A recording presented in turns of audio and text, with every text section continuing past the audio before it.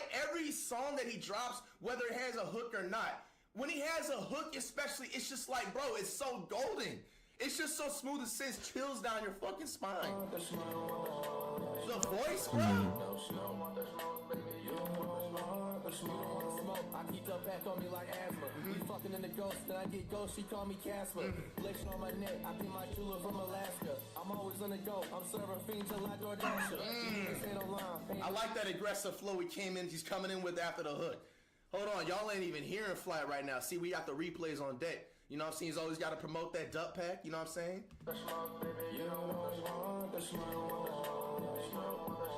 Hey.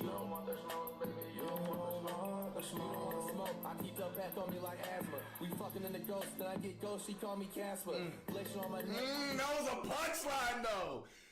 In the ghost, and then leave like Casper, like, bro, do y'all not hearing that punchline? Bro, Flight. You averaged a 1.8 GPA in studio. You are a grown man with a 7th grade reading level. How are you able to come up with that type of punchline, bro? My jeweler from Alaska. I'm always on the go. I'm serving fiends till I door dasher. These niggas hate online. Paying no mind out in my bracket. Louis V jacket. I'm fresh to death like I'm in a casket. These niggas playing a gangster. Act like hoes, they some actors. My trust is you fucked up. I can't even trust a pastor. You don't want low key, that could be sometimes facts sometimes, man.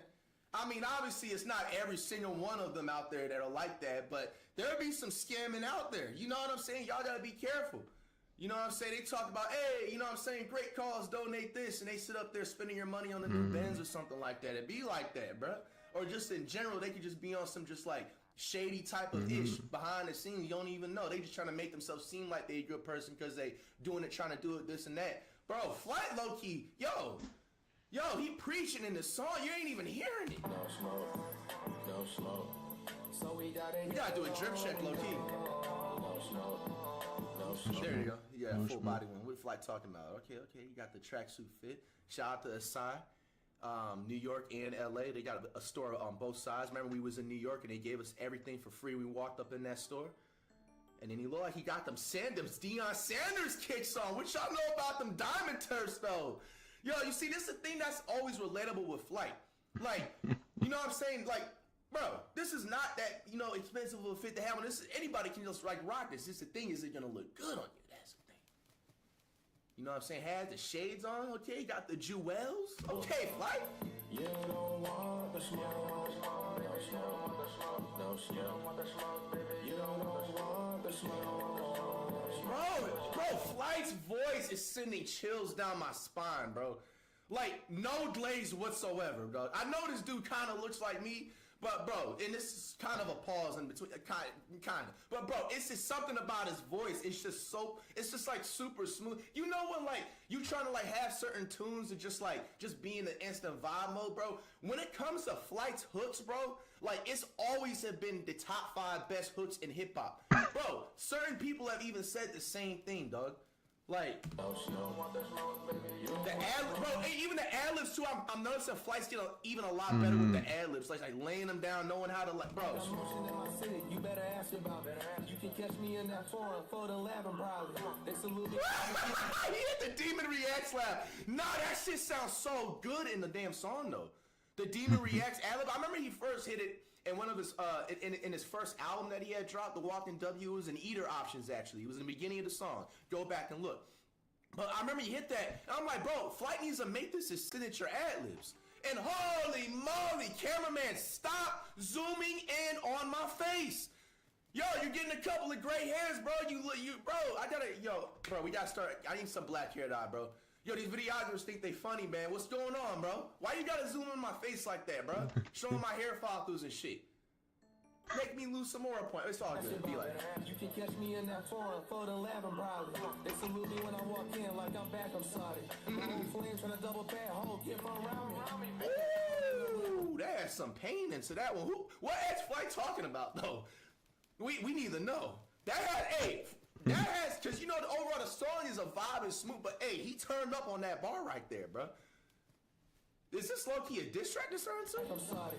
My old flame trying to double back, hold, get from around me. Hey, I don't need no label. I got leverage off my name. All these local rappers capped, and I put them on the shame. She said you don't text back. I said I'm dodging all the lanes. Call me County made, fuck Ronald and Mike Wayne.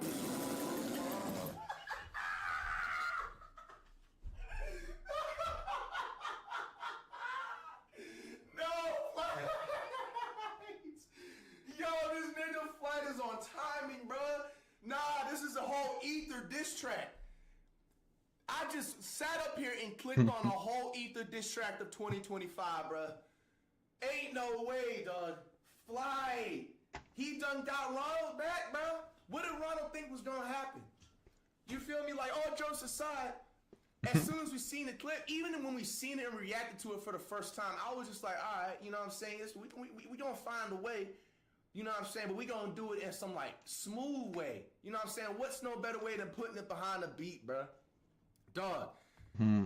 Flight is just so authentic, dog, because, bro, he just raps about stuff that's actually going on in his life. He raps that get money music. He raps that stuff that he can either be involved drama-wise with women or just, like, shady-ish, whatever. But and it's just like, especially if you're tapped in with Flight. Now, the people that are new to Flight, they're going to be like, who's Ronald and Mike Wayne? And all they got to do is probably do their research, and it won't be hard for them to find. Dog, nah, this is, yo,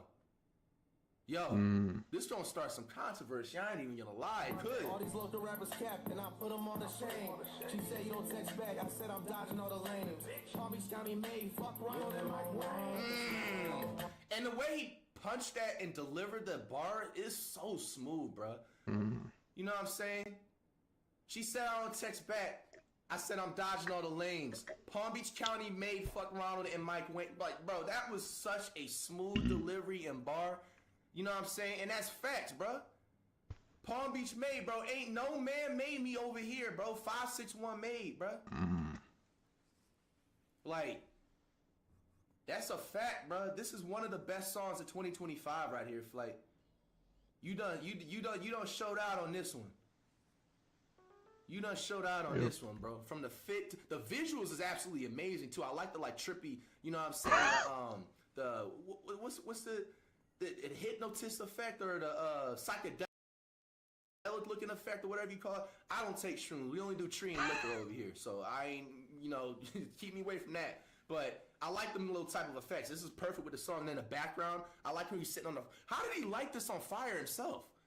Flight, we still waiting for that invention to take us to the moon or to outer space or to Jupiter in 9 minutes. You said you was gonna invent something like that in 2020, Flight. But he's gatekeeper right now because he's able to set this on fire by himself. Like on some Avatar airbending shit. My name, all these local rappers capped, and I put them on the shame. She said you don't text back, I said I'm dodging all the lanes. Palm Beach County made, fuck Ronald and Mike Wayne. No smoke, no smoke.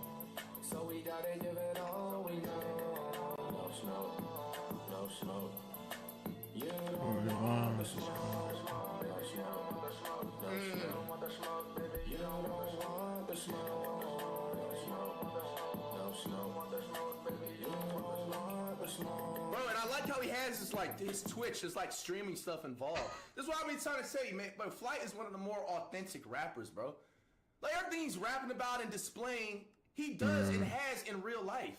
You can't sit up here and say cap. You can't. I really like the fit he got on, too, bro. Shout out to the videographer, bro. Shout out to Mike G on the production. Bro. Damn. Nah, bro. Rate this song 1 out of 10, bro. Just the fact of that Ronald and Mike Wayne diss, it has to be a 15 out of 10. Anything lower than an 11 is just some hating. I ain't even gonna lie to you, bro. Flight got his get back in the best way to Ronald. He thought he was gonna get away with saying that slick stuff, bro, when he was on stream. Nah, bro. Flight moved different, man. FTC moved different. We gonna have to replay that back another time. I ain't gonna lie. Damn. We gonna have to replay that back another time. I ain't gonna lie. Out on all platforms. You don't want the smoke. No smoke. No smoke. So we gotta give it all. No smoke. No smoke. You don't want the smoke. No smoke. No smoke. You don't want the smoke. No smoke. Bro, the beat is fire as hell, too. I need jump back on me like asthma. We fucking in the ghost, then I get ghost, she call me Casper. Flexing on my neck. I think low key, besides that Ronald diss, that was my favorite bar also in that. Bro, I don't even know. There was a lot of favorite bars. There was a low key a lot of. I had at least 4 or 5 different favorite bars in this vid. But probably these are like the top 2. That Casper line and on the Ronald diss. I from Alaska. I'm always on the go. I'm serving fiends till I DoorDasher. These niggas hate on line, paying no mind out in my bracket.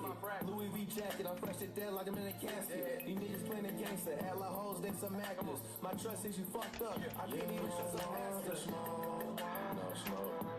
No smoke. So we gotta give it all. Oh no. No, bro, if you don't sing along with this throughout the weekend, bro, you just lost. I ain't gonna lie. This don't be stuck in my head for about 2 weeks. So we gotta give it all we know. No smoke. You don't want the smoke. No smoke. No smoke. You don't want the smoke. No smoke. You don't want the smoke. In my city, you better ask about it. You can catch me in that foreign, folding laughing probably. They salute me when I walk in like I'm back from Saudi. My old flame trying to double back, hold, get from around me. Hey, I don't need no label, I got leverage off my name. All these local rappers cap, and I put them on the chain. She said you don't text back, I said I'm dodging all the lanes. Palm Beach County made, fuck Ronald in my brain. Nah, that had some emotion in it, bro. He meant that for real. You know, if anybody listen to the song for the first time, that sticks out of everything in the song, bro. That pain delivery, everything. That was dope. Flight has an amazing voice, bro. You don't want the smoke. No smoke. No smoke. You don't want the smoke. No smoke. You don't want the smoke. Nah, this song's a hit, bro. I fuck with it, bro. This slick low-key, like, Flight's top 2 songs he's dropped this year. I ain't even gonna lie. I think Lemonade and this song so far is the best songs he's dropped this year. Now, obviously, his other stuff is good that he dropped this year as well, but I think Lemonade and this one is my favorites, bro. Because especially if you know about Flight 2, it hits even harder.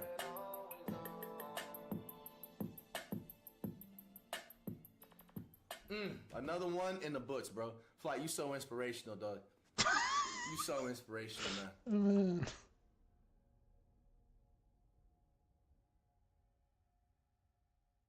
The screws you can see at the bottom are from a previous operation, and a few zip ties later, and 30,000 euros, Liam was rebuilt and ready for the road again. The day after the operation. Good and nice. Well, you can't see it, but they've cut me all the way across there. And the surgeon came to see me today, and he said that it was a good job I did have the operation, because it turns out there was more things that had ripped inside my shoulder that they couldn't see from the x-ray. So that's always positive, isn't it? So all my ligaments, my muscles, everything he said had completely torn away. So, done a good job. We're free. We've had 2 days in hospital, and yeah, ready to go home. Meet the boys and the girls. I don't know what else to say. And now we are back in sunny UK, nice and wet and great, as it usually is. Now we've got a few things to do. I want to just check over the 812, put back on the summer wheels and tyres as well, now that we've been driving in the... That's another issue I need to solve as well. For some reason the doors don't lock, but the alarm goes on, so I'm just going to solve that. Other than that, this 812 has been really, really good. Like 100%, it's on my keep list. It does everything I want it to. So we're going to take it to the unit, give it a good check over after all the miles that we've done, just do the final little touches to it. Then I've just got to maintain it. We're going to check over that's probably going to be, see the damage on that. And also, we've got to try and solve that pesky issue with the G-Wagon, which has been ongoing because it wasn't just an adaptive cruise control calibration, but we'll get to that. For now, let's get the 812 out of here. Let's give you guys a cold start because this is a joke. Okay, this isn't service.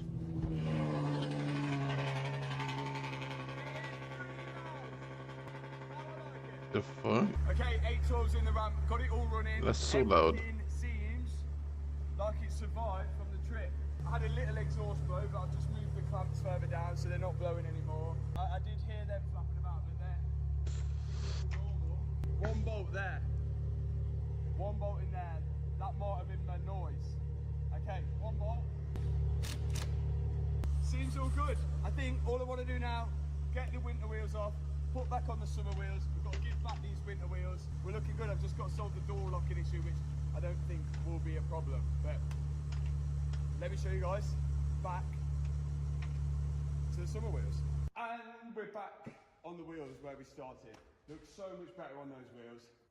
Just shame we can't get winter tyres, but hopefully we won't need winter tyres for this car again. Now the issue is it doesn't lock. I think I know the problem is because when we bought that door on the right hand side and it couldn't complete, it came with everything apart from the barrel lock. Damn. We changed over the barrel lock, but we never changed over the actual mechanism lock. But unlike Audis or Volkswagen cars or anything like that, if you change over the lock in the car, it normally just works straight away with the key. For some reason, I think this one is not working, and because that one isn't working, it's not liking that one either. So first I'm going to see if I can plug in the diagnostic tool and do it that way, and like see if I can reset it that way, and then see if it'll work, and then it'll save me taking the door card all off to get the mechanism out. But if that don't work, I'm going to get the original lock out and switch it all over. Where is this boy? But I don't remember it locking before, so I don't know. Maybe this is the thing with these crash damaged cars. Sometimes they have problems before they Where is this exhaust? And we'll go from there. Right, I've got no faults, but I'm going to see if I can this guy? test the doors. Okay, so if I shut the door, then we go start activation. Okay, this one like tries to lock, but immediately flicks back off. Why does it do that? Turn off activation. Negative response test. Request beyond permission. That's weird, isn't it? Like, you can hear it trying to do something. Unlock doors command. Go. Well, that unlocked. Have we got any codes on that? No fault codes. First, let's try it after I've just done that.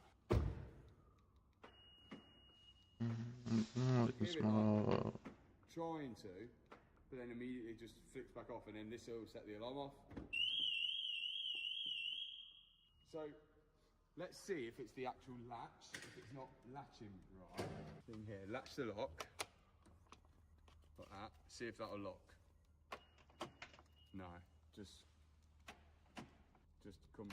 I can hear it trying to, but it won't do it. And it's the same on that side, but obviously it must be, if one don't lock, they all don't lock. Right, the door won't lock, definitely won't lock, but I've just got the one off the old broken door. Total I can't exhaust. believe that this is coded to the car, I just can't see it. But there's this little thing here. I don't exactly know what that's doing.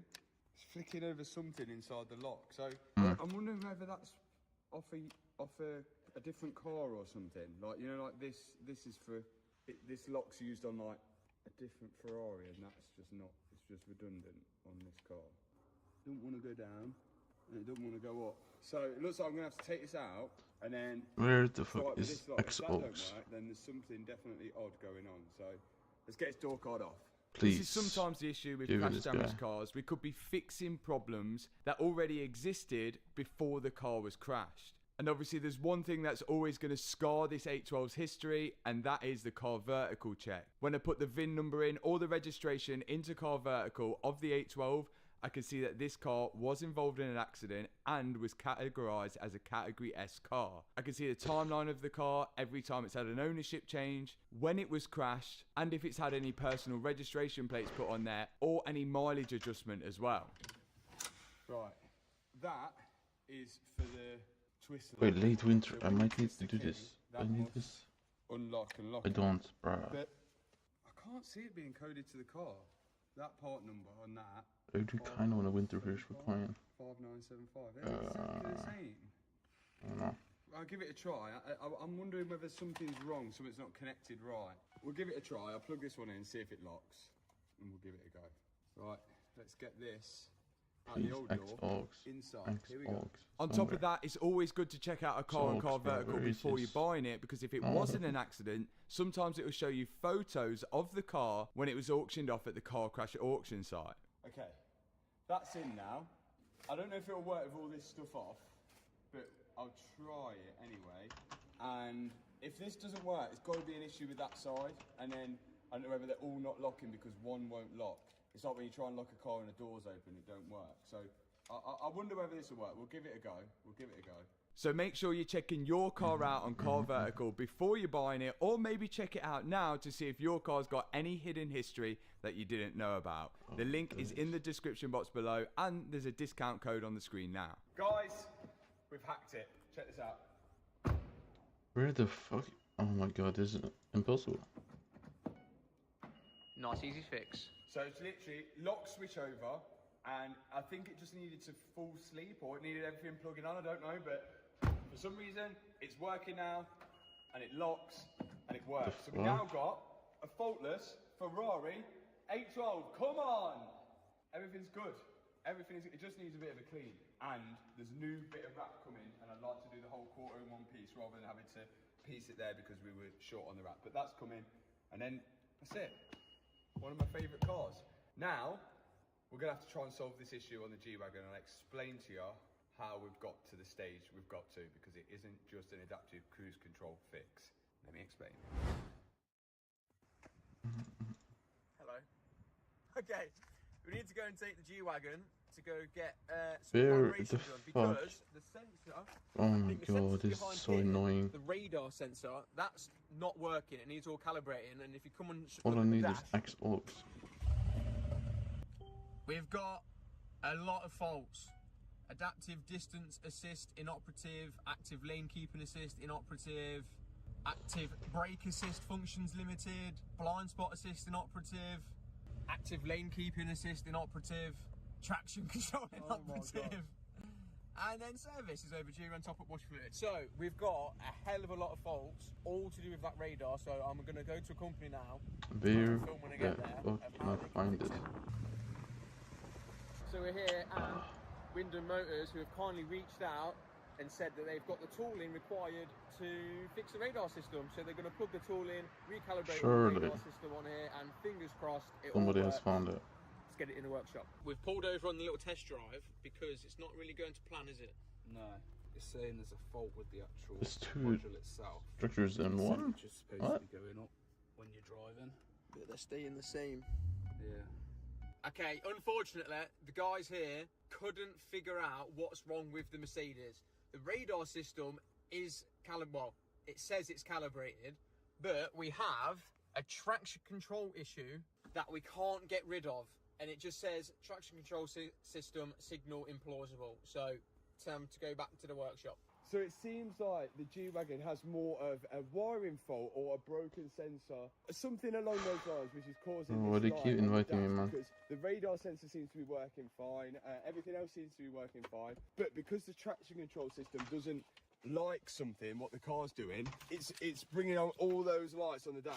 And good place to start is if I whack the auto into it and then see if it's tracking the wheel speeds on each corner. Why is he coming from there, bro? What did he just do? That, then I know the wheel speed sensors are good and the readings are good. But Where is if he it's coming not from, doing Hank? it, then we might be able to get an indication of which wheel speed I need sensor someone is to freak on broken or this not shit. getting a signal, and hopefully that is what's causing the lights. Please. So that's going to be my next plan of action.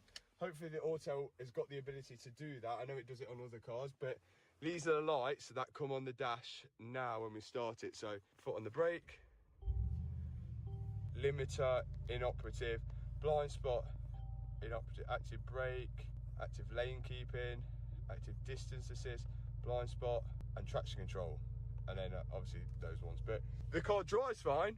It just doesn't like the traction control system. But I do remember that those faults were always there before we even changed the engine and before we changed the rear differential. So I know it's got nothing to do with them. I just do think it's going to be like a Oh my broken god, this wire is pissing me or a off. faulty wheel speed sensor.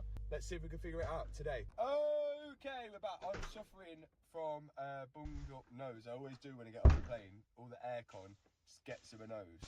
So if anyone's got any solutions for that, that would be amazing, because I get to America and then I'm like this for like 3 to 5 days, recover, then come back home, and then I'm like this for 3 to 5 days. So if anyone's got a solution for that, that would be amazing. Right now, we're going to go on a little drive to see if all of these wheel speed sensors actually work, because the issue is with the ESP, from what I'm told, So the electronic stability program. So that isn't going to work if it's getting incorrect signals from each wheel. So we're going to see now if each one of them is working and is going at the correct values. So let's start this baby. Okay, immediately I can see they're all working. We didn't have to go far. They're all working correctly. The weird thing is as well, the fault, yeah, you can see, look, we're going fine, all reading the same values. So, wheel speed sensors are fine. That is not the issue. I was doubting that anyway because the fault appears straight away. And I've had faulty wheel speed sensors where when you start the car, you'd have no fault until you start moving and then the fault would appear.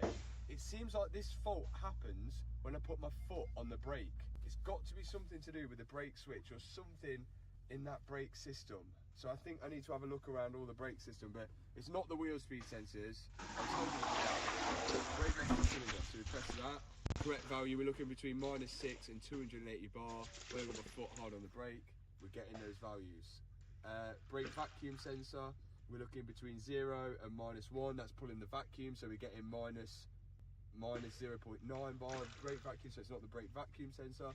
Steering angle sensor, getting good values on that when I steer. All the values look fine. Okay, so brake light switch, let's see if the brake light switch is working. Off, on. Brake light switch is working. The brake light switch is fine.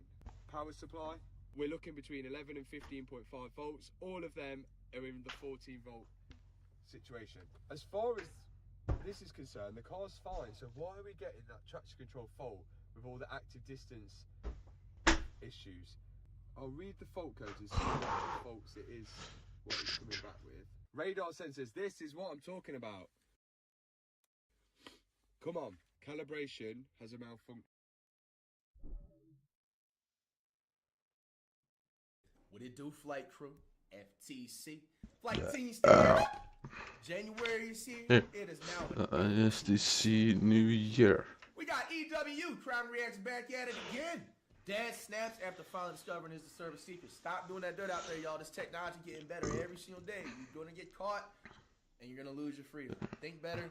Find something that you're positive. You're gonna get that is a legal way. Keep pushing. put away. A man Everyone's gonna opened forget fire on about his you. mother, her friend, and his teenage daughter. What? Police arrived to a rescue situation that quickly spirals into a The fuck? shootout. Sheesh. No one could have imagined what drove him to pull the trigger in the first place, or the disturbing secret they were about to expose. Supposedly he's in love with daughter. They're realizing that he's mentally ill. Whoa. What? Huh? Supposedly he's in love with daughter. They're realizing that he's mentally ill and got some situation going on.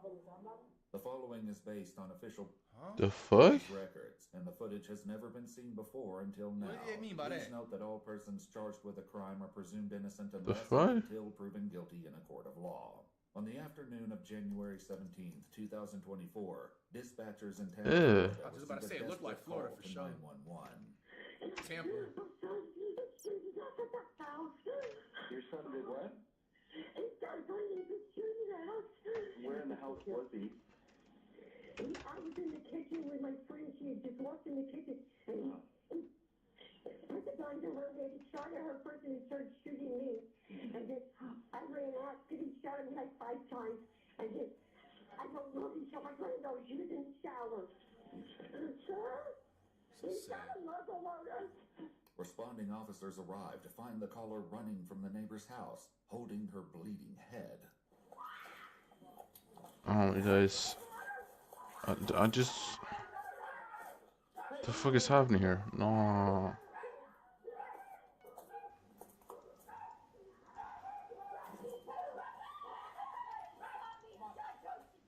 A second female, the shooter's The hell's going on, man? daughter, flees from the backyard completely nude. Both The women fuck? were urged to take cover behind the police vehicles. Do you know how many rounds is in the gun? Oh, I don't. It's a cylinder. It's a 56. Okay.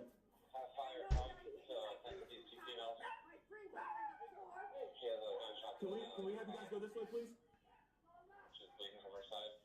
Do we have somebody with a shield on the way? Why do they not have it like a shield on standby? I don't understand why you have to wait for this. There's 2 females removed. There's supposed to be still another in the house. Another officer arrives, quickly escorting the 2 women away from the scene. In seconds, the situation takes a chaotic turn.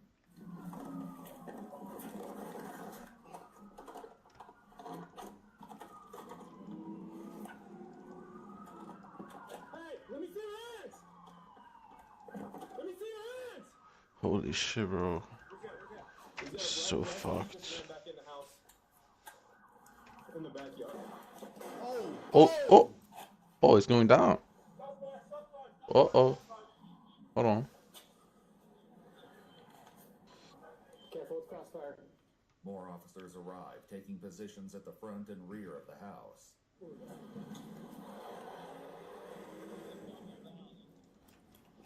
Which house is it? Which house? Get out of here. Get out of here.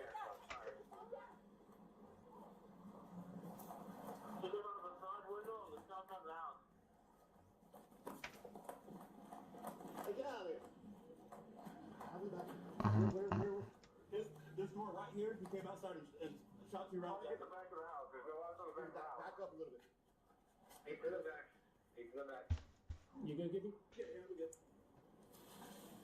I got this. Is this great house with the panels, right? Get down. I don't see. We gotta get. Yes, 236. He shot 2 rounds at me and I shot back. Imagine waking up in the morning seeing this shit. Shouting at nearby officers. Hello.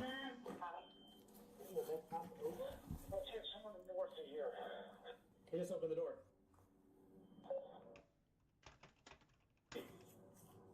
Mom, your hands up! He just opened the front door and screamed and closed it again. See your hands! Let me see your hands! Show your hands! Step out! Come out the door! Come out the door! Stand up and come out the door! Down on the ground now! Down on the ground! Down on the ground! Down on the ground! Damn.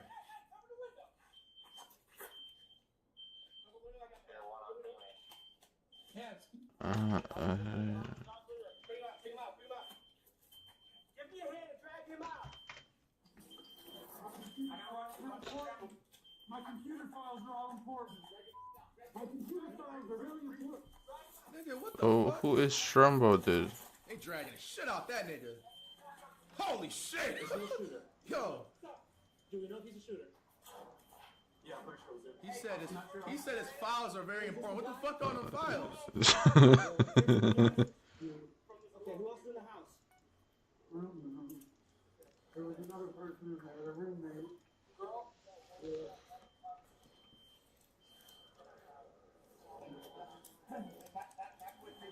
Come on. Okay, help me out. I'm disabled too. I'm sorry. Bro, we don't Damn, care, they bro. dragging the shit out this nigga. Yeah, get this punch. Woo-hoo. Stand up. Anything on you? No. Bro, what a bum. Bro, they was grabbing him by his hoodie just.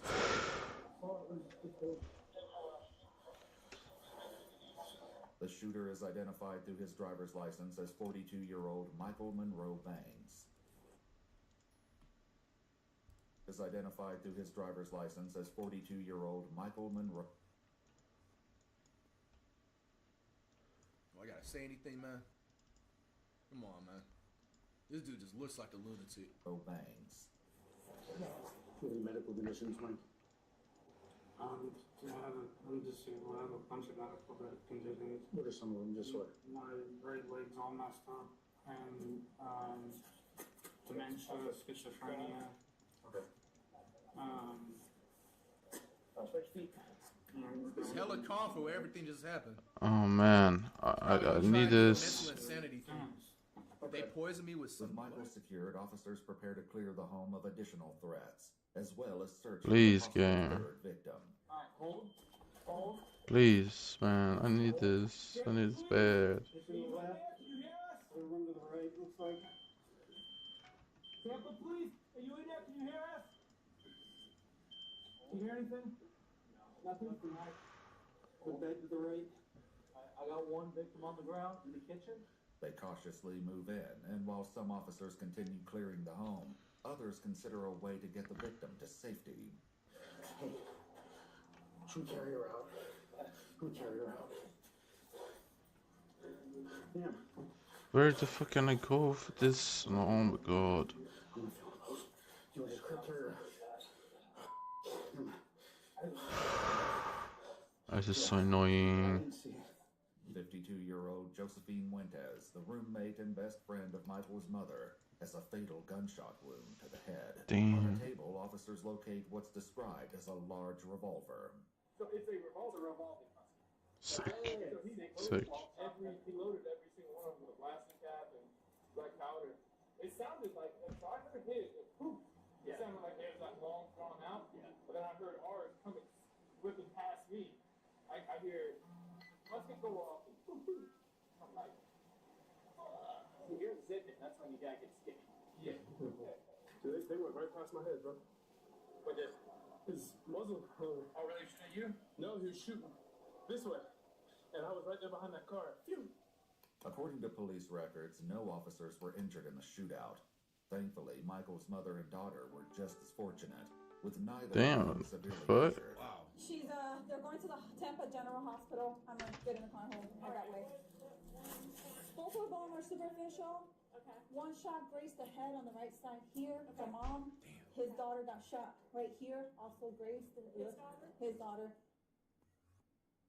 So he shot his own daughter and his own mom. Okay. And then the friend Montez that's inside. Okay. Doesn't even make any sense. Where is XO? I got her date of birth 2006. So she may be. Okay, yeah, It's so just she's like 16. Yeah, she's a kid. 17. Yeah. Apparently, I didn't get a full statement because of how fast everything was going. Okay. Supposedly Where, bro? he's in love with daughter. They're realizing that he's mentally ill. And got The some fuck? situation going on with his own daughter. Yeah, that's what I'm saying. So they were trying to get him to leave or. That's just insane, bro. That's just insane. I need to take a breather right quick. Fuck is you talking about?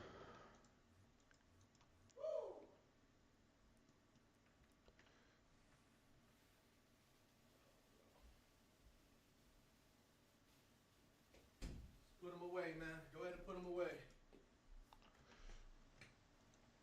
Oh, man. Get her to leave, and that's what initiated this.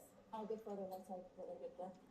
But this barely scratches the surface, and grotesque text messages Michael sent to Damn. his daughter will soon expose the horrifying extent of his plans. Meanwhile, his criminal past comes to light. This guy lost a lot of weight compared to his last, his RMS, he was a lot heavier. Photo. Oh, you got this, kitten. Come on, bro. Well, driver got pulling him up. He basically just had a criminal, career criminal history. Oh man, kitten, you got this. I believe somewhat. Oh no. Michael is a career offender, having previously Ugh, been convicted of fuck, simple bro. battery and This is aggravated annoying. battery of a pregnant female. So when kids get a certain age, get him out the house. How old is he? He's born in 81, so 42. Oh, he's not that. He's old. Yeah, 42 years old. Older than me. No Shit's crazy, bro. According all to the- the discussion of his living situation is what ultimately triggered Michael in the first place. It came after his mother discovered his horrifying secret. Ooh. His plans to pursue his own daughter romantically. Yeah, it's so gross, bro. To the 17-year-old How? girl, he writes, "I've been trying to find Like, a girl what the who will fuck? stay with me without me investing money in her. You have a special place in my heart that no one else can ever fill. I'm coming out in the open with my feelings for you because I don't want you to leave again. I'm willing to bow down to you and do anything to keep you here. If you want me, I'll get married to you." Yo, fuck no. Get this nigga off earth, bro. Oh my gosh. Yo, what? Yo, bro. Nigga. This nigga's trying to marry his own daughter, bro? What the fuck illness does this nigga have, bro? Damn. What type of illness is that? I hope to feel your love soon. After learning of Michael's What is that, daughter, actually? his mother and her roommate Josephine 298. began to discuss forcing Michael to move out. Michael admitted he overheard them, describing feeling betrayed and upset. He then went to his room and carefully loaded his revolver before returning to the kitchen, where he shot and killed 52-year-old Josephine Fuentes before turning the gun on his mother and 17-year-old daughter. In January 2024, 42-year-old Michael Monroe Banks was charged with first-degree premeditated murder with a firearm enhancement. 2 counts of premeditated attempted murder in the first degree with a firearm enhancement, attempted premeditated first-degree murder of a law enforcement officer, and possession of a firearm by a convicted felon. Michael Missing an extra charge. Where's the charge of him doing the inappropriate? Because even though he texted, nigga, that's inappropriate shit with the minor, bro. That's his dog. Like, where's that charge? Y'all missing that one too?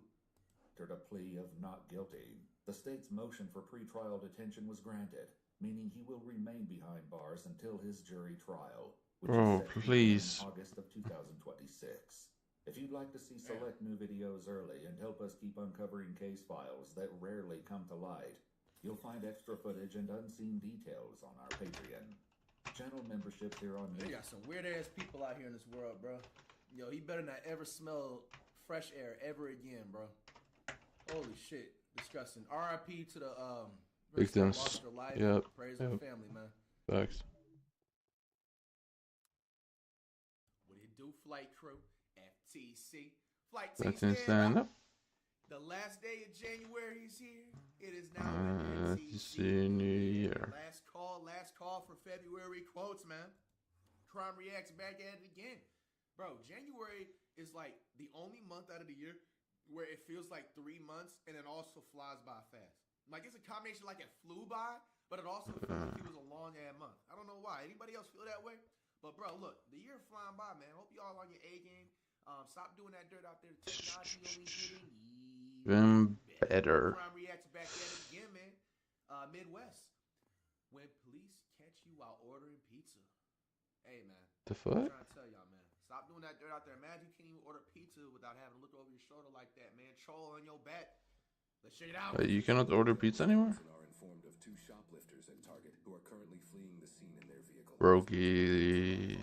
One officer spots the suspects and begins to approach their vehicle, unaware he's about to take part in one of the craziest pursuits and funniest arrests of his career. No way. Damn, it's like window. It's like broken, so they covered it. Funniest arrest. It's like one of those sheets they use to cover a car, right? Damn. Hey man, at least we like funny. Funny is not bad.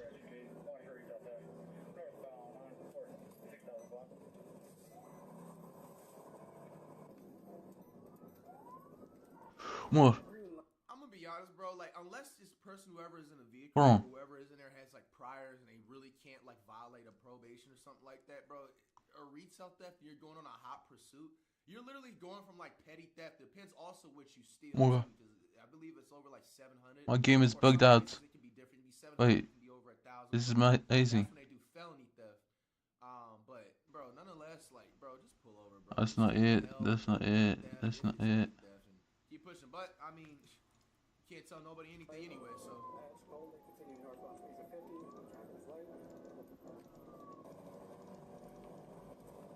No man, I had the chance there. Imagine being an oncoming car seeing this.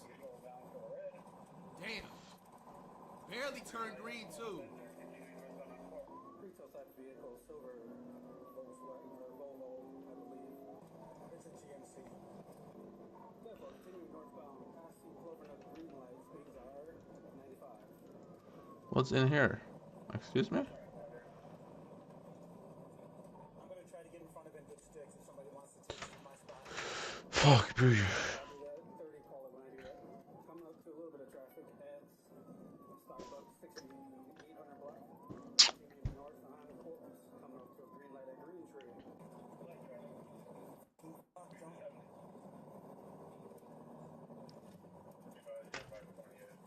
Damn. It's a whole GTA server, this motherfucker.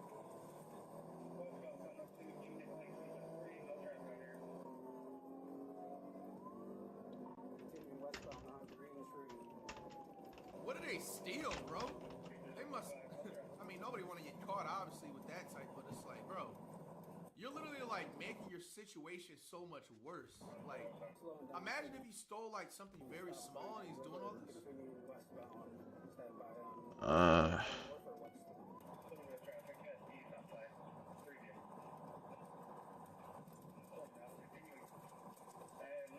It's feel like a road rage reaction video.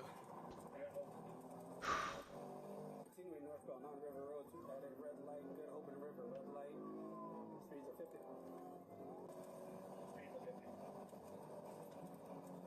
This is so dangerous, bro. Imagine oncoming traffic. Oh my god, this might be the one. Because there's so many structures there. No? Wait, what? Excuse me, bro, where is this shit?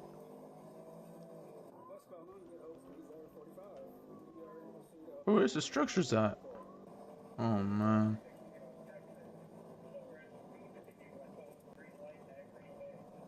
What the fuck?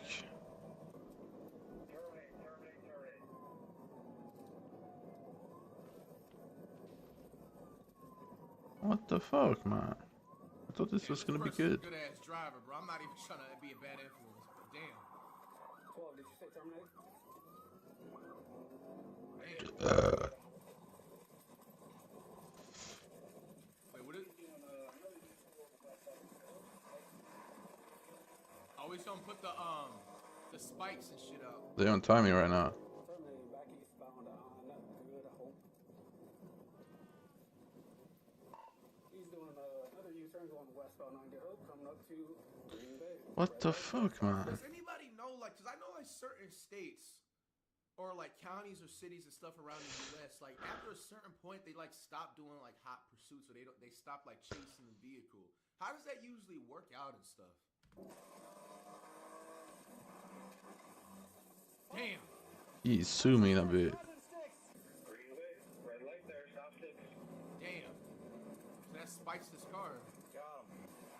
Tires are done. Terminate, follow him. Terminate, follow him. 10-4 terminated, everything's off, continuing northbound. That vehicle is 35 miles per hour. He's northbound on Green Bay. It has got good sticks on the driver's side. Tires are deflating right now. Passing the 7300 block of Good Hope on Green Bay northbound. Just following, not in pursuit.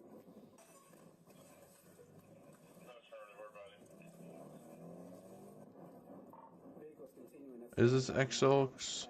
Is this Ox? No, bro. Man, what the fuck? Wait, they didn't get his vehicle? He riding on like messed up tires? I got a citizen saying he went south range line from Good Hope. Damn, just two in this lobby. Damn. Gonna continue to check the area, see if they dished the vehicle. Gonna check around your mark. Disregard, he is southbound on range line. He's past the entrance to Brown Deer Park. He's gonna be coming up to Good Hope, probably westbound. Damn, let's record with a Eastbound on Good Hope. He's still moving even after the tires are spiked? Probably gonna go southbound on range line. Bro, it's over for him, man. Destroying the tower at this point. He's losing the front side of his driver tire.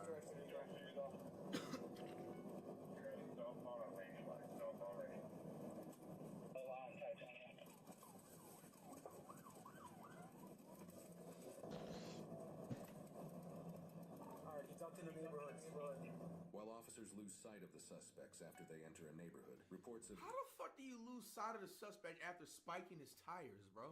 Yeah, that's crazy. in close proximity to where the suspects were last seen. I was just told that two subjects ran westbound across the railroad tracks. Across the railroad tracks? Bro, imagine they hitched a ride on the train and they're now going to a whole different county. They're going from Wisconsin all the way to like Idaho or some shit. Yeah, that'll be the biggest finesse escape of a lifetime. And crazy thing is, I'm pretty sure that this happened in the past before, especially like 90s, early 2000s shit. Sure. This back way is crazy. Imagine riding your bike out like that in the morning. That's why anybody that rides bikes, try not to have, if you have headphones in, try not to have one ear that you can hear stuff. Bro, imagine jamming a new album. You know know what I'm saying, jamming that new Dut React single or whatever, new song that dropped, bro, and you have like 3 cop cars on a damn trail. Now, this is not even what you're supposed to be driving on. 734 is going to be on the west side. Imagine you actually swerve, bro. Holy. Yeah, bro, the ducts, flight reacts, hitters. Now, this backways, wow. I feel like exhaust has to be higher up. Is that wild? I mean, there's no way. is it actually just a Domino's? There's no way, man. No way, bro. Are they hiding in there? But there are 2 males standing inside a Domino's.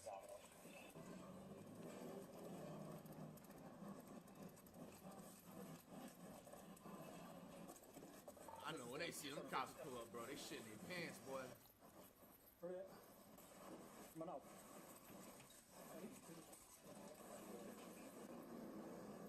You're under arrest. What the hell? They just stay vibing, bro. Yo, bro. Nah, this can't be real life, bro. You mean to tell me you was on a legitimate felony pursuit after doing retail things? You ditched the car, you get away for a little bit, and your first thought is to get some people. Yeah, bro, get some Domino's. Up like a billion gazillion, bro. You mean to tell me Domino's is that good? You don't go in here and order a pizza. What the fuck did y'all order? Bro, Domino's is that good where you are literally having 5 GTA stars and you go right in and just think you can just like, your stars are gonna get eliminated or something, bro. Nah, this can't be real life, dog. Yo, this can't be real life, bro. I mean, yo, Domino's is fire, but I mean, damn, dog. This is like, yo. Y'all niggas did they have a bathroom here? Y'all couldn't hide in the bathroom at least? Not trying to influence like the niggas to get away, but it's like, bro. No, they had to eat their pizza, man. Bro's on a phone? Like, I didn't even, yo, this dude right here that's on the phone, look. Hold on. They're just vibing, though. That dude next to him that's on the phone, bro, I didn't even think he was involved in it. Bro, they trying to blend in and shit.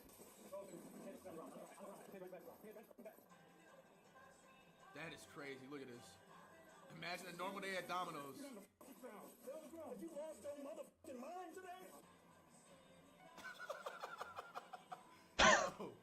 Nah, bro. This is insane. No hiring. Domino's just now leveled up and became the #1 pizza spot, bro. Out of your damn mind. You keep reacting everybody too. If you don't put your moving your hand, quit moving your damn hand.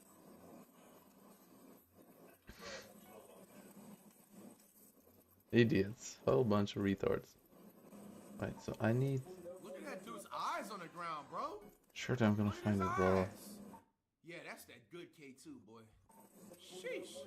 He's rolling. Oh my god, what is this structure? I'm finding everything. You can get half off Domino's pizzas when you order online. Yo, Midwest. When you order online right now. Sheesh. His eyes. Yeah, that's that good K2, boy. Sheesh. You're offline. No. What did you have? What's happening? You can get half off Domino's pizzas when you order online right now. Yo, Midwest.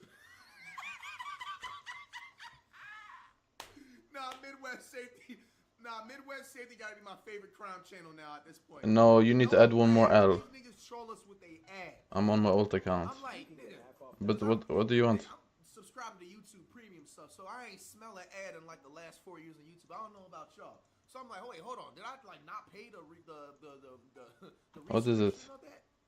Bro, we got hit with a fake Domino's ad in 2026, yo. Yo, I'm trying to tell you, Domino's stock just went up, man. That was This isn't so. That was What? 10 out of 10.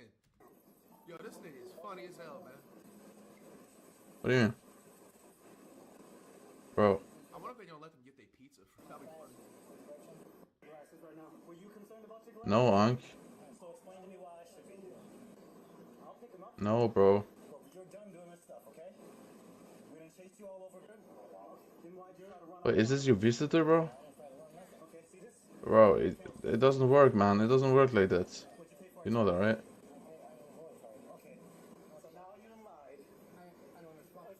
You don't have to. It's all on camera, see? Welcome to 2024. 2026 now. Just deny him, bro. Deny this guy. You can sit right where you are. But this dude looked like he like 75. How was he even able to move like that? I need someone with ESP, man. Who has cheats? I know one guy, but he's not on. Oh my god. He's offline. I need someone with cheats.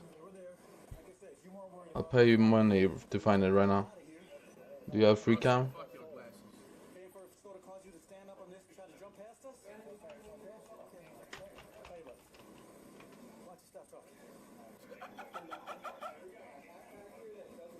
I'm gonna come grab your stuff and go to the squad.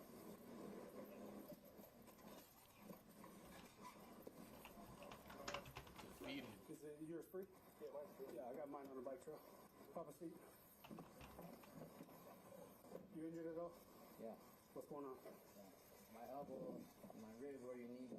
Where do you need you? What the fuck is this? Okay. Other than that, you're okay? My wrist. Because of the cuffs? Because you were fighting with us? I wasn't fighting. Okay. I was fighting. You came. Hey, what? I wasn't fighting. Okay. I was fighting. You came. Who gave you the N-word pass, boy? How you doing, sir? Sorry to interrupt. Bro, how do you have Jeff on your island? What happened here? They came into your business, right? They didn't order anything? What happened? About their behavior? Did he say anything in specific? Wait, is this a garden skin? What in the fuck? The fuck is this garden skin? Holy shit. Wait. What? Oh, this shit's crazy. The fuck?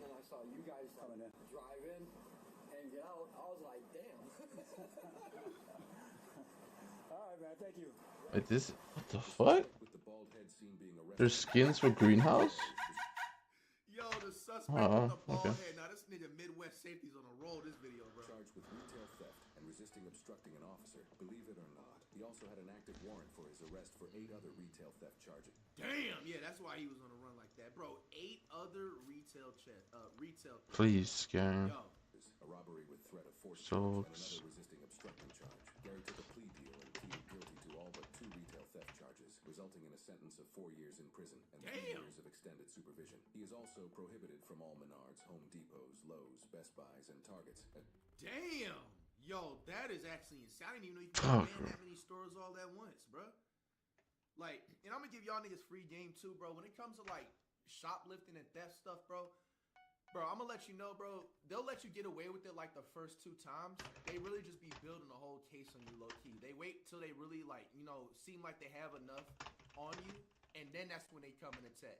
I told y'all story time way back in the day. This is like 2014, 2015. I was doing story time and stuff. A Walmart in West Palm Beach, I have a lifetime ban from them. Just being dumb. Niggas stealing batteries from my Xbox and stuff like that. Just broke shit, you know what I'm saying?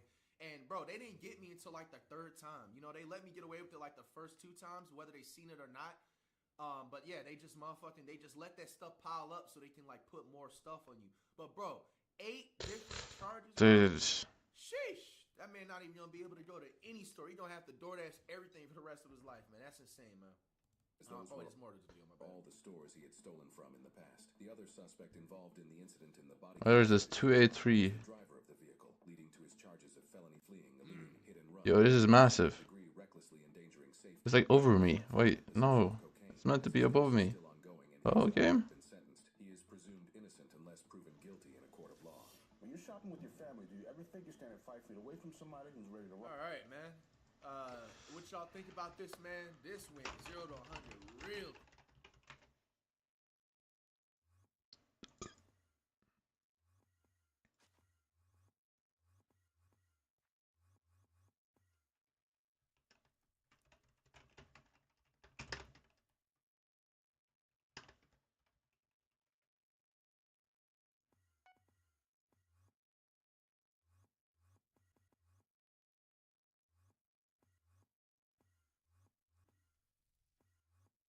Bro, where is this?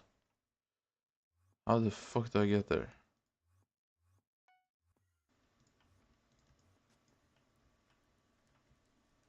It's just not possible.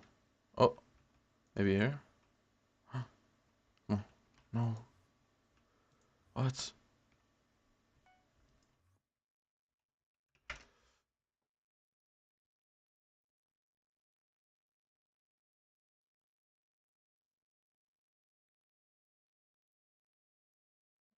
Two, three. Oh my god, there's no way to find this shit. Oh.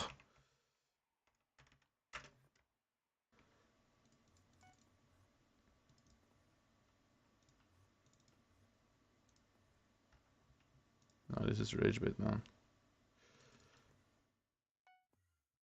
Maybe here? Here? Yes!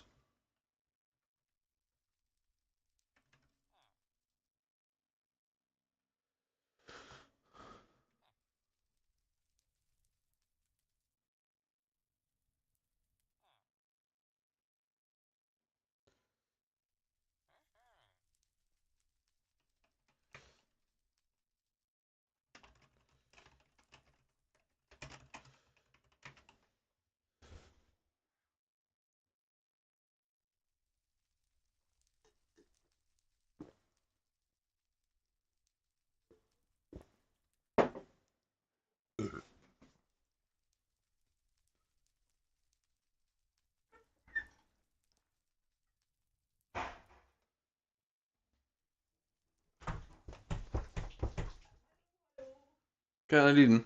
Oh, hi.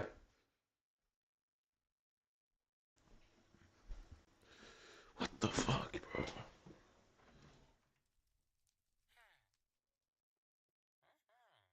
And touch under the yarns. Okay, so. Jerry.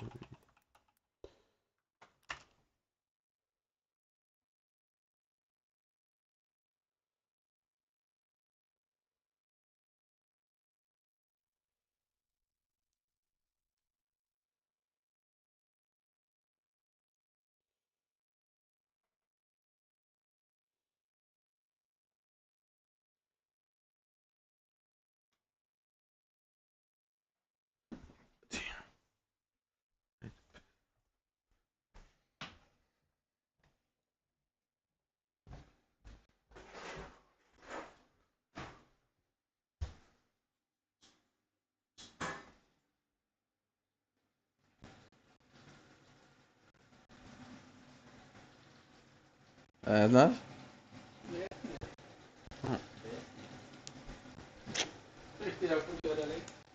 Okay. Is mi så mi sortering.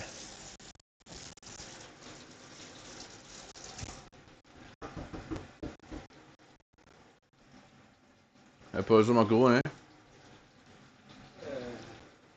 Kaffe med semlapølse.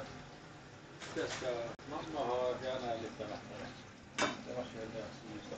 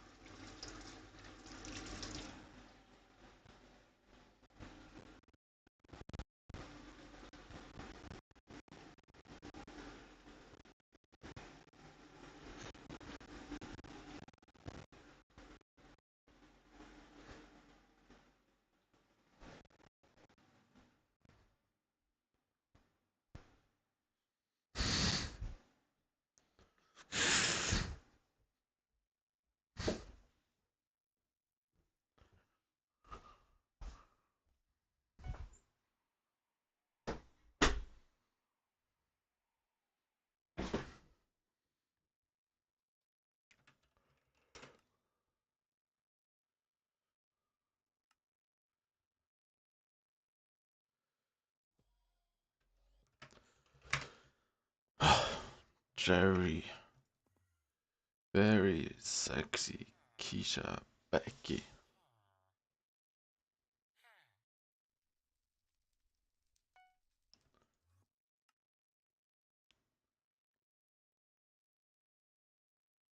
But she's a dirty bro.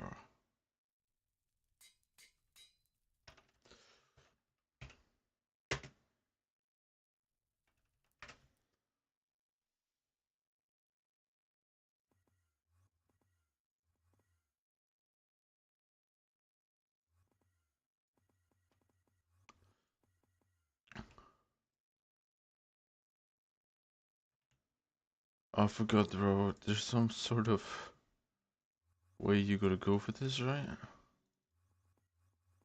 Oh, no way, man.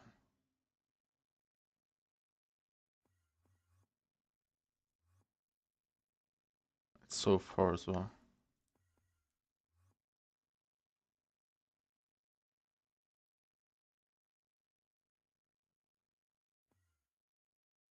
No, never mind. Very dirty. There you go.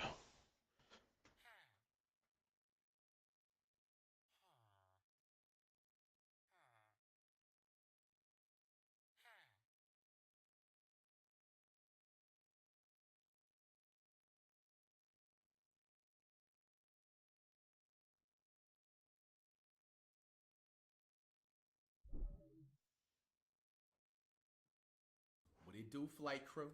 FTC. Flight T stand up! January is here. It is now an FTC new year. We got mom realized a 12-year-old son revealed a horrifying secret. Crime reacts back at it again. Stop doing that dirt out there. You're gonna eventually get caught, bro. This technology too good. It's too smart out there, man. Give it up. Find something that you're passionate about and keep it pushing, man. Back like we never left EW. Single parent, babysits kids in her home. Gotcha. So that's scary. Right. Won't let him eat unless he does his chores. She hasn't eaten since last night. She said when she does this, it's with electrical cord. I got you.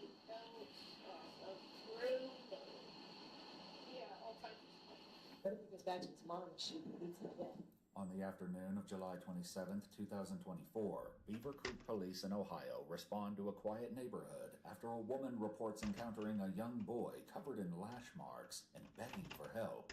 What begins as a standard welfare check soon reveals a level of abuse far more disturbing than anyone could have imagined. And then you find out it looks like you beat him, okay? The following is based on official police records, and some of the footage has never been seen before until now. When officers arrive, paramedics are already speaking with the 12-year-old boy, assessing his injuries as the woman who called 911, Lisa Shawn, stands close by, waiting to tell them what she saw. Can you explain what happened? I'm sorry. Yeah. Okay. So I live in this neighborhood, and I was out for a walk, and he came riding up to me super fast, and he stopped, and he was crying, and he's like, can you help me? My mom abuses me. I need help. She's going to come after me. Okay. And I looked at his back, and I'm like, oh my God. I'm like, yeah, come with me. Yeah. So kind of hide me. Yeah. Had the police. Yeah. He's been talking. We have been asking questions. I used to be a probation officer for No, support, so. I understand it's been a process. Officers now turn their attention to the boy, who is visibly shaken, but nothing can prepare them for the details he's about to share. What's going on?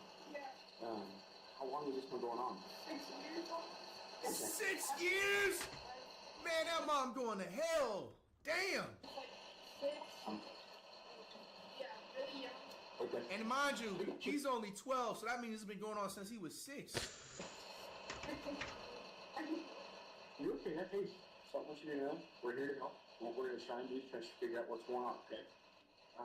Clearly visible on the boy's back are numerous long welts that stretch across his back, arms, and neck, some fresh, others in various stages of healing, indicating that I hate doing this thing. for quite some time. Move Jerry Eggs is so annoying. Is it really long? Yeah, I think it was trying to. Simply man. Gotcha. It sounds as though she has hurt you a couple times with extension cords and other things. And that's what caused these marks on your arm and your back, is that correct? Okay, so really quick, I want to let you know, you have to deal with her for the rest of the day, okay? We're going to figure out what we can do for you from there, but you don't have to deal with her for the rest of the day, okay? Really quick, is there a family member in the area that we can get you to that you feel safe with? It's okay. I know this is a lot, so take your time, okay? No,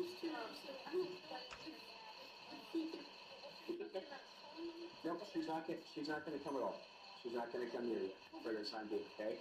Officers begin reaching out to child services to ensure the boy's safety and find a suitable CPS about to guardian. get him. In the meantime, they continue She's gonna speaking lose with all of her Lisa, rights. who shares even more unsettling details the boy told her. His mother is a single parent. Yep.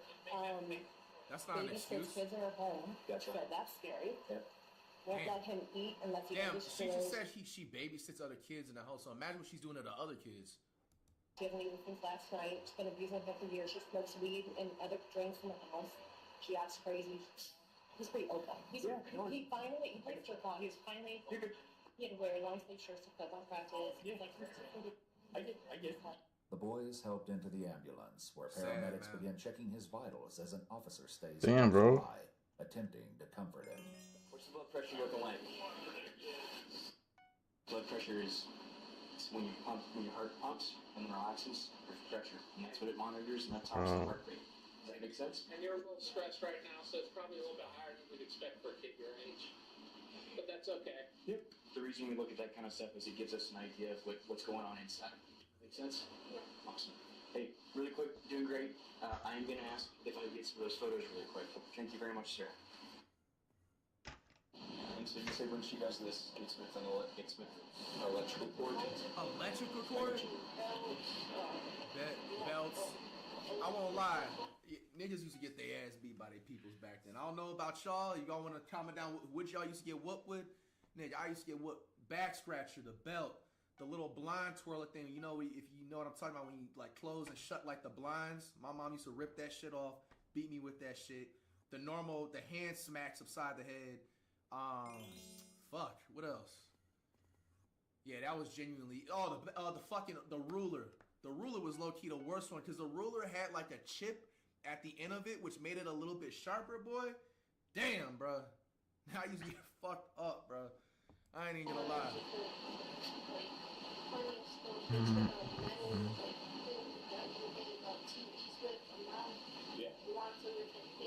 Iron bars, a sandal. There's no way you got beat with a machete, bro. Wired earbuds. That's the first one. I never heard that one. Yeah, the spankings. That's like basic whooping. I even though I didn't mention that. Ear twist. Oh my gosh, bro. I remember I got one bad ear twist, nigga. I got a referral back in like 5th grade, bro, for like, what the fuck did I do? I think I do some shit like across class, some teachers being a fucking kid, exaggerating the whole shit. Nigga, I remember when my mom went to come pick me up, bro, she got her nails freshly done, bro. She grabbed the back of my ear like these and just dragged me to the fucking car. Nigga, I had a whole gash behind my fucking ear, bro, for like a week straight, bro. That shit fucking hurt, nigga. Straight out of the motherfucking cartoons. Grab my ear like these, nigga. Nigga, that shit was embarrassing low-key, because you got kids looking at me and shit, bro. Yo. Yeah, sheesh. I don't even want to remind you of some of these whoopings I got, bro. Yeah, exactly. You got to remember, my mom's side, like, she's, like, completely 100% African, bro. So they don't play with discipline at all, bro. Like, yo, they ain't afraid to show that discipline. Yo, Core Fever, big leagues. Called us. She was saying that you hadn't eaten in a while as well. Is that correct? Yeah, I haven't eaten Since last night? Gotcha. And is that common that your mom won't let you eat for extended periods of time?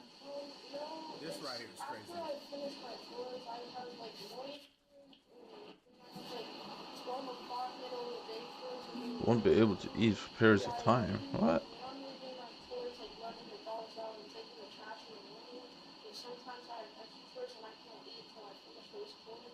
And I just started my chores, so I haven't eaten since yesterday. What the hell, bro? Officers hand the young boy a The map fuck? on their phone. And She he's about to able lose all of her point out rights to where her he kid, lives. bro. The 12-year-old is transported to Dayton Children's Hospital, while officers return to Lisa, whose concern for him remains unwavering. Can I check in on You got My Solo World said your mom never did that to you. First of all, learn how to spell, you fucking platinum threat. You were there? You fucking 15-year-old dweeb? Bro, it was not uncommon, especially in the early 2000s and the 90s, to get whooped like that, bro. Now, I know, like, nowadays, like, it's looked down upon if you hit your kid. But, bro, that's literally a playground compared to, like, what my homies used to get motherfucking whipped with, bro. Like, I had a homie that was Jamaican, bro. His mom used to take the fucking whip from a tree and beat the shit out of him with it, my nigga. Donkey the fucking day goes, it's clear as day, bro. You just never been disciplined. And that's all right. You're a 15-year-old dweeb. You're sitting on your fucking, your bed, typing the shit with your stomach and your tighty-whities laid down flat, kicking your feet in the back, bro. What the fuck would I lie about getting beat? That's nothing to brag about, nigga. That for sure got beat. The fuck? Okay. So now, obviously, it doesn't happen no more, nigga. I'm a grown-ass man, but we're gonna be able to make contact with an aunt. It's literally not uncommon. That shit was normal in the early 2000s. Okay, or Children's Services going to get involved. Regardless, Children's Services getting involved, but we're hopefully going to get into a family member and not Children's Services. What if he goes back to his mom and she needs to know Children's Services? So she's not going to now. At least today. Okay. We're going to go make contact with her and attempt to arrest her. Yeah. Oh, good. Yeah. Following the directions the boy provided, officers drive to the address to make contact with his mother. When they arrive, they find 36-year-old Stephanie Miller in her driveway. Hi, are you Mrs. Stephanie Miller by chance? Hi, we just spoke. Acting all lost. Yeah. You know what you did, bro. Okay. Good. Where's he at? What's going on? Man, shut up. Now you concerned? He was a couple streets over. He was requesting that someone call the cops because of some of the injuries he sustained. I got it with him. I got you. So by all means, you can do the parenting that you see fit. Okay. The hard part is he has open gashes on his back and scars from where you've lashed him. This is crazy. So you are going to be currently under arrest. Okay. Go ahead and drop what's in your hands. Put your hands behind your back for me, please. Yes, ma'am. I am serious. Yes, ma'am. This bitch said, "Are you sure?" Yeah. Go ahead and drop what's in your hands, please. Give me Can I 1 put second. that in my car? Yo, tell us 5 gifted. My ID or anything? Damn. I will grab your ID really quick if that's okay with you. Is there anything else that needs to go?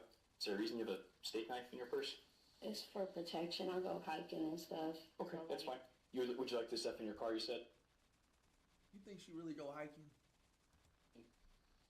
Do you want your keys with you? Or your wallet? I'm under arrest? Yes, ma'am, you are. The steak knife is a notable find, especially considering the boy claimed his mother sometimes used utensils to punish him. Officers place Stephanie in the back of the patrol vehicle, and after returning her son's bike to the property, they begin questioning her about what happened, and what she says next leaves them stunned. Alright, ma'am. So what exactly happened? I'm sorry, I did go too far. He hid the belt. I usually wouldn't whip him with a belt. And it's like, I never whipped him this bad. So I probably did that a little too far to discipline him. What an idiot. I didn't realize he had me in the, like you said, he had open wounds or something. Nah, I'm not buying that, man. You know, you come on. And I didn't realize he had that. He got in trouble and he got his PlayStation 2 and his phone. Okay, what did he do to get in trouble? He wasn't doing his chores. He was playing this game and stuff. Okay, I got you. I'm sorry. Now, there was some previous scoring on him. What was that from? He's an active kid. Climbs trees and hikes. Alright, bro. He climbs trees. I mean, it was whips all around his body, so don't lie to me, okay? He got in trouble for acting up. Okay, is this a repetitive What is thing? acting up, bro? He's been acting up since me and my ex broke up. Oh, there we go. Now, I will say So something. she's taking it out on him because her and her ex are no longer together. Discipline doesn't always work for some children. Other forms of Yo, discipline. Sean is Herman with the 2 gifted. talking to them in a nice manner. Some kids don't take well to physical discipline. So it's just about changing up and how you do that. You can't just, I mean, I'm gonna be flat out. It looks like you beat them, okay? And no child should go through that. No person should go through that, okay? Right. But you have any questions for us right now? No, I guess I made a mistake. So I got to deal with it. Things happen. Stephanie Miller was taken to the Greene County Jail and later pleaded guilty to 1 felony count of Bro, child what the fuck? endangerment and 1 misdemeanor count of domestic violence. On May 22nd, 2025, She gonna lose all her Miller was rights? sentenced to 6 months in the Greene County Jail, Damn. followed by 5 years of intensive probation and mandatory participation in a domestic violence intervention program. Wow. As for her son, he was released from the hospital and later placed in the care of relatives under court protection, with a no-contact order preventing Miller from seeing him. If you'd like to see select new videos early and help us keep uncovering case files that rarely come to light, you'll find extra footage and unseen details on our Patreon. Channel memberships here on YouTube also includes clear case that, you know what I'm saying, something's wrong with her. She's taking discipline too far. She's probably not liking how her life is going and just taking it out on the kids, man. Weirdo, bro. Shit's sad, bro.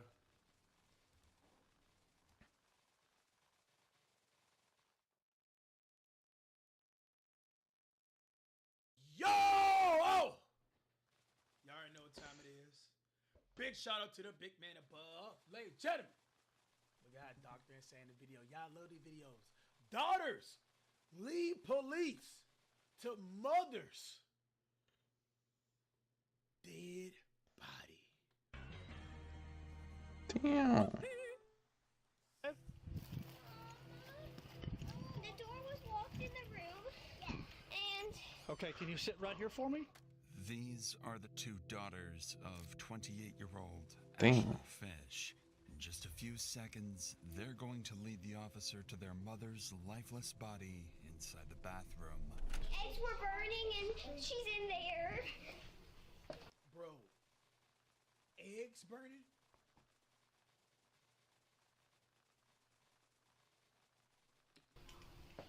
Like, imagine if it's boiled eggs, you know what I mean? Like, that's... Damn. You feel me?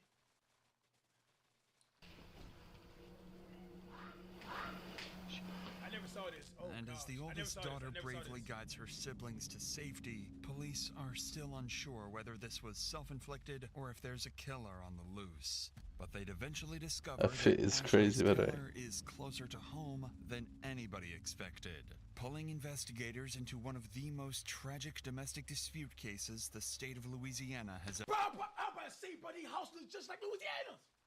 ever seen. Is she alive? No, she's not. They're young? Yeah. He done a number on her, that's for sure. I wanted him to leave. Get out there. Leave the girls alone. I said I'd just shoot you. I don't even know. That boy stuttered just like us. We've created a GoFundMe for these children, starting with a $10,000 donation of our own. If you'd like to help, more details are in the description. On a quiet April evening in the small city of DeRidder, Louisiana, police receive a terrifying evening in the small DeRidder, yeah. I know where it's at. Never been there, but I know small it's city of DeRidder, Louisiana, police receive DeRidder. a terrifying 911 call. But what would shock the dispatcher is the Damn. eerie calmness of the caller. 4911, where's your emergency? Hi, I need to report a crime. Okay, what's the address? 265 Northridge Drive in DeRidder, Louisiana. Stay on the line while I get DeRidder Police on with us. Thank you. At this moment, the caller hangs up, leaving officers worried he might be in immediate danger. Officer Josh Stanford rushes to the reported address, unaware that he's only moments away from discovering a scene more disturbing than he could ever imagine.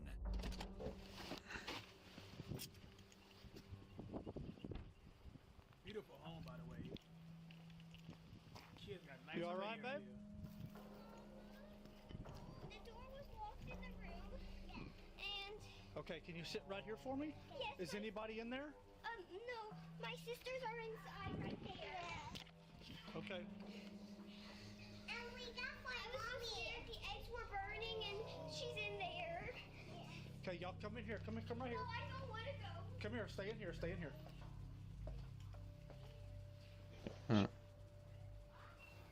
254 City. The woman has a single bullet wound to the right side of her head and appears to have been dead for some time. Yet the male caller is nowhere to be found. But then the officer remembers there are still 4 young girls nearby who have just lost their mother. Come here. Come here. Come.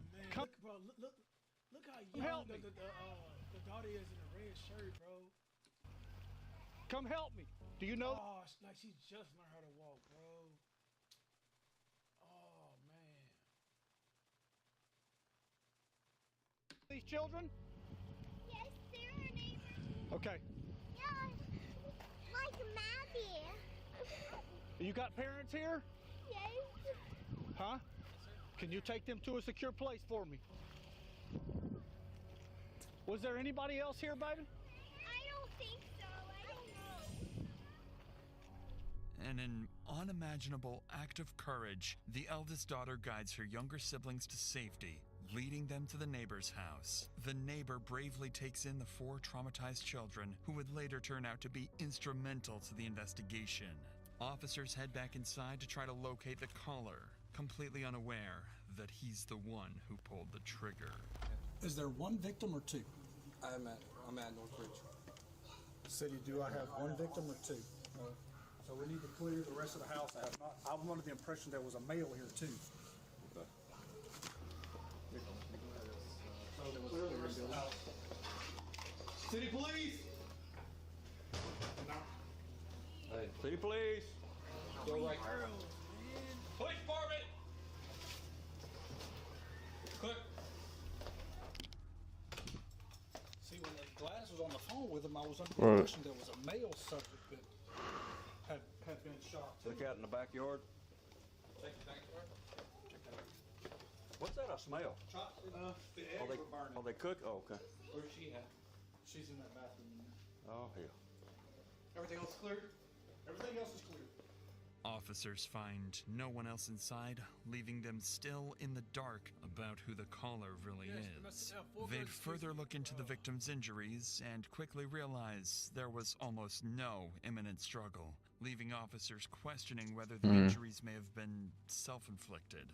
But before anything else, they still need to identify the victim. And this is when the officer would make a devastating discovery, one that would turn this into a far more personal case.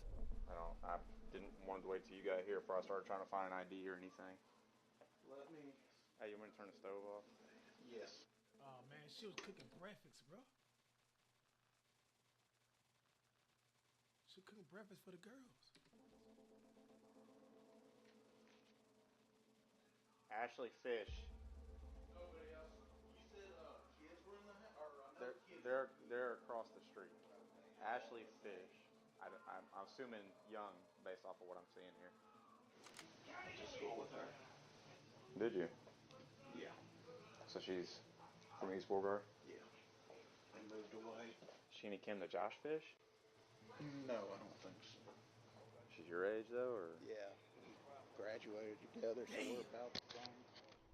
Lead Detective Cooley immediately recognizes the name, 28-year-old Ashley Fish. He knew Ashley as a DeRitter local, someone who married her high school sweetheart and had only recently moved back to Louisiana from Texas.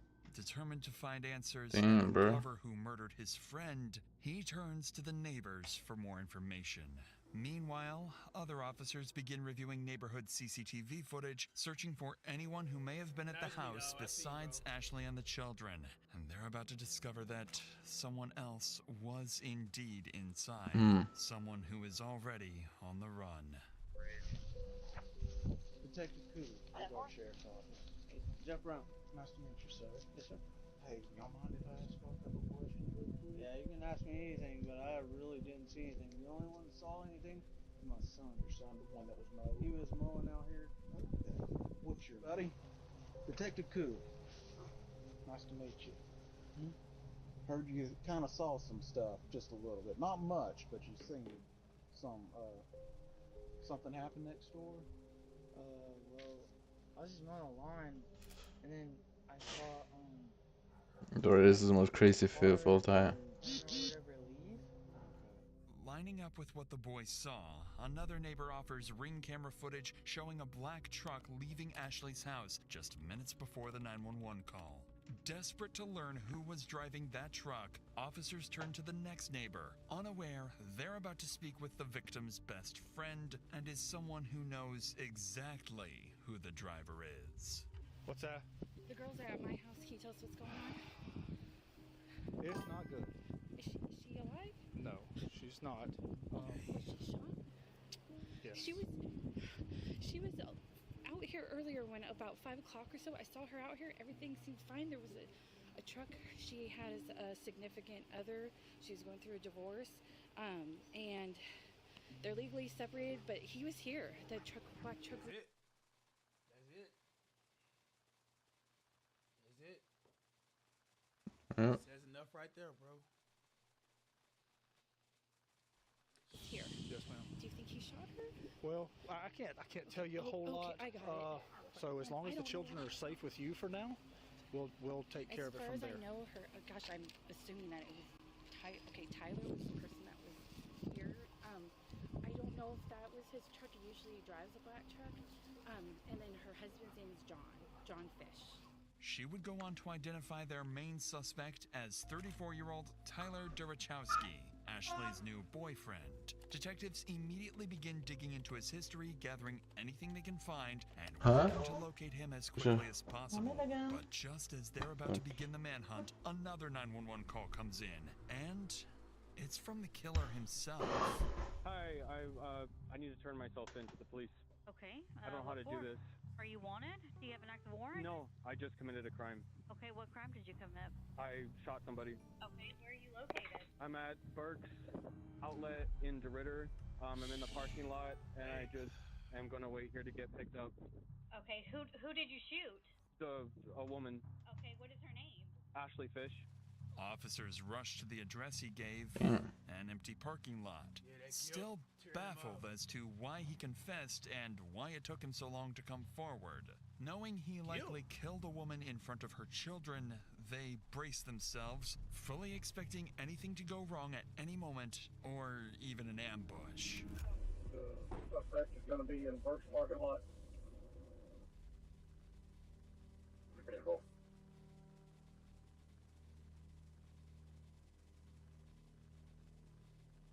Okay, so the easiest way to do this is sit down on your butt and just turn your legs in, okay? Simple.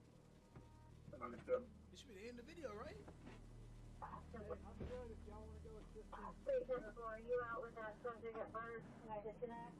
With the main suspect arrested, Boy! This nigga look like he did it. Boy, like a chopped ass chameleon, bro.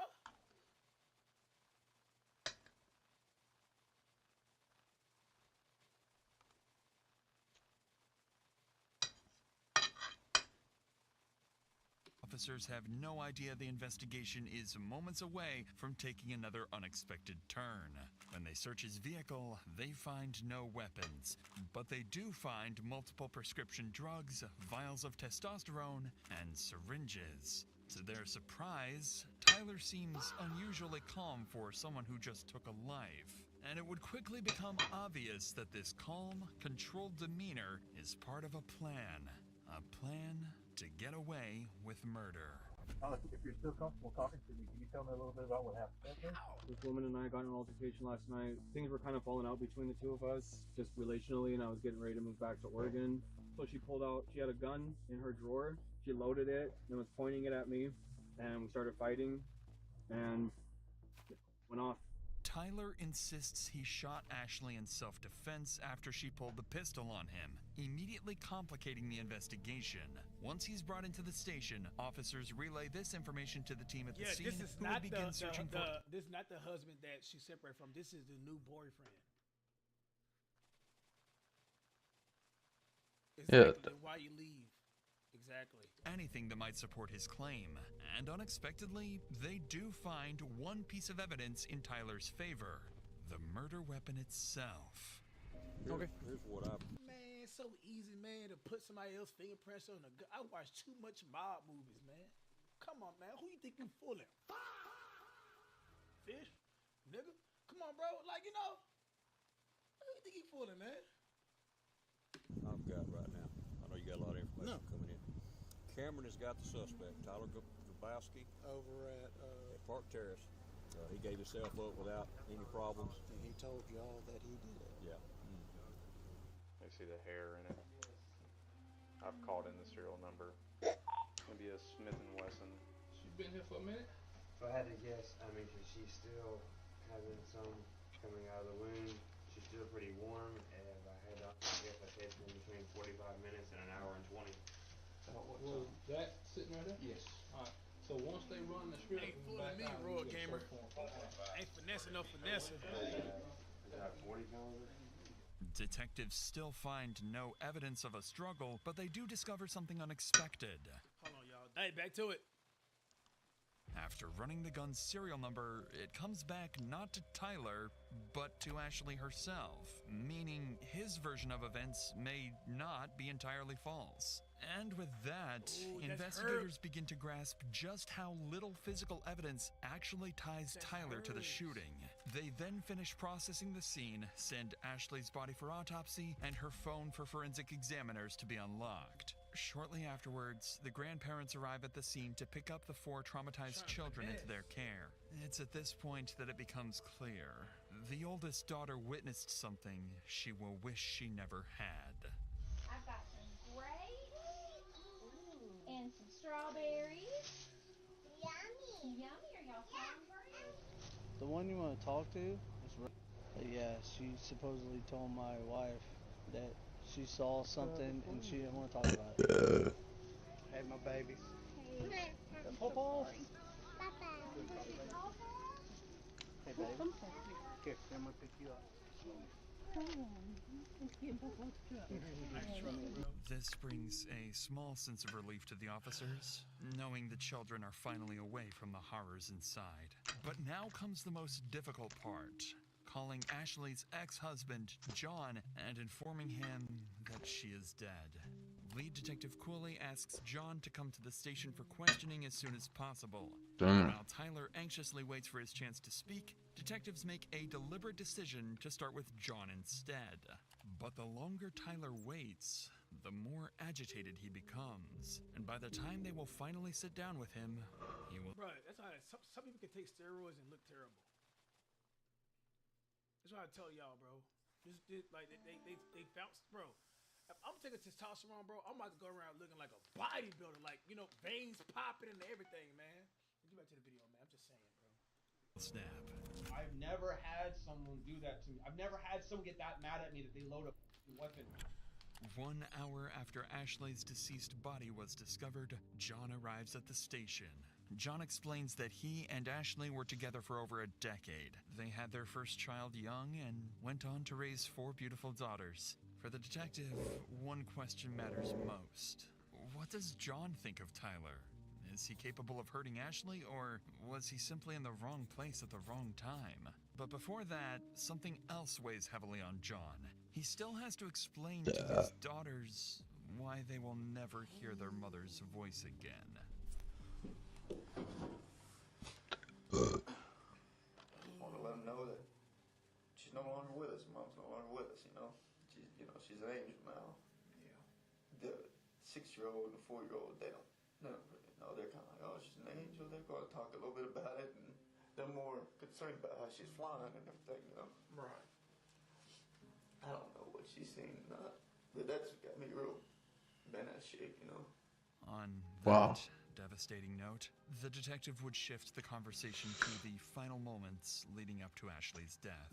Tragically, Ashley seemed to sense that Tyler might harm her, and just moments before she died, she would make her final cry for help. When I see that, he's calling, what runs through my head is, great, we got some bull crap. We got some bull crap. They're in some kind of argument, and they're trying to drag me into this, and I don't want to be part of y'all's drama. I don't want to be part of y'all's drama. Nothing in the past has ever felt like there was anybody in danger. Talking to my kids, kids never tell me anything's going bad around the house, so I'm not really feeling too in it. And through all this time, you know, I text back, I'm not trying to get in y'all's drama. That's when she texts, he won't leave, I know. As soon as I got that, when I actually looked and seen that he's not leaving, I called. She's like, hello. And the first thing I go, what's going on? He's mad because he's got to leave. I said, are my kids okay? Are my kids safe? She said, yes. Because I was a little concerned, but I wasn't like super, I'm just ready for him to leave, like, hung up. And then I texted her, said, talk to my kids, please, at 6:55. I just couldn't get a hold of her, and I was like, Chad, he's right about this, bro. Bro, they separated. She thought she probably leveled up or whatever, man. That's not my problem. Hey, is the kids okay? He did nothing bad right here, bro. I don't be a part of the drama, nothing. And so you chose now, hey, is the kids okay? That's all I care about. this is weird. This is just, you know, it's just odd. What you mean spoil it? This is the Bro, moment. that's what's going on. At 6:55 p.m., John lost all contact with Ashley, and with it, the hope of ever rebuilding a future with her. Shortly thereafter, Detective Cooley wraps up his interview with John, who has made one thing clear. Ashley was a loving mother, incapable of harming anyone, and she deserves justice. Still not ready to begin Tyler's interrogation, fully aware that physical evidence against him is alarmingly weak, the detective instead brings in Ashley's other relatives to give their statements, hoping to better understand Tyler's character and whether he truly is a cold-blooded murderer. And it doesn't take long for one thing to become clear. Every one of them deeply distrusted Tyler, to the point of even threatening his life, fearing he might one day snap and hurt Ashley. You know, I did threaten him. You know, I wanted him to leave. Get out there. Leave the girls alone. You know, I said I'd just shoot you. You know, but I didn't, you know. And I went home, and my wife and my daughter, you know, they talked some sense into, you know. But, I mean, thoughts crossed my mind hundreds of times now, you know. If I'd have carried that out, I know it's bad, but they'd have the mama. He's there, and he comes out, and I think he shook my hand, and I'm like, you know, hey Tyler, nice to meet you and whatnot. And he just goes straight in the door and picks up Ashley's guitar and goes and hikes his leg up on the damn trampoline and starts looking at the moon and playing guitar. And I'm like, Ashley, what in the is he doing? Can we just go inside? I don't want to hear this prick playing or something. You know, just something. He stops and he come over there to pull us apart. And I just rear back and punched him in the side of the head. Damn. And I had told her, he needs to go. You know, you need to get this done and get it done. Get him on the road. You know, last couple of weeks she told me she had made her decision. He did have to go, and this time it was for good. She said, I will be alone. And then this other guy, and I talked with my wife about it. I said, I don't understand why somebody that supposedly has got their living already set, you know, they ain't even got to work for a living to start seeing somebody that has 4 kids. He has no kids. I said, the only thing I can think of is maybe he's a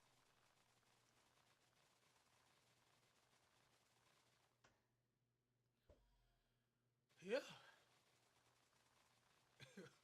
Real shit.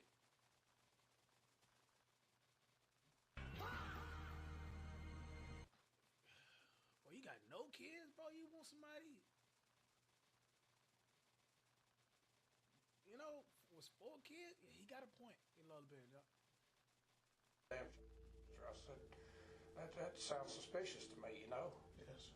It quickly becomes clear to the detective that Ashley's relatives all wish she had stayed with John instead of Tyler. A walking red flag, fully capable of snapping at any moment. But everything else investigators have is still... Wait, she got another ad. Alright. Circumstantial. Still, there's hope. Police did find some concerning items in his car. Multiple anabolic drugs known to affect mood, judgment, and... Bro. Oh my god, this is yeah, I know the editor gonna have a hard time. Irritability. However, even with these findings, detectives are grasping at straws. Yet, with time slipping away, Detective Cooley knows he can't wait any longer. It's time to come face to face with their killer, who, by this point, has been waiting for hours, growing increasingly impatient to speak. With the right lawyer, he has a real chance to walk free. Without one, a single wrong word could now cost him his freedom for life. And for Detective Cooley, this isn't just another case. Ashley was his friend, someone he had known for years. Now he has to sit across from the man who has already confessed to killing her. Okay, if I record, just help me keep everything in track. My biggest thing is I want to know who you are, because that's very important. We need to know who Ashley is. That's very important. It's not just the events of what happened tonight.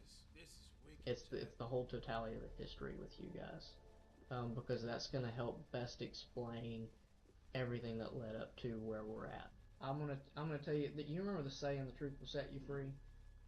The truth will set. This is gonna be the last one, y'all. Set you free in here. It's up to you. I can't make you.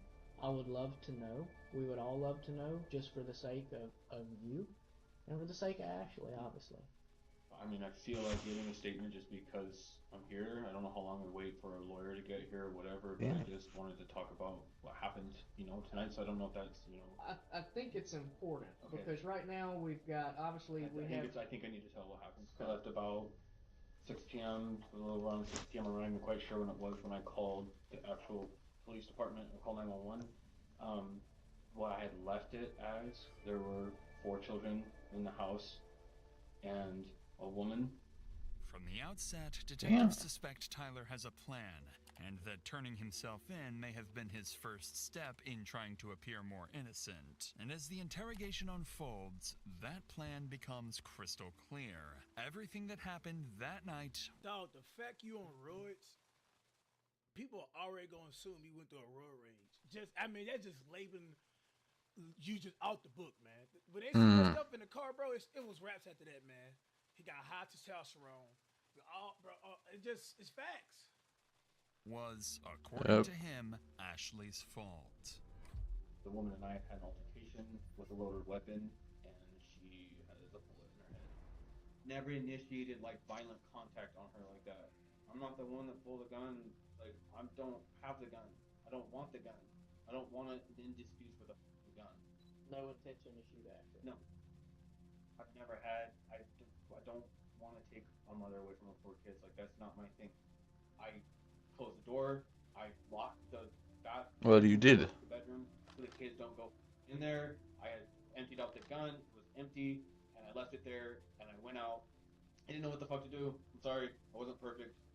The kids were there. There was a 9-year-old there that's really responsible and was watching the kids. The neighbors were outside across the street, or I had seen neighbors outside at one point across the street. I felt like I just needed to go and be like, this just happened. So I drove to the parking lot down the street and just called 911. In Tyler's own words, the shooting was merely an altercation. But what stands out even more is how he refers to Ashley only as a woman, never as his partner or ex. Crazy. Up until this point, Tyler has not shown any emotion when talking about Ashley, but detectives can sense something beneath the surface. Tyler avoids eye contact. He rambles, fidgets, and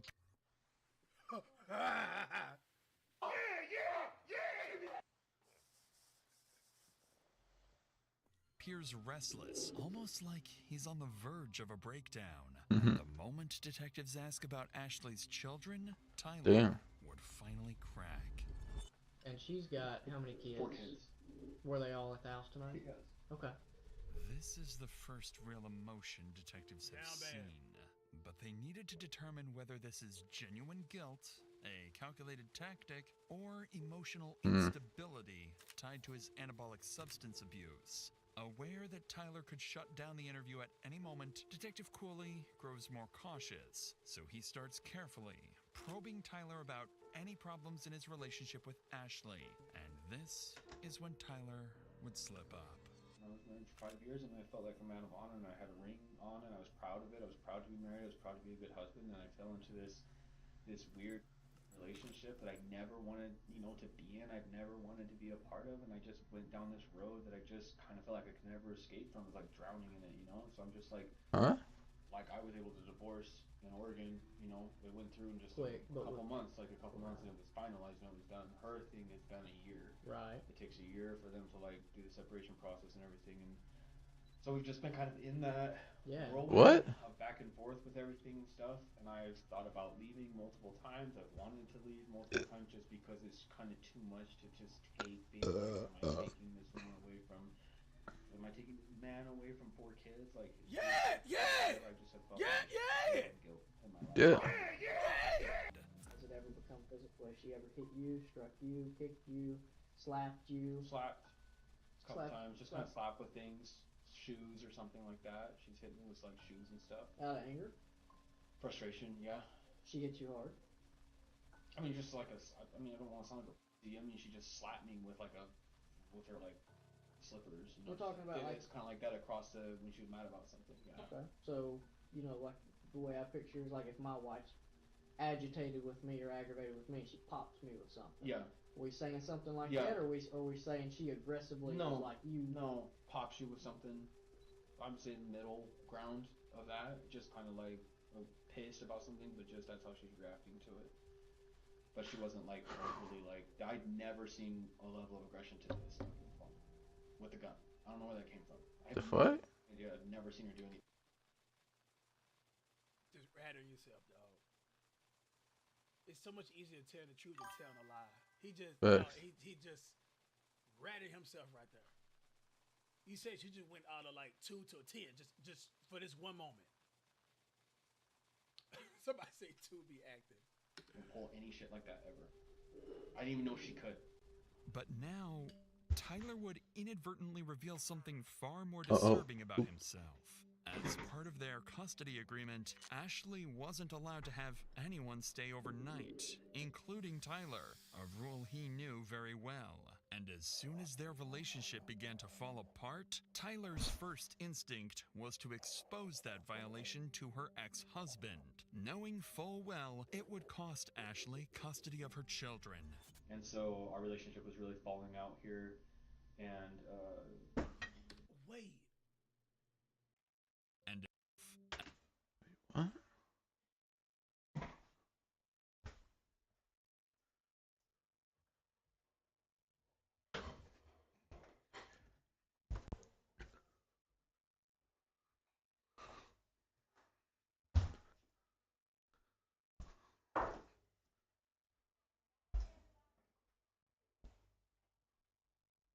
Ja. Skal du ha litt mer?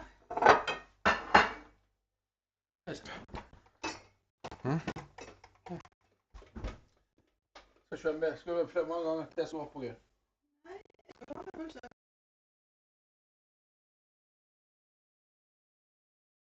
Han skulle bare en gang. Ja. Først måtte jeg pølse. Da skal du bare ta... Ja, det er mitt. Ja. Mer å stappe. Da hadde du veldig lyst på skål. Nei, jeg trodde du var ferdig. Oi, det var fint. Jeg tar den pølsen.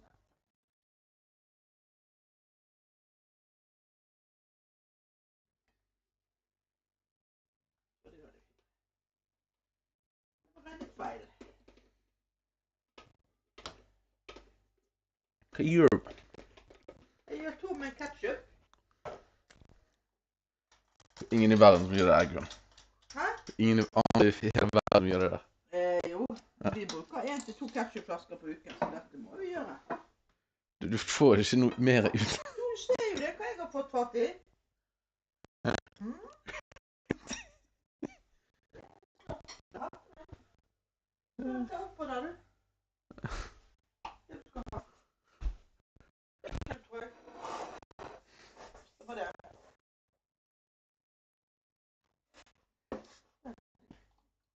Det var bare...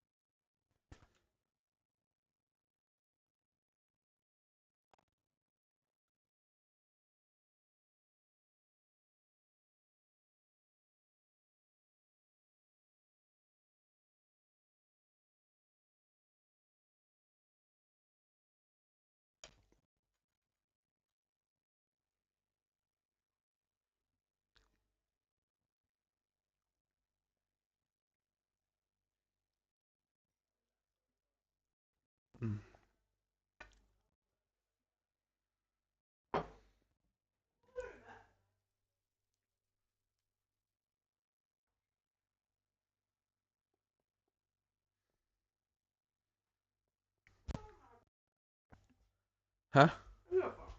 Jeg fikk ikke stoppe den.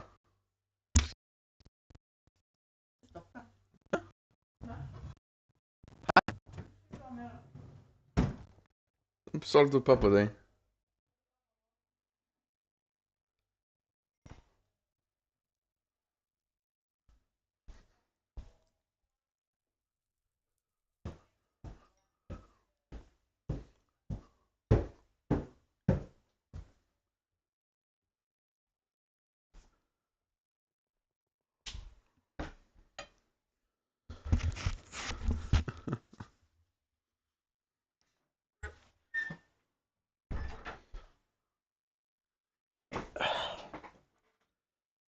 As part of their custody agreement, Ashley wasn't allowed to have anyone stay overnight, including Tyler, a rule he knew very what? well.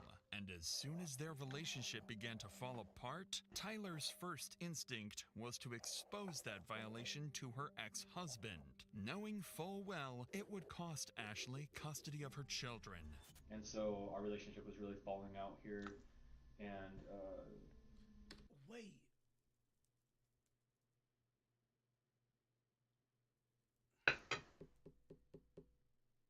What? Rule he wasn't allowed to have anyone stay overnight, including Tyler. Nita's parents is allow persons of opposite sex to whom date not married to stay overnight while enjoying access. Dang. I didn't know it get to this point. Boy, look, I know people are always breaking this rule. For sure. I didn't even know he could do that. Rule he knew very well.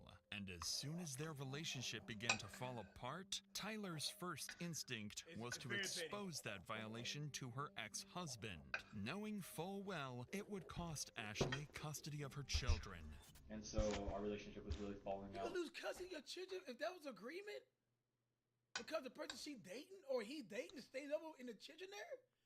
What kind of lawyer they got going on here? That's crazy. I ain't never heard that. I ain't never. Wow. Here, and I threatened to tell him the truth when I was getting ready to leave. I was going to call her husband and be like, I've been spending the night here. I don't know what legal ramifications it's going to have for you guys in your life and your world. I've been in this relationship with you. This relationship has hurt me in a lot of ways. I've sacrificed a lot of things, and for me to go to closure, I think that like I'm just gonna let John know the whole truth. I think he deserves to know the truth. I'm sorry. It's kind of an ugly ending for both of us, this woman and I. Tyler has just shown how quickly he can retaliate and how easily he could justify harming Ashley whenever he felt the need to do so. But according to Tyler, what happened next wasn't just another argument. He claims Ashley suddenly escalated the situation to a deadly level by pulling a gun on him. She has a loaded gun, or she has a gun in her drawer next to the bed, and I was in the bedroom talking with her, and she loaded her gun and cocked it back and basically told me that she wasn't going to let me call until. And so this just went to like 1,000, like 0 to 1,000 in like one blink of an eye. I'm like in the bedroom talking with her, having a normal conversation, and she's like loading a gun in front of my face. And she has What? like literally packing some stuff, putting some stuff in the drawers. Nobody believes you. I didn't hit her. I wasn't like fighting her or anything. I was just talking. And she like loaded her gun and was pointing at me. I just know that like that's where that started from. And I'm not saying that to like do something, dig myself in the grave, like, oh, the past, he never saw it happen and now she did it. That sounds like bullshit. No, she did it though. I'm a man. I'm a lot stronger than her. I was aggressive, but it was like she shot that gun before. She knows what the fuck she's doing with that. Dog, if she sat there and she loaded up, I think just about 10 out of 10 of us right now, bro, we're gonna like Superman, like yo, before she even put the gun in the thing in the like that thing already gone. You know, we could be like raiding. You know what I mean? Gonna make sure he don't get to that point. So he just sat there and just watch it load it up. Stop. I don't shoot guns. I didn't barely shot a gun in my life, and so the whole way it happened, I feel like for me, I didn't mean to do anything. I didn't mean for her to do anything. It was basically felt like it was just fighting for my life, and I feel like it was this is how it ended.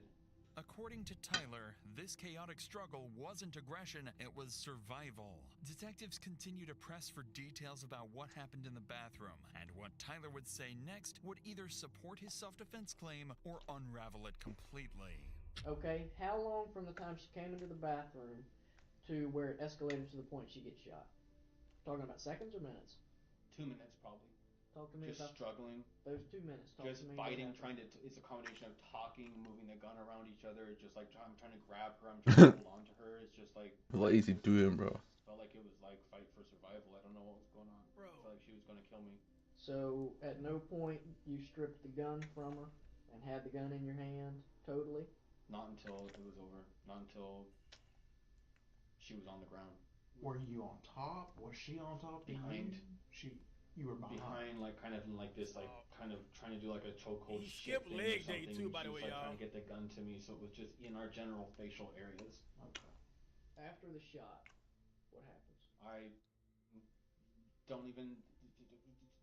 I don't even. I stood there and I couldn't believe what the fuck happened. And the first thing I thought of was, I have to call somebody. I have to get someone here. I have to stand up for what I've done. Tyler is becoming increasingly more agitated, forcing detectives to call a short break, concerned that pushing any further would cause him to shut down completely. But the moment they step outside the interrogation room, everything changes. New evidence comes in, and it directly contradicts Tyler's story.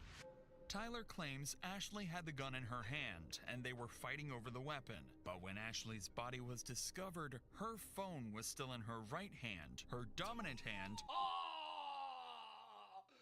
Gotcha! Stupid!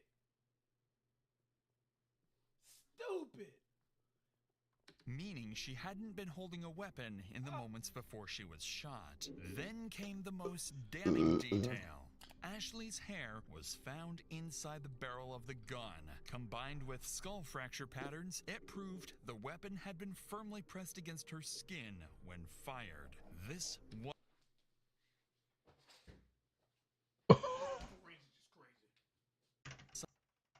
Claims Ashley had the gun in her hand, and they were fighting over the weapon. First thing I thought of was, I have We to play call that bit. somebody. I have to get someone here. I have to stand up for what I've done. Tyler is becoming increasingly more agitated, forcing detectives to call a short break, concerned that pushing any further would cause him to shut down completely. But the moment they step outside the interrogation room, everything changes. New evidence comes in, and it directly contradicts Tyler's story.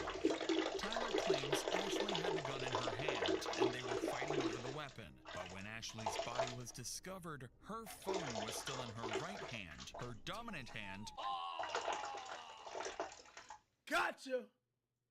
Stupid! Stupid! Meaning she hadn't been holding a weapon in the moments before she was shot. Then came the most damning detail. Ashley's hair was found inside the barrel of the gun. Combined with skull fracture patterns, it proved the weapon had been firmly pressed against her skin when fired. This was... Bro, forensics is crazy. That's dog. Dang. Dang. Wasn't self-defense. This was a cold-blooded execution. This was exactly what detectives needed. Armed with this evidence, Detective Crowley re-enters the room. And this time, he's ready to confront Tyler about his story. But to the detective's surprise, his controlled demeanor has disappeared. And Tyler is about to lash out. Well, do you feel like it probably just got out of hand? Yes. I think our whole relationship got out of hand, and I think that I've never had someone do that to me. I've never had someone get that mad at me that they load a weapon in their house. The kids were asleep. It was 2 nights ago, and she cocks it back, and she's standing there all cocky looking, like she knows what she's gonna do with it. Why not? If this lady's got a gun, why not just get the hell out of there? Because she had never done anything like this before. the other night, 2 nights ago. I don't even know why I let that go. I should have left the house. I guess is it fair to like say I was afraid for my life though? Yes. Like, is that fair to say that? I mean, I feel like the cop out there was like, "You're a big dude," and I feel like it's not fair if it's like, "You look like you can handle yourself. You could have just like punched her in the face or like kicked her or something or like done something." And I'm like, facts. Yeah, it's facts. I know you don't incline 315 pounds like me, you know, but you still lift enough weights, as it seemed, with that Johnny Bravo bill you got going on, that you still could have got away from it. You know what I mean? He could have handled himself. Facts, right?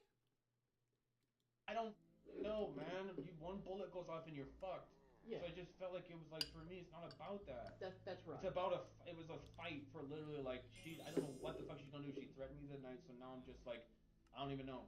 It just feels like it was an accident. I didn't try to murder anybody. I didn't try to kill anyone. Yeah, you did. I don't know how. I don't know. Execution what style is crazy. I worked in the medical field. He had that thing pressed against a skull, bro, like this. It's not good. I know that. Tyler's words no longer sound like the frustration of a man defending himself. They sound like hostility towards someone he blames for everything that happened. But this is when Tyler would start to realize he isn't coming across the way he hoped. And when detectives press a little harder, they're about to make their biggest mistake, pushing Tyler to shut down completely. We're still missing some things that I feel that you're kind of rushing through. Pack them up. And I think it. Trusting today. I just want to feel like I'm like someone's like on like kind of like on my side. On your side, right? No, but I'm not trying to. I get what you're saying. I know. I've seen this in the movies. I know what I'm trying to do. Like it's like the more I tell now, it's like the better it looks. Like the more I just tell now, it's like. But I'm getting to that place where it's like we're at like the heart of everything that happened. I'm trying to be really careful with like. If I fuck up or if I say something stupid, I don't know what. The more I talk, I feel like the more it's like gonna look like, oh man, dude. I'm trying to explain the best I can of what happened. Right now, the whole world, if they know what just happened, is probably like, that guy's a piece of shit. So I'm like, feel really alone where I like don't have anyone. My family's not. That guy's a piece of shit. Bro, fuck you, bro. You put that thing against her skull, bro. They got the hair at the execution style, bro. What we're gonna do She probably was is we're begging gonna for mercy, refrain dog. from any more questions. Understood. If you feel compelled to re-engage or say anything, you are more than I appreciate you guys being patient with me. I know you guys gotta do this with people and stuff, and I'm not trying to tell you guys I don't want you to pounce on. I don't want to tell more and more and more. I just feel like I'm at that point, looking at that piece of paper. What I told you, I want to be able to tell someone that's like, I'm kind of like sitting here going like, I hear what you're saying. Maybe don't say maybe some counsel. I know you guys are counseling me right now, and I'm appreciating it, but I need someone else that just feels like it's like. Does this, man? It's at this point that Tyler refuses to answer any more questions until his lawyer arrives. But with the evidence long enough. against him, Tyler would ultimately be charged with second-degree murder and 4 counts of child abandonment. He would go to trial maintaining that he acted in self-defense, but the state's case would be overwhelming. Tyler would be found guilty on all charges and sentenced to life in prison with no chance of parole. Thank you for watching and supporting our team to help the 4 children affect look at this goof ass bill chance right of here. parole. Thank you for watching. Look at this goof ass bill. Bro. Bro, like he got the nerves and audacity to think he gonna finesse people, bro. Should have shot the shit in his calf muscles, bro. He left 4 children without their mother, bro. He pressed that thing against that lady's head. Yep. Sick as fuck. It seemed as if he was trapped. He went in that parking lot and thought of a game plan in a way how he could get away from this whole situation, bro. Terrible, bro. It's sad for the kids, man. And the kids, they all witnessed and seen it. Auntie! Thank you, babe. Who wallet you? How you paying for subs? Who car you using? You said me do so.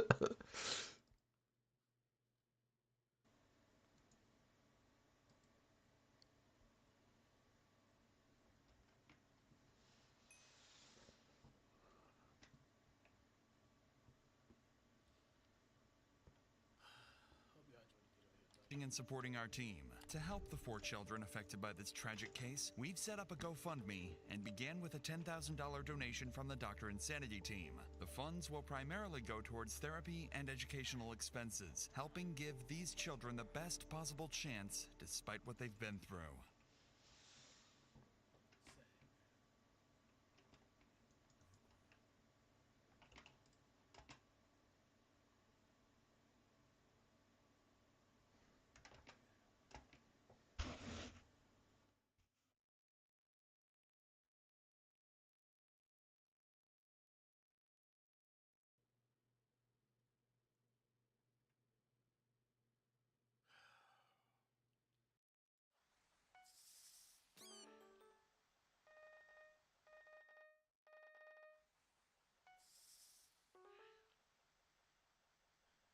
"15-year-old."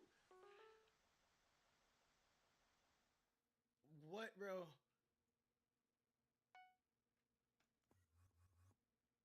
Alright.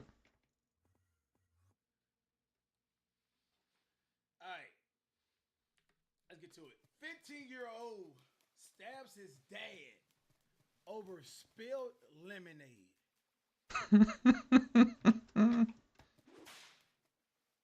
What?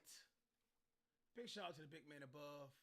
On the night of January 30th, 2023, officers in Leitchfield, Kentucky received a call of a man stabbed and in desperate need of help. What officers didn't know is that it would be one of the youngest suspects in Kentucky history, and that it all started over a glass of spilled lemonade. Officers raced to the home, unaware of the shocking reality that awaited them inside. Bro, this is a beautiful home right here, too. Okay.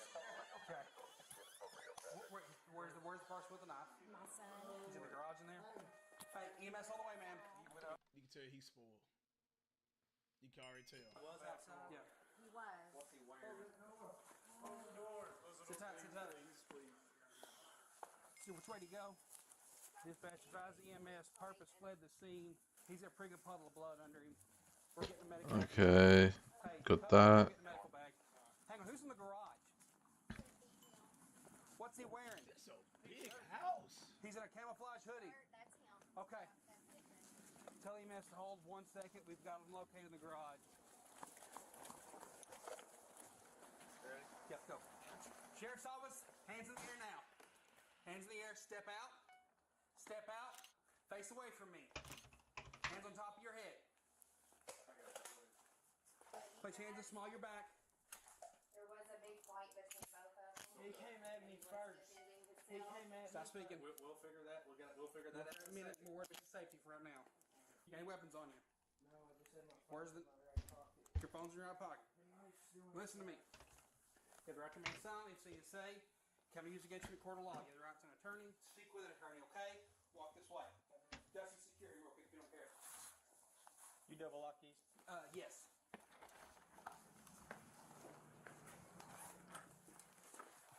Damn. Hang on.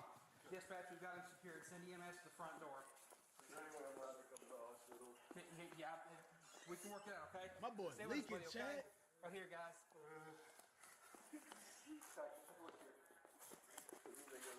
Stretcher. Stretcher, got it. All the way in? Yeah, bring it all in. Sit there, okay? Scissors.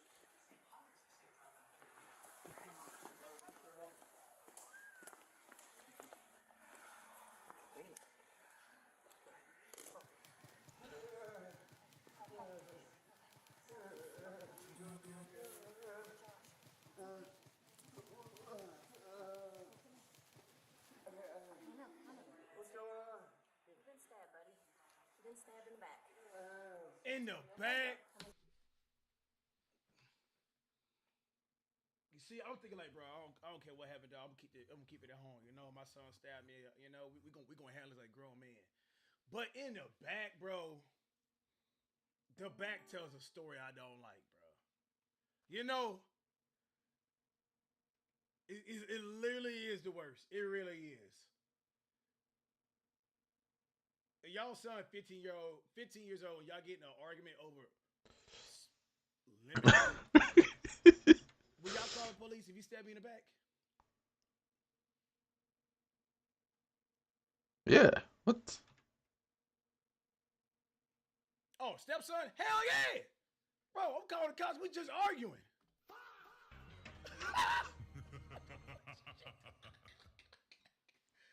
Boy, look. Come on, man. Oh, yeah. Stepson. Obviously, he right here, man. Bro. Oh, bro. You have to go get it. Where did you guys want to shake us to the knife was? I just seen him go out the back door. So you seen him go to the back door with the knife? I don't know. Okay, we'll get him loaded and we'll worry about that, okay? Josh, keep your eyes open for me, buddy. Okay? Keep talking to us, buddy. Yeah, man. Backstab, bro. Ah. There you go. I can only imagine the pain. Oh, this is real, son. Ben, do you live here? Okay. Yeah, is that your husband, I guess? Okay. The gentleman, is that your son? Yes, and this is my stepson. Stepson, okay. It's okay. No, I need you to be okay? Okay, so that's her stepson. Okay, all right. But he, like he's all I have. So I don't think he's going to press charges, huh? So, y'all, help me out. So, if the cops come in this situation right here, and they say the dad, he Damn. lives, right? But he don't press charges, the charge to be dropped.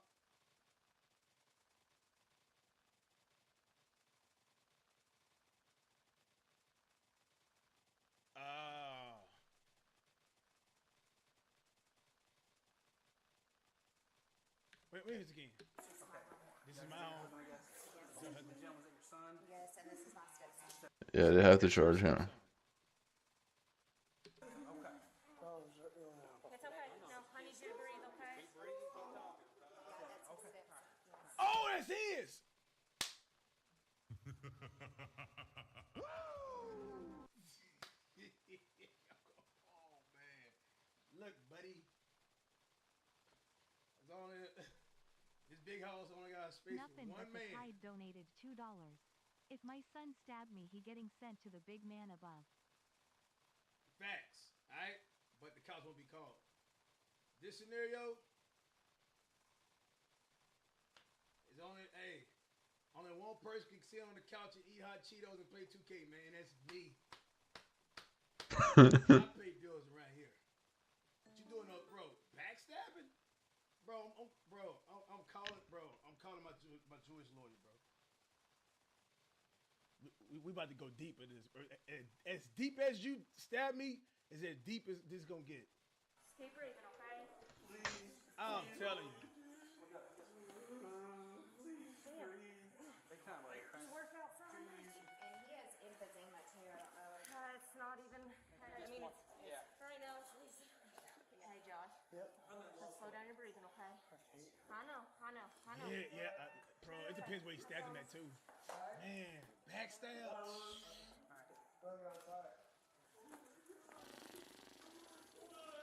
Don't touch anything. Everybody go to one side. Let me get over here. Let's grab a hold. Grab a hold.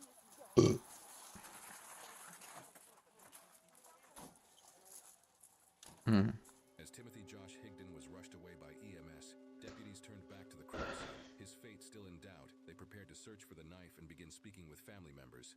I don't see anything laying out like obvious. All right. Didn't they say he went to his bedroom first? Yeah, we'll check that in a second. All right. He was covered in blood. I checked where he was. I didn't see anything there either. If he threw that out in the yard, Sean's dog has helped me find guns before. No, holler at him. See if he can see how you do with blood. You want to holler at him? Sir. That sounds so country. Hop back and photograph where he found him. Sound like my people. Before Mama goes and cleans it up. Let's retrace his steps while Justin's making a phone call, okay? How's it going? You going all right? This is your sister's house? Okay. Somebody stabbed somebody. I'm not sure who it was. You got one detained. They're taking one to the hospital. If you don't care, just hang out right here for just a minute. Ma'am, do we have, they're taking Litchfield. We have your permission. We take him to Litchfield. Josh or? The Josh. Your husband. Okay, you go straight on that. We have him, he said, look for the knife and look for the evidence of what happened. Yeah, he went straight out the door though. It would be out the door. So he went out the front door or the back door? Lemonade. Pretty sure the Bro, it's not even alcohol, bro. Where did they fight? It's not even alcohol, bro. Lemonade, bro. Let's go.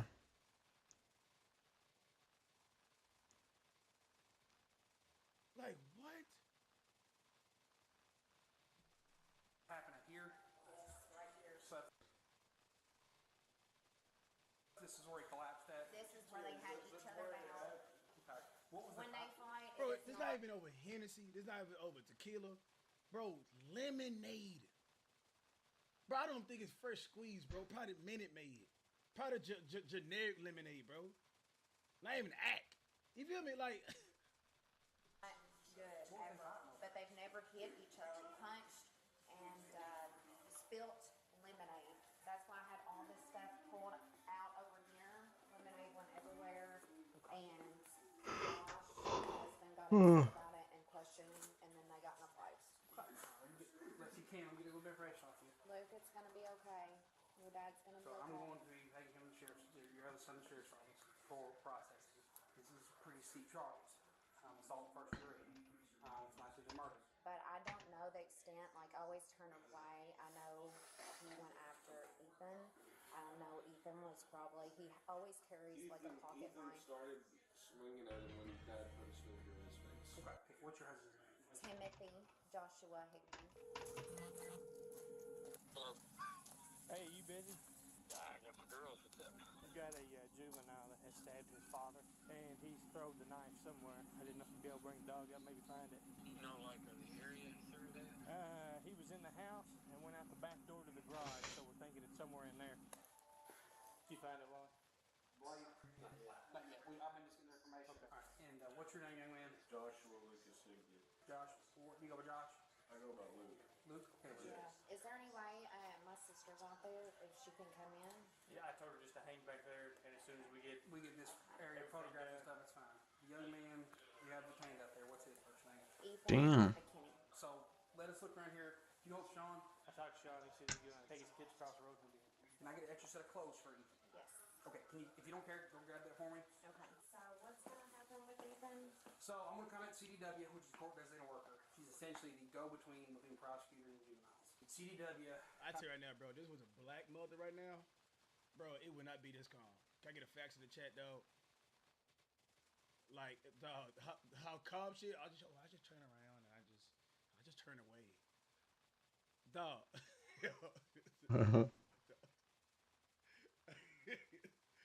It would be just chaos. Ma'am, can you please calm down? Get the fuck out of my way. Bro, it'll be, y'all know it, bro. Come on, that's what my mama would be. I'm telling you. Next judge, we go to charge decide whether he's incarcerated in the detention center or we still guardian. So he's your biological son, correct? Okay. Do you have any other guardians in this community? Not in this community. Okay. What is his dad in the picture? Got it. Hannah. Okay, where's his dad? Lexington. Okay. Here, man, I'm gonna talk to Luke for a second. People better talk to your sister. Come on, Luke. I was listening to the okay, just from the beginning. What happened? Pretty much. That's my bad. My bad. Okay. So Ethan's getting Damn. sent into the police station. Yeah, he'll be taken to the sheriff's office. It'll be up to her as far as where he goes from there, as far as juvenile detention or release to a parent. I know he was just trying to defend himself, and he had that knife in his pocket. Did Josh go after him? Yeah, he's the one that kept going like that in Ethan's face and screaming on top of his lungs. And I think that they started pushing each other, and then one thing led to the next. And Ethan always carries that pocket knife in his pants, and he just... I was in my room, and I just heard him arguing, which happens sometimes. Where's your room? My room is that one. That's the one on this side? Okay. Yeah. I come out here to take out the trash because that's my chore for this week.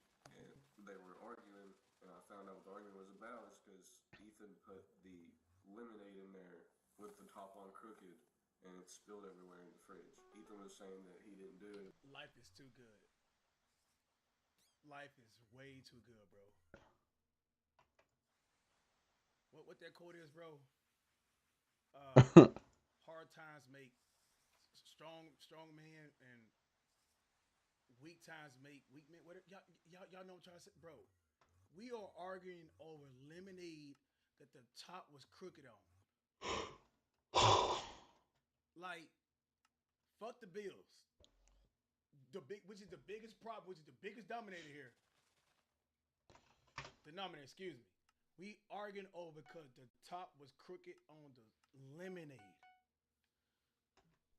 I cannot believe this.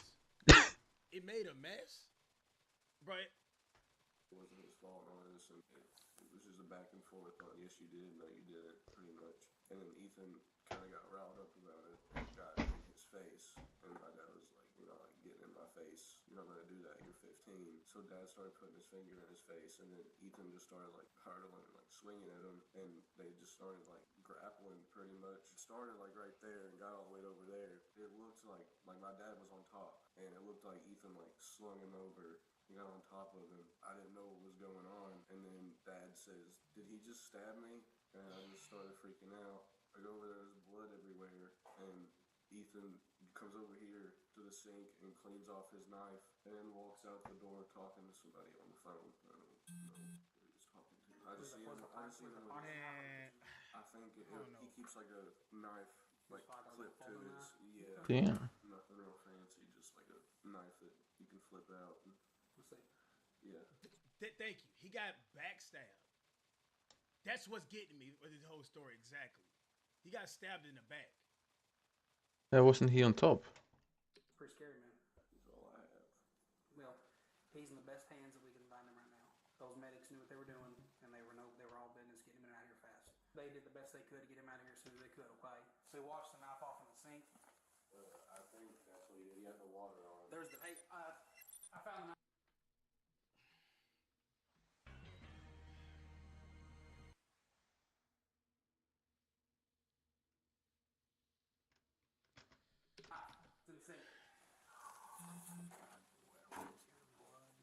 And there go the lemonade. Lemonade. All up the handle. I ain't gonna lie, but hey, this lemonade do be smacking though. It does. I ain't gonna lie. It does. It does. That's good. And keep it fact check. Dude, this lemonade smack, dog. Like, bro. Yeah, it's good. Not that good to backstab somebody, but that, bro, no, this is lemonade right here, man. All up the handle.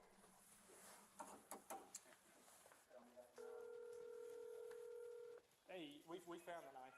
Okay, y'all good? That lemonade very sweet. Right? He's still coherent and talking. He was in pretty bad shape when he left here. Like an actual solid stab. Like actual, got some lung. Ooh. It's one of them nines like we all carry. Yeah. Well, at least it wasn't super big. It's big enough.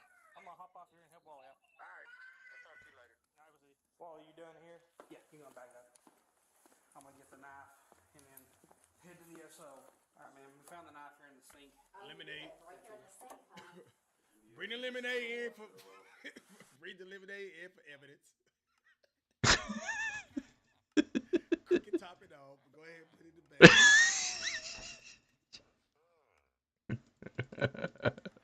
Back it up. Back it up, man.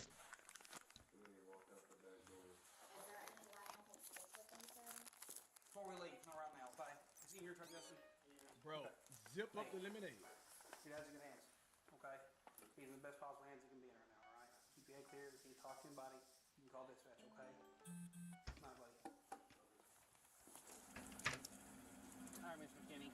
So, from what you're saying, the argument started over spilt lemonade? Okay, did you see any physical altercation? Yes. They were screaming. It started off screaming. Josh started putting his fingers in Ethan's face. They started shoving back and forth. And then that's whenever Josh took his hands and just pushed Ethan as hard as he could against the wall. From there, they fell to the floor and they were wrestling each other. And when they were in the floor wrestling, and Ethan was like, "Get off of me, get off of me." And then all of a sudden I heard Josh said, "He stabbed me, he stabbed me." Okay. Well, we got his shirt and the knife. We're going to go to the sheriff's office from here, okay? So there was wrestling. He probably put out the clip and did this right here. Briefly. Just briefly. Is he in your truck? You can do it Because I briefly, know okay? he's scared to death. Okay. He should be. But Okay. Your mother wants to talk to you. You sit in the truck. Turn your feet around. Turn your feet around. You sit there. You don't get out of this truck. Man, me, y'all, I'm telling y'all, bro, like, this probably a situation where, okay, there's so much tension going on, bro. You're not my real dad. You know, that type of stuff like that. Hey, man, go find your real one. You know, that's how I am. But, you know, blah, blah, blah. Y'all know how stuff be, bro. You feel me?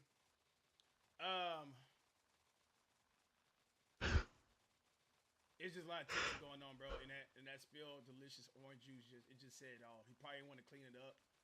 You feel me? Are you scared or anything?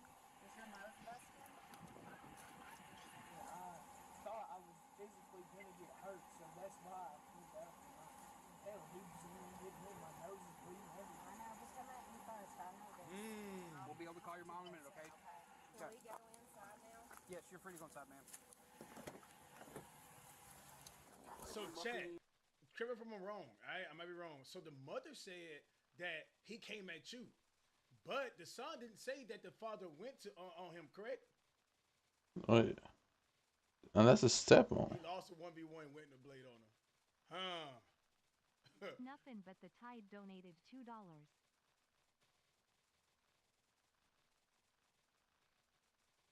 Yeah, it seemed like two different stories. I'll make sure I'm hearing it right. The one sheriff's officer want to talk, okay? He did? Okay, we're going to listen more. My bad. Hey, old buddy. Had a juvenile stab his father in the back. Legit stabbed in the back. Pretty good sized blade. Thanks so much, Whitey. I appreciate it, man. Thanks for the blessing, man. We're on our way to the sheriff's office. So, alright, then, that's the game plan. Alright, brother man. Is he gonna live? I would assume so. I mean, he was coherent talking when they took him. He brought a knife to a fist fight. With Ethan now en route to the sheriff's office to answer questions and give his side of the story, officers believed the situation was under control. In reality, the night was about to take a much darker turn. He yells my name because he was, I was the last one seen get the lemonade up. He's like, you spilled the lemonade, and he's just all so mad about it for no reason, like just outrageously mad. Like more mad than I've seen him mad like ever for the most dumbest thing. And then I could have swore I thought I put the top on. He's like, apparently you didn't. And then just starts arguing about the stuff about lemonade and doing some other stuff. And starts calling us all stupid because my mom says kids make mistakes. You shouldn't be getting so mad over that. And he just starts yelling at us, calling us all stupid and stuff. I just want to get away from it. So I go into my room, close my door, and then he just walks in there, like all big and bad. And then he comes up to me and just pushes me. And like the first push, I thought something was Ooh. So that's when I grabbed the knife, but then I put it in my pocket because I wasn't going to use it until actually something happened, until I thought that I needed it. So you didn't have the knife in your pocket originally, it was in your room? Yeah, it was originally in my room.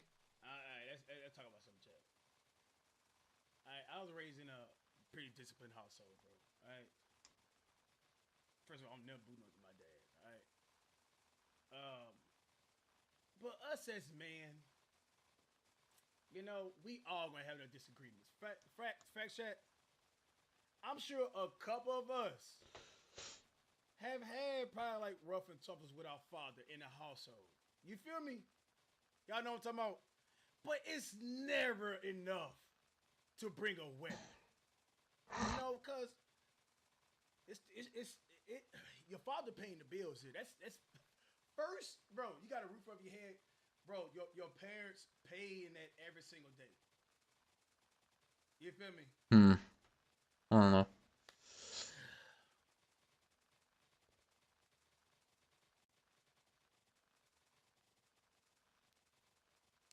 I don't know how some of y'all raised, dog, but in the household that I kind of been around and been in, dog, like differences sometimes, it get to a point with a lot of argument, bro, especially when you're a young man, you starting to grow your balls, man, you start letting them hang, bro, you coming in late and everything.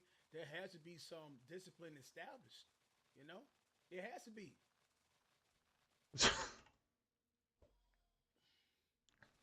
Y'all know what I'm talking about. You gotta be steered in the right direction, bro. Fathers are important.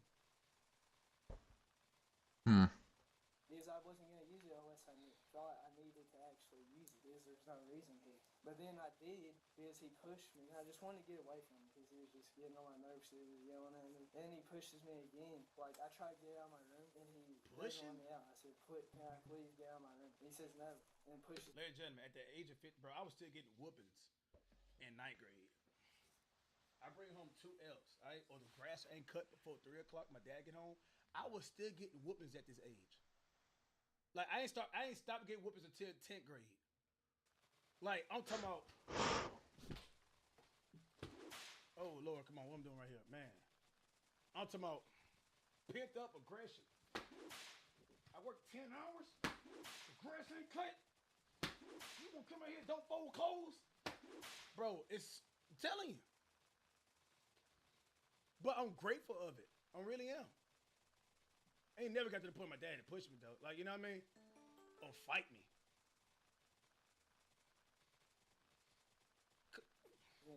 So then I like finally like moved. I don't know how they would ever have. Moved him out of the way so I can get on my ground. Tries to get me on the ground, and that's where I push him and then start defending myself. And then he tries to get me on the ground again. I'm like, no. And then that's when I stab him because that's when he hit me in the nose. So I stab him because he hit me in the nose. And he was trying to get me to the ground, so I thought that something was gonna happen. Hitting the nose is crazy. Older than me, more experience. Everything. Hitting the nose is crazy. Can't let myself get beat. I guess. Okay. Did he ever have a weapon in his hand at all, or just his hands? Just his hands. What happened to that? I just got up because everyone was screaming. I just like The washed my stepdad, hands, yeah. blood off my hands. Yeah. Originally, I dropped the knife Yeah. off the ground, and then just got up and washed the blood off my hands. Just dropped the knife off. You picked it up off the ground? No, I dropped it on the ground. I mean, because you know how it was on the ground when you walked in there. Because I left it on the ground, and then I went and washed off my hands, and then I went outside just because I needed to get some air. That's all I felt like I needed was air. How often did you guys fight? It's happened a lot. Like, it's been going on for a while. Because used to, when I was like a little kid around like 8, because my mom got with him when I was around like 8 and stuff, he would legit use both of his hands and pick me up by the cheeks and squeeze my face, telling me to shut up and stuff. How many times you stabbed him? Either once or twice, I know that. Okay. Because I done it, I think it was twice, because I done it once, and then he didn't fall, and he tried to keep on, like, hitting me and trying to get me on the ground, so then I think I done it again, and that's when he fell to the ground. Was he standing when you stabbed him? Yeah. He was trying to get me on the ground, like, hitting me and stuff. Okay, where'd the first In the back, like, demonstrate, kind of like, get up and show y'all the spot in the back. Stand up here. It's like right here, I'm pretty sure. Okay. Where'd the next one go? Like, either This is a above tough or situation right here, below. Chat. I can't remember. Okay. So was you reaching around him, I guess? Yeah, like, I had the knife out. This is a tough situation. Because I was trying to, just He get him is away 15. from me. He is I was under the getting age. hit. You feel him coming from? I was gonna die. Like, I thought he wasn't gonna stop. So I Nothing just went but to the that Tide shop, donated $2. and I just stabbed him. I've known my stepdad since I was 3. I would never do anything bad to him. See? But I know it'd be cases where, like, like the it go both ways. Sometimes the stepdad don't respect the stepkid because it's not his real offspring, but then he got his real offspring there. Y'all know what I'm talking about, bro. But then it could be flipped too, man. Sometimes the kid don't wanna listen to the stepdad, because that's not his real dad. You're not my real dad. Alright. Sit tight for a second with Dustin right here. Get my camera, do a couple pictures of you, okay? Alright. And I'll make a phone call. I'll be back here and talk to you, alright? Alright. I'll be right back. Now that Ethan had told his side of events, officers waited. But soon they received devastating news. News they now had to break to him. Alright.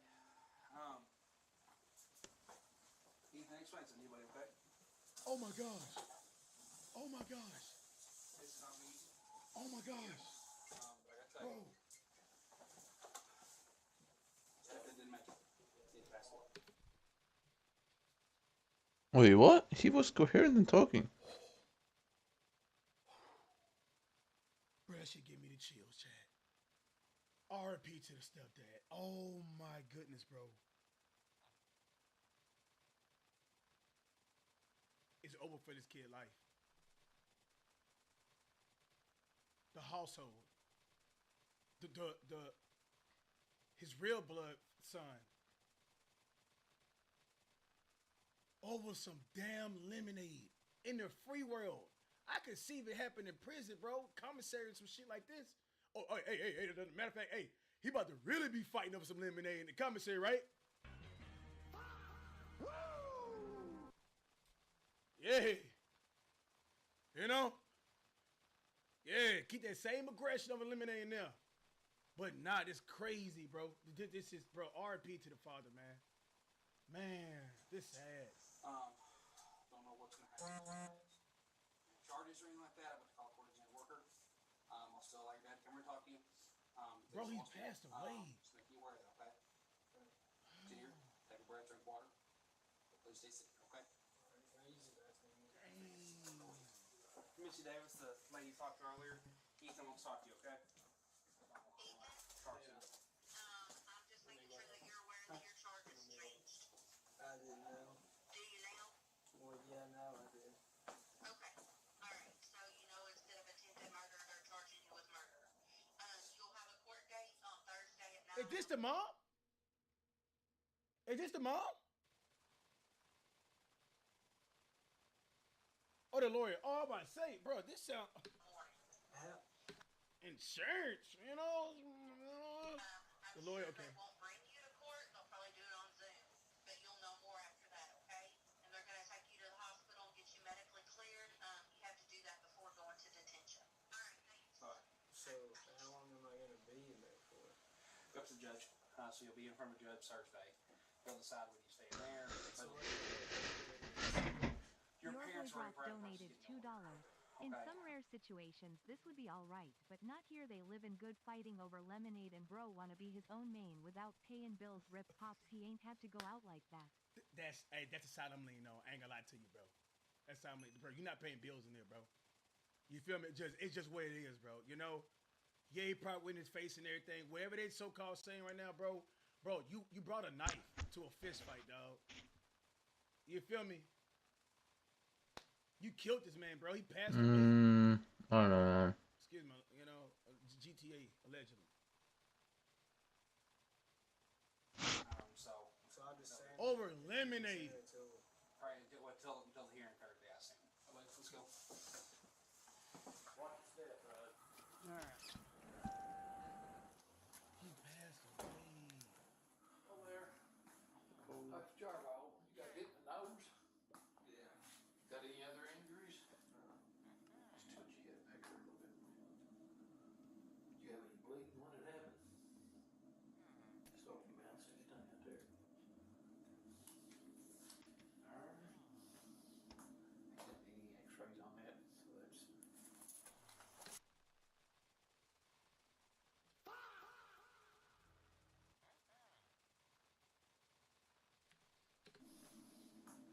Any x-rays on that? So we can go ahead, yep, send him to the can.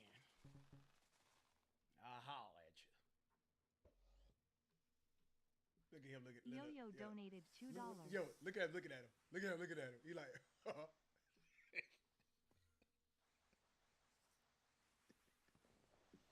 at him. This ain't, Doc, this ain't helping my case. This not. Man, I should be laughing at him. Real talk, bro. Somebody lost their father. Oh, some lemonade. Step on that for everybody. Evening. So he has 2 citations. He's got the original charges of attempted murder, assault 1, tampering. As the second citation for murder. Felon, y'all trying to get a knife? Evening, good luck to you. Pull up, man.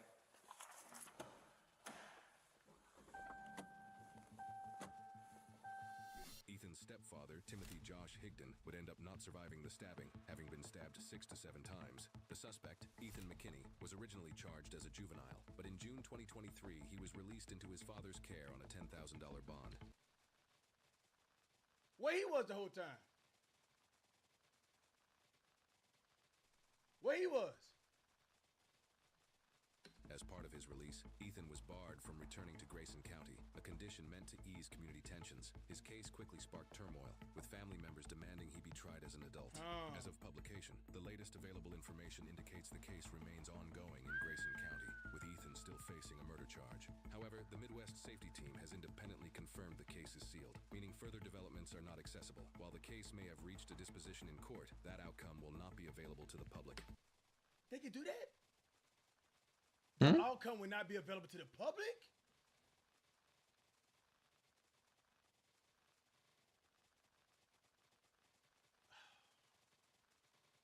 Chad, I want to hear y'all, bro. Yeah, I see big money in here. I see that. All right, let's talk about it. Donated $2. Bro almost did a homicide over lemonade. What is this, the purge?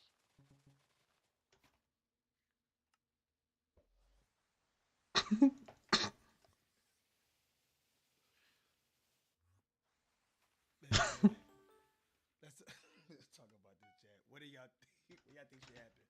Cause I know some of y'all got stepfathers, good stepfathers in y'all life. Some of y'all probably got bad stepfathers, man. I don't know, bro. But from the stories we got right here, what y'all leaning on?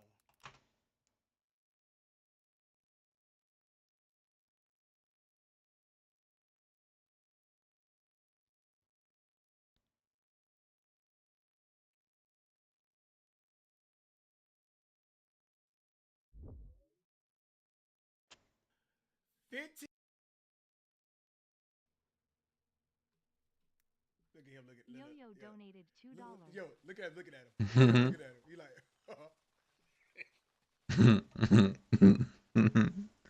It's over for bro. Doc, this ain't helping my case. It's not. Man, I should be laughing at it. Real talk, bro. Somebody lost their father. Oh, some lemonade.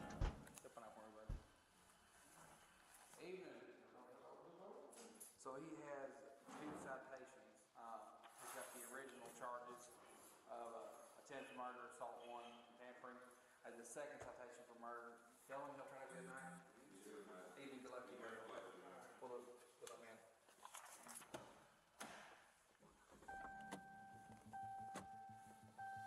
Ethan's stepfather, Timothy Josh Higdon, would end up not surviving the stabbing, having been stabbed 6 to 7 times. The suspect, Ethan McKinney, was originally charged as a juvenile, but in June 2023, he was released into his father's care on a $10,000 bond. Where he was the whole time? Where he was? As part of his release, Ethan was barred from returning to Grayson County. Damn. A condition meant to ease community tensions. His case quickly sparked turmoil, with family members demanding he be tried as an adult. As of publication, the latest available information indicates the case remains ongoing in Grayson County, with Ethan still facing a murder charge. However, the Midwest Safety Team has independently confirmed the case is sealed, meaning further developments are not accessible. While the case may have reached a disposition in court, that outcome will not be available to the public. They can do that? The outcome will not be available to the public?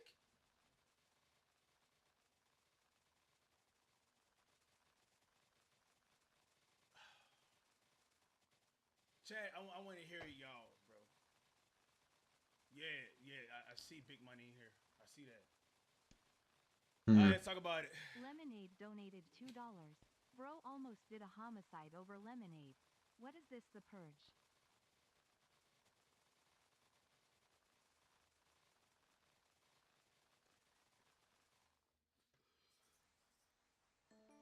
Man, let's talk about this, Chad. What do y'all think? What y'all think should happen? Cause I know some of y'all got stepfathers, good stepfathers in y'all life. Some of y'all probably got bad stepfathers, man. I don't know, bro. But from the stories we got right here, what y'all leaning on?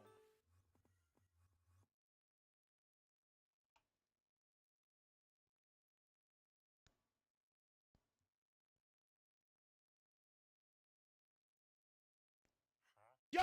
What's good, everybody? That obsession with his daughter turns deadly?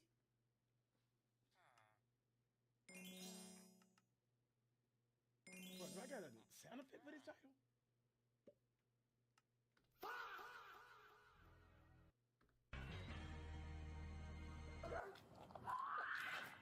Hey! Big shout out to the big man above, man. Let me see your hands! In the backyard. Oh, shit is going down! When a man opens fire on his mother, her friend, and his teenage daughter, police arrive to a rescue situation that quickly spirals into a tense shootout. But no one could have imagined what drove him to pull the trigger in the first place, or the disturbing secret they were about to expose. Supposedly he's in love with daughter. They're realizing that he's mentally ill and got some situation. Supposedly he's in love with daughter. Pack pack him the fuck up.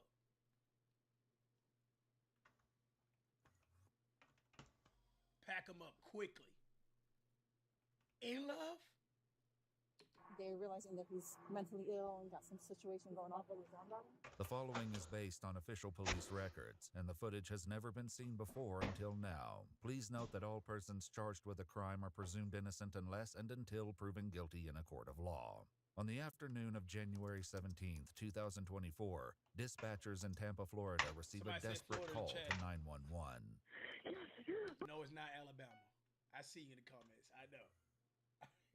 I didn't say cousin.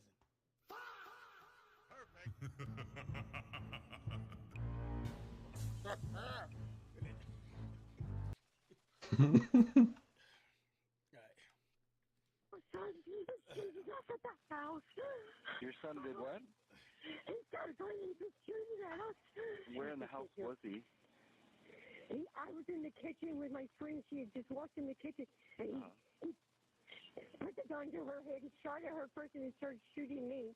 And then I ran out because he shot at me like 5 times. And then he shot my granddaughter. She was in the shower.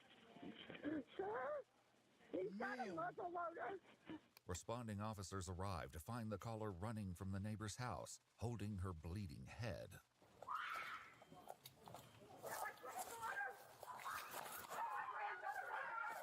Hey, hold on, man.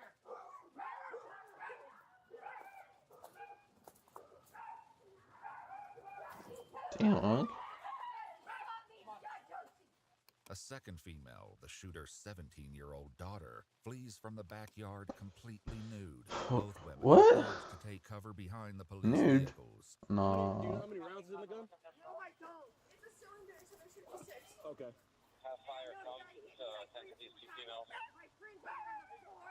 She has a gunshot. Can we have you guys go this way, please? She's bleeding from her side. Wait, chat. Somebody, he shot somebody in the head. They still alive? Bro, is this what's going on?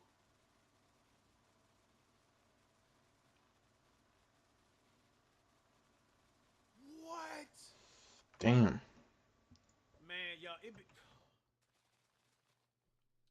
bro, I know we tend to always like try to say mental disorder, bro. I feel like it be more on a spiritual level, dog. Real talk. Demons.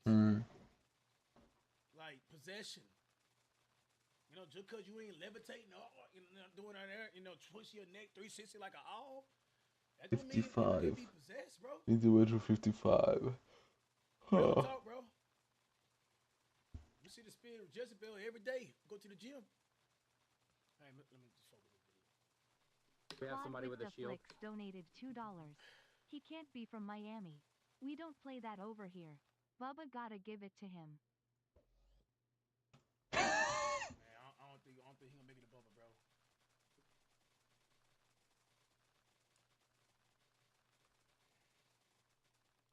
On the way. Guys, go to my car, okay? Henry, when I have one. Simple. We have, like I said, there's 2 females removed. There's supposed to be still another in the house. This is a sad situation. Another officer arrives, quickly escorting the 2 women away from the scene. In seconds, the situation takes a chaotic turn.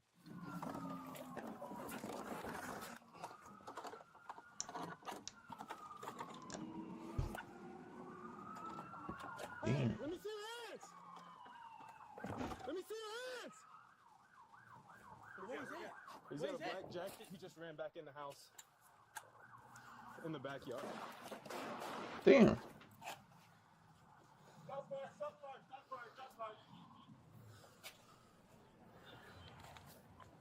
Careful with crossfire. More officers arrive, taking positions at the front and rear of the house.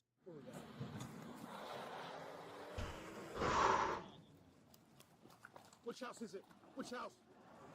Get out of the way.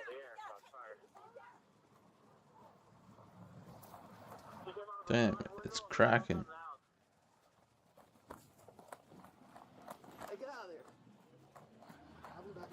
Where was this door right here? He came outside and shot 2 rounds. Get the back of the house. There's no eyes on the back of the house. Back up a little bit. He's in the back. He's in the back. You good, Gibby? Yeah, I'll be good. got you. I got you. It's this gray house with the panels, right? Get down, get down, get down. I don't see. We gotta get. Can anyone verify was shots fired by a unit or the suspect? Damn. Yes, 236. He shot 2 rounds at me and I shot back. Suddenly, the suspect emerges, shouting at nearby officers. Did a bunch of man. Yeah, that cop over? Oh shit, someone north of here. He just opened the door. No, man. Don't do it, bro. He just opened the front door and screamed and closed it again. See your hands. Let me see your hands. Show your hands. Step out. Come out the door. Come out the door. Stand up and come out the door. Down on the ground now. Down on the ground. Down on the ground. Down on the ground.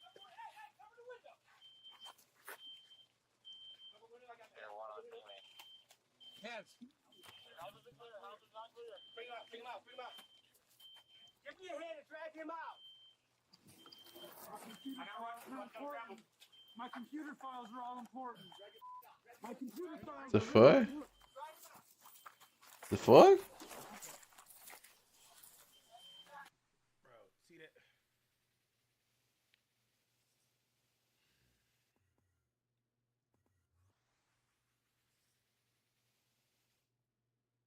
See, this is why I couldn't be a cop, y'all. Especially with the cop cams, bro. Like, this would be the time when that thing just turn off. You know what I mean? Like, I'm talking about face, bro, I'm dragging them face all on the concrete, bro. Yeah, like, you know what I mean? Like, I'm not dragging them in the grass, man. Like, I'm bro. Turn the, y'all know what I'm talking about, bro. Is he a shooter? Do we know? Stop. Do we know if he's a shooter? Yeah, I'm pretty sure it was him. Hey, I'm not sure 100%. Hey, is this the guy? Were you one of them shooting? Yes. Yes? Nothing but the Tide donated $2. Some people genuinely need to go to man below. That's not for me to decide though.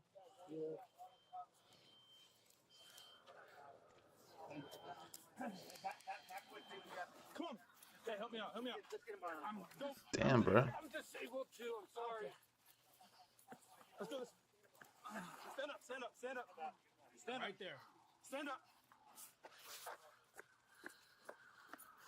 Anything on you? Be advised, there's a female in there. She's not the shooter. Stop. Oh, bro. Get your pants on. The shooter is identified through his driver's license as 42-year-old Michael Monroe Banks. Weirdo, bro. Double chin ass, man.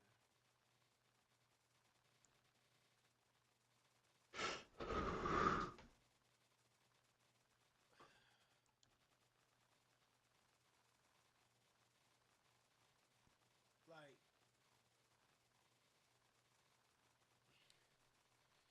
y'all saying it, bro. Do you have any medical conditions, Mike? I'm disabled. I have a bunch of medical conditions. What are some of them, just so? My right leg's all messed up. And, What? schizophrenia. Okay. Spread your feet. What else? How he get a gun? They poisoned me with something at the dentist. Okay. With Michael secured, officers prepare to clear the home of additional threats, as well as search for the possible third victim. All right, hold. Hold. Hold. Tampa Police! Are you in there? Can you hear us? Room to the right, looks like. Tampa Police, are you in there? Can you hear us? Do you hear anything? Nothing? All right. The bed to the right. I got one victim on the ground in the kitchen. They cautiously move in, and while some officers continue clearing the home, others consider a way to get the victim to safety. Hey, should we carry her out? Can we carry her out? Damn. Damn. I'm not feeling close. You want to just carry her out? Come on. Yeah. Crazy shit. 52-year-old Josephine Muentes, the roommate and best friend of Michael's mother, has a fatal gunshot wound to the head. On a table, officers locate what's described as a large revolver. So it's a revolver. It's a revolving musket. So he loaded every single one of them with a blasting cap and black powder.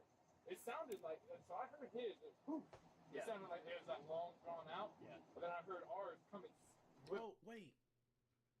So he made his own bullets, right, y'all? Hit me on chat. Gunpowder?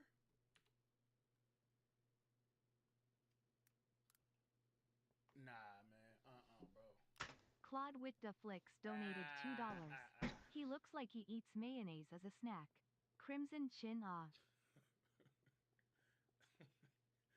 That's disgusting, by the way.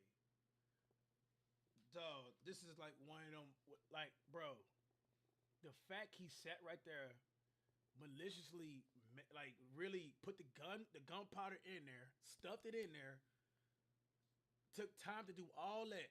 You know what I'm talking about? Premeditated, right? Correct, chat? Good terminology, right? He knew what his intentions was, man. Like, bro, this is like one of them guns on Red Dead. On a video game, bro. Where they go in the bars, man. You know what I'm talking about? Every single one of them with a blasting cap and black powder. What? It sounded like, so I heard his, it sounded like it was that long drawn out. Yeah. But then I heard ours coming, whipping past me. I hear musket go off and I'm like, you hear zipping, that's when you gotta get skinny. Yeah. Dude, they went right past my head, bro. What did? His muzzle. Oh, really? Shoot at you? Are they powerful, chat? This way. And I was right there behind that car. Phew. According to police records, no officers were injured in the shootout. Thankfully, Michael's mother and daughter were just as fortunate, with neither being severely injured. They're going to the Tampa General Hospital. I'm gonna get in the car. Y'all would say it's more powerful than actually, like, the officer weapon? Like the one that he had? Do y'all think they're like... Dang!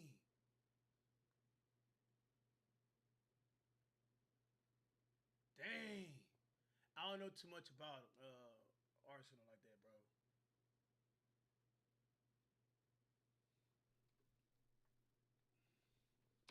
Head that way. Both of them are superficial. Okay. One shot grazed the head on the right side here. Okay. The mom, his daughter got shot right here, also grazed. His daughter? His daughter. So he shot his own daughter and his own mom. Okay. And then the friend Montez that's inside. Okay. That's how old is daughter? Adult daughter or kid? I got her date of birth 2006. So she may be. Okay, yeah. So she's like 16. Yeah, she's a kid. 17. Yeah. Apparently, I didn't get a full statement because of how fast everything was going. Okay. Supposedly he's in love with daughter. They're realizing that he's mentally ill and got some situation going on with his own daughter. Yeah, that's what I'm saying. So they're trying to get him to leave or get her to leave, and that's what initiated this. I'll get further when I get there. Nothing but the But this Tide barely donated scratches $2. the surface. They banned and him in the grotesque Civil text War to put it into context.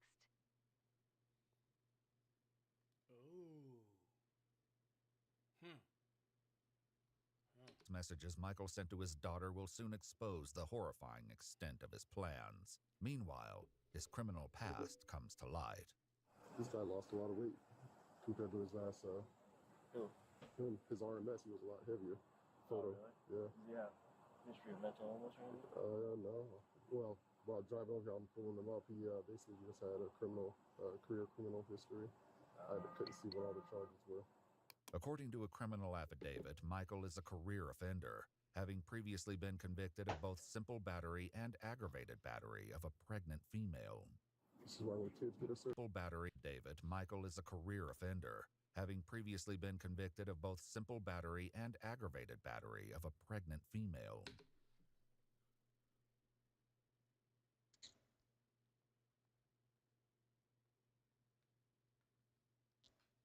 How is he a free man? How is he even a pregnant female? This is why when kids get a certain age, get them out the house. How old is he? He's born in 81, so 42. Oh, he's not that. He's old. Yeah, 42 years old. What you mean, bro?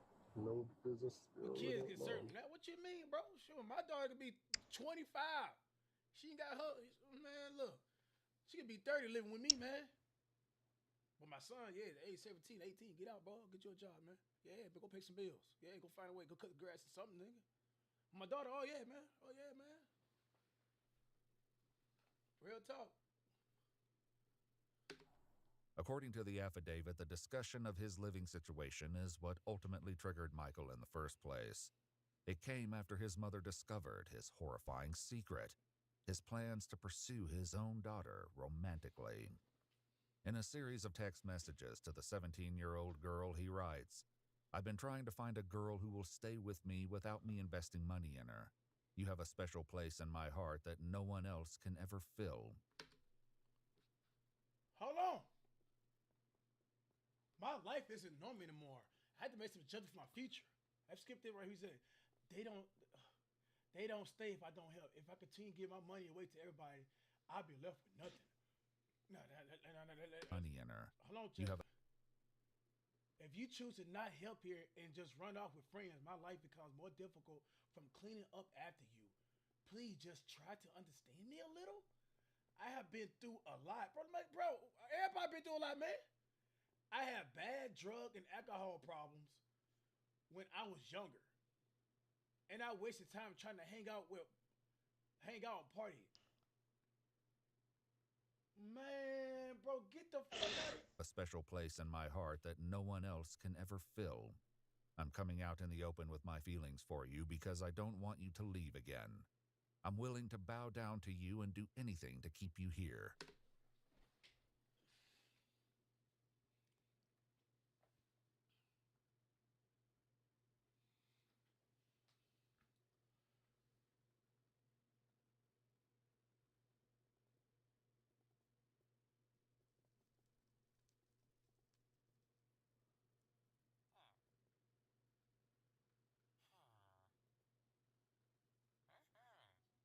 And the thoughts I'm having, bro, is this nigga disgusting, bro.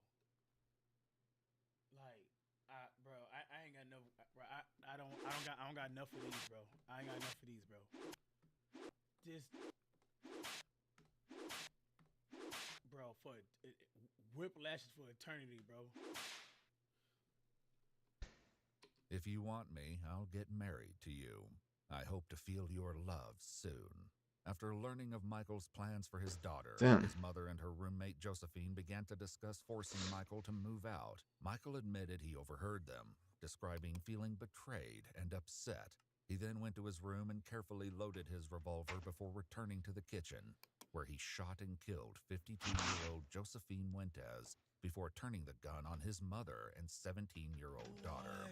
In January of 2024, 42-year-old Michael Monroe Banks was charged with first-degree premeditated murder with a firearm enhancement, 2 counts of premeditated attempted murder in the first degree with a firearm enhancement, attempted premeditated first-degree murder of a law enforcement officer, and possession of a firearm by a convicted felon.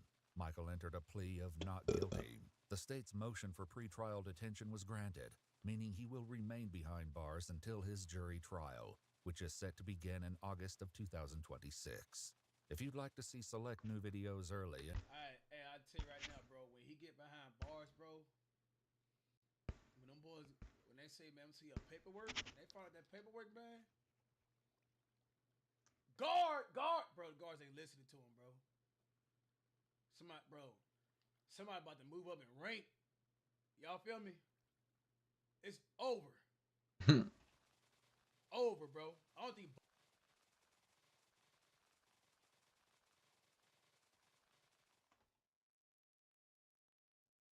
Yo! Big shout out to y'all. Big shout out to the big man above. This video I actually want to watch, man. Man's eats Coca-Cola and drop dead doing traffic stop. What?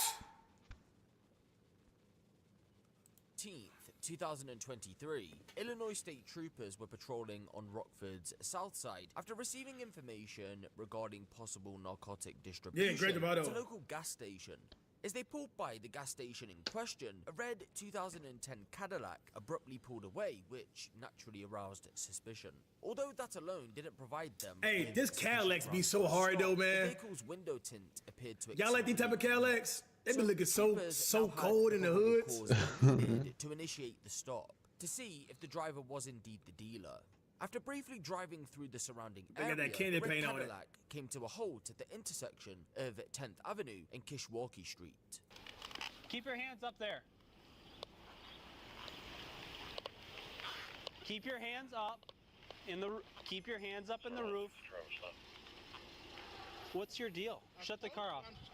Shut the car off. What's your deal? I'm scared. What are you scared of? Post 39. 80 East Mount Post 39. White Lincoln. SUV, Where's your license at? SUV, Wisconsin. Do you have a license? Nora 61. 100%. Adam Lincoln Nora 61. Give me your key. Where's your key at? Give it to me. I ain't gonna lie, it is justified to be nervous, man. But don't come out. Every time I get pulled over, bro, I don't care if you black or white. The fact I got pulled over, I'm scared. It's just what it is, bro. What's in there?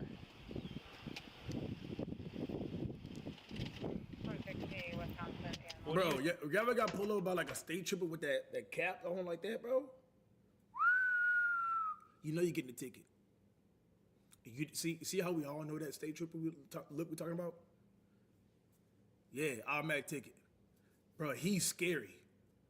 I think he's scary because when he hops out, bro, like the shoes be shiny. You know, it's too well put up. Like you had your fit ready for today from last night. Like you was excited to wake up today and go get some tickets, man.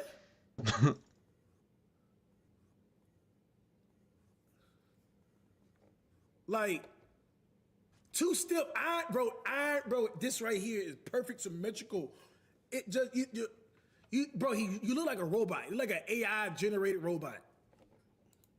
What are you doing? Like, why are you doing what you're doing? I know you saw me drive past the gas station, and you pull out. My cousin's a state trooper in my area, bro. A dick head motherfucker gave his mama a ticket for going 42 and 35. You start just ripping everywhere. What's good, JCO? Hop out. Don't reach for anything. Hey, you. That's the kind of shit that gets you scared, right? I'm just Get the fuck out. Hey, out. Come on back here. You got anything on you? All right, put your hands up top. Actually, just chill out. Just chill out. Because you're doing weird shit. That is sus reaching. That is sus. People don't do. You got no probable cause of pulling me over, man. I most definitely do. How? Stand over here. I don't have nothing on me, man. Okay, I don't trust you. But I'm saying I don't have nothing on me. I don't trust you. What's that, money? That's money, yeah. I don't have shit on me. Okay, people lie to the cops all the time. Separate your feet. What are we moving around in the car so much for? I'm scared, man. I'm scared. The police. I'm scared. Okay, well the last thing you do is start reaching around the inside of a car. I'm scared. But I'm scared because I got tents, man. I'm scared. That's why I pulled you over. I got tents on my car. Probable cause. Yeah. Yeah? Well, if you're scared, take them off. We gotta do better than that, y'all. Like, why? I know nobody like to ride fishbowl. I get it. If you know you riding dirty and you got dirty tent, make it make sense.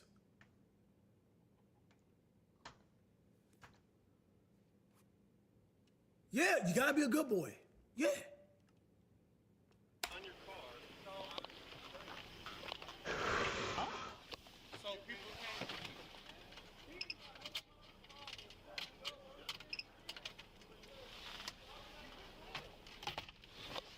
Hey, you gave me about 10 reasons on the way over here. I'm scared, man. I saw you pull up and then pull right. So I have all sorts of probable cause.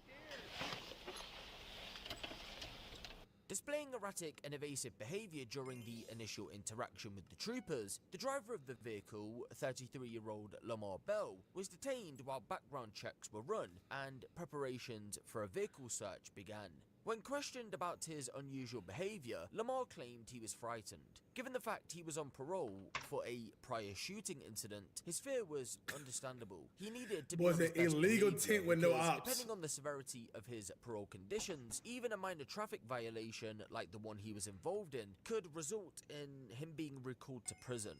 It was entirely possible that Lamar wasn't the dealer in question, and his fears about not wanting to be sent back to jail over a window tint could have been legitimate. However, one of the troopers spotted a small baggie with a white substance in on the driver's seat. It would soon become clear that his anxiety stemmed from something far more serious. And if you think this case is a total car crash of a story, wait until you hear about 41-year-old Mr. Camillo. It had been a regular weekday for him when out of nowhere, a car blew through a red light at an intersection in Pinellas County, Florida. Brain amazingly assist the injured turn result. Gotcha. Come on, man. I'm the massive paying these bills, bro. You think I ain't know when? You gonna do this, bro? Come on, man.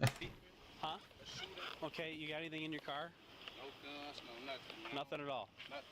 Okay, what were you reaching back in the back seat for? Because I got stuff that I bought, tissue and all that stuff. And So you needed a tissue when I told you to get out of the car? I got all that stuff, like tissue and what? I finished showing. I don't need you to show me. God, man.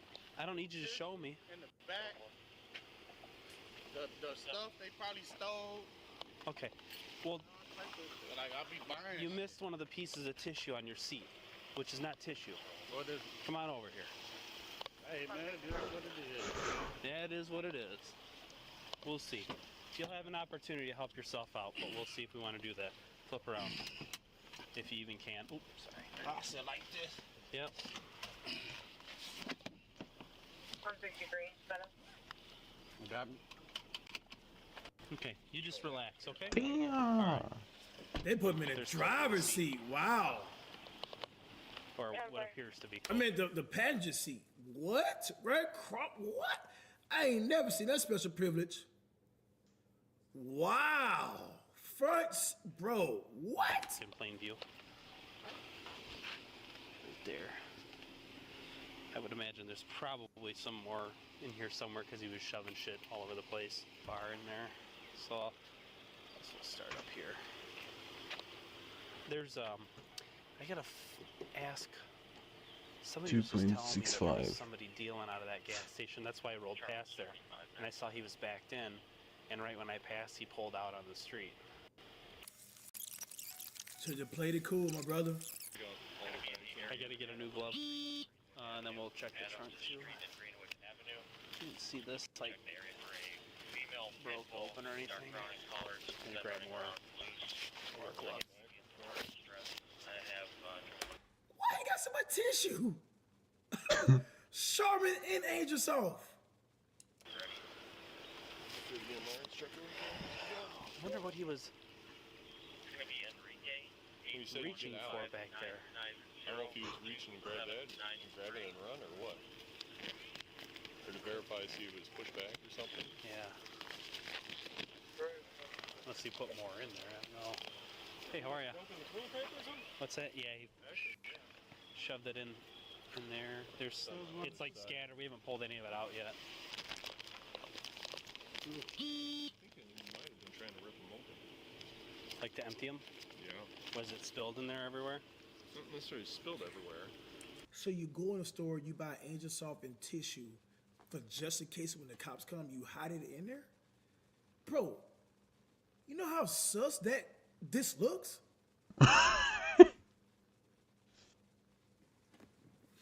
Wait, somebody explain me the method.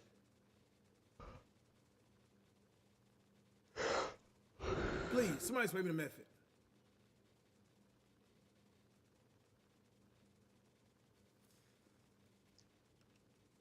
But it looks like they were. Yeah.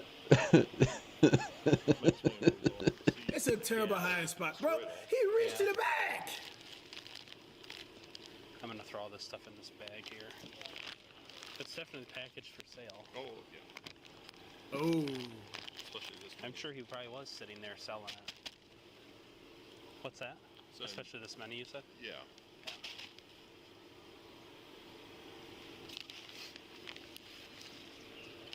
This this was on his person. I don't know if there's.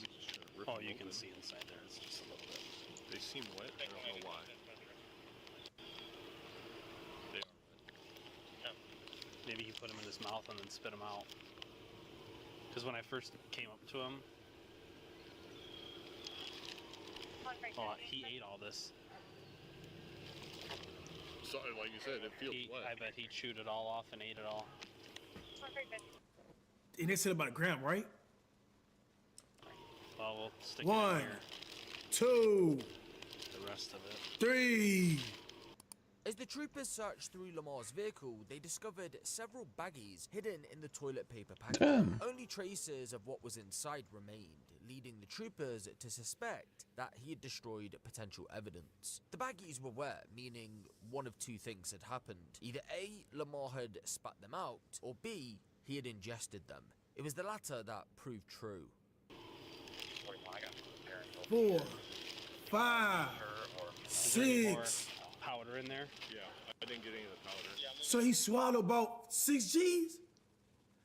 Oh, we don't even know how much it was in the things, huh? I'm gonna Mirandize him real quick. Yeah. Ask him what it is, and then ask him how much of it that he ate, because it could be a problem. Yeah. And well, I haven't checked the trunk yet, so. Damn. What are you doing? Nothing, man. God damn. Huh? Nothing.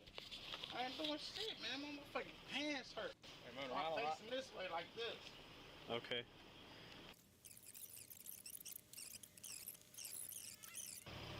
With those rights in mind, you wish to speak with me about what's in the bag. Y'all look. Whoo! They eating them up right now. Bow, bow.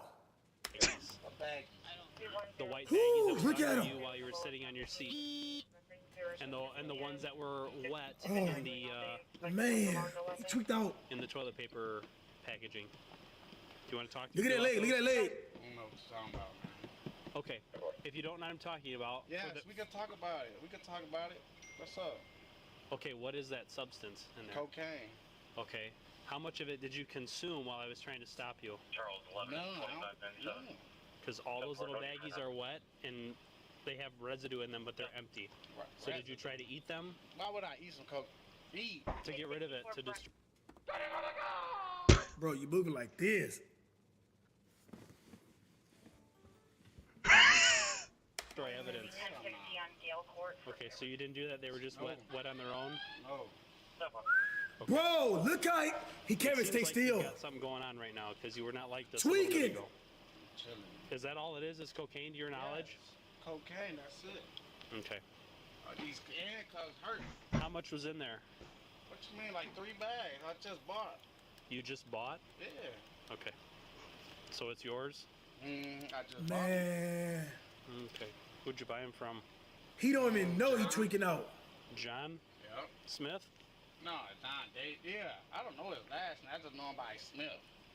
You just know. Dog, he just gave the dude full name. John, bro, I don't know the dude's last name. I just know he go by Smith. You just said John Smith, my brother.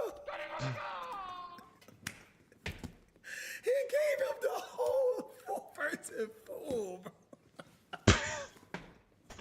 Full, bro. God. Bro, he's over, bro. By Smith? Yes. Okay. How old is John? Shit, I don't know. Is he a white guy, Call black the guy? ambulance. Call the ambulance. Yeah, get it now. Call the ambulance, man. For what? Cause I'm. Man, Call go! the ambulance. For what? Call the This ambulance. nigga tweaking out, cop. Bro, oh yeah. He knows it's bad. Ambulance, man. What do you need an Call the ambulance, please. What do you need it for? We Call, have to they give him not a calling reason. the ambulance. I swallowed some cocaine and they did not call the ambulance. Call the ambulance, man. Okay, relax. Call the ambulance. Yo, imagine. Hey, call the ambulance. Ooh, imagine that feeling, bro.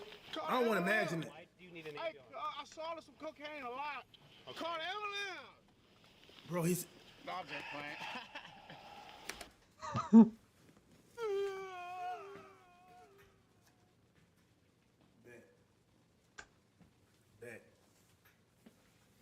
Bet.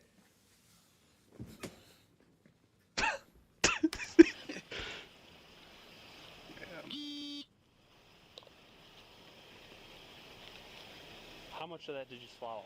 I didn't swallow nothing. I bought 4 bags. 3 bags. There's like I 7 did or 8 one. there, and there is like 3 left. Probably, yeah. Snorted on Hey. Duh. I snorted. Okay. So you just purchased all Bro, those. imagine how his heart is right now, How much man. did you buy them for? $30. A piece? Mm-hmm. And while you were driving, you were shoving them in the... Please call the ambulance, man. On the side. On the side? Mm-hmm. Okay. On the side I of lost what? one. Shoving them on the side of what? Shoving them on the the... Well, just call the ambulance. For I swear to God. I need the hospital. Hey! Call the ambulance! Call the ambulance, please! Hey, y'all think it's hitting him like in waves right now, huh?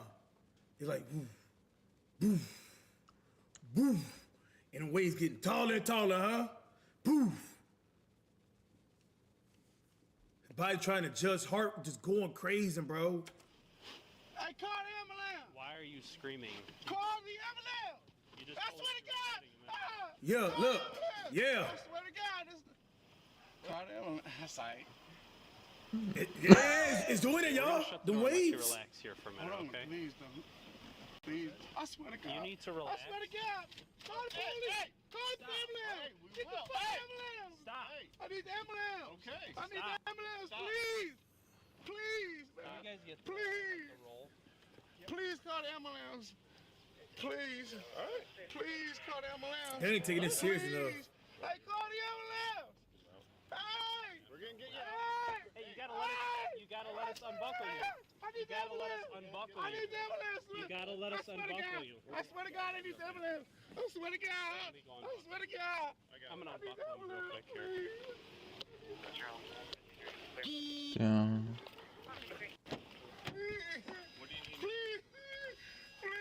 I'm gonna unbuckle him, you ready? Please.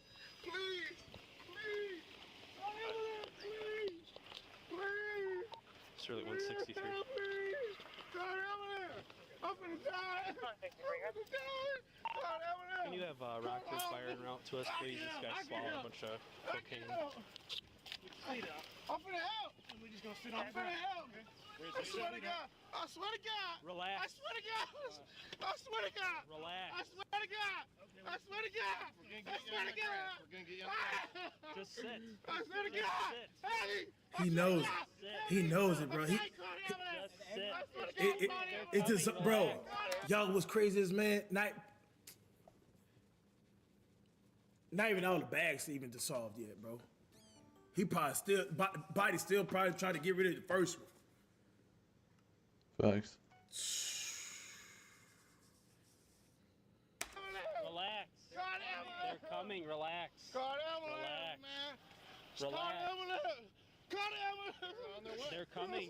Relax. Sit I up. swear to God. Sit I still. swear to God. Call the ambulance. Hey, just relax. I know. I'm not doing this. Just relax. I'm not doing this. Relax. I'm not doing this. I'm not doing this.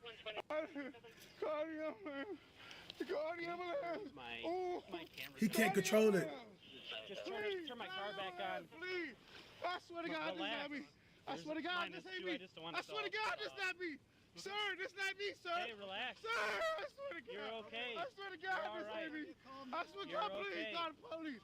Call the ambulance. Yeah, we're right Oh, here. I swear to God. Call the ambulance. Man, he cannot even control his body right now, bro. Relax. Relax. Relax. Call the ambulance. Call the ambulance.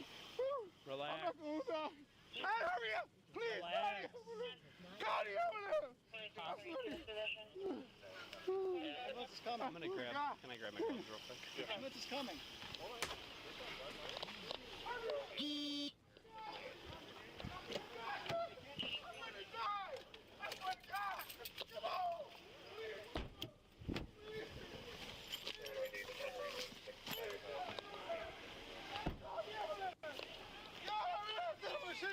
Tell them I got cocaine in my stomach. They're coming. Oh, let them go. I swear to God. Hey, help me, man. Just relax. They're coming. You have to relax. Put my heart. Palmer hurt. You have to relax. Palmer hurt. Hey, get Palmer hurt. Hey. Ooh. That only helps with your blood flow. Just relax. You're breathing. Palmer hurt. Palmer hurt. Save me. Save me. Palmer hurt. Palmer hurt. Yeah. Palmer hurt, please. You have to calm down. Palmer hurt. I can't breathe. Yeah. Man. We're gonna fast forward it right here, chat.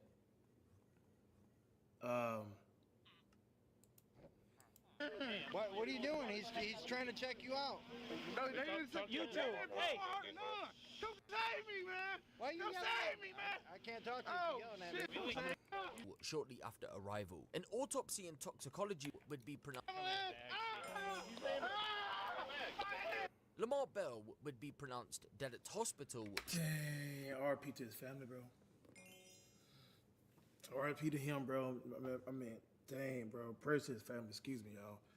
Shortly after arrival, an autopsy and toxicology report revealed he ingested a cocktail of narcotics, with adverse effects of cocaine listed as the official cause of death. He was found to have had 42 baggies in his stomach, containing a total of 18 grams of cocaine.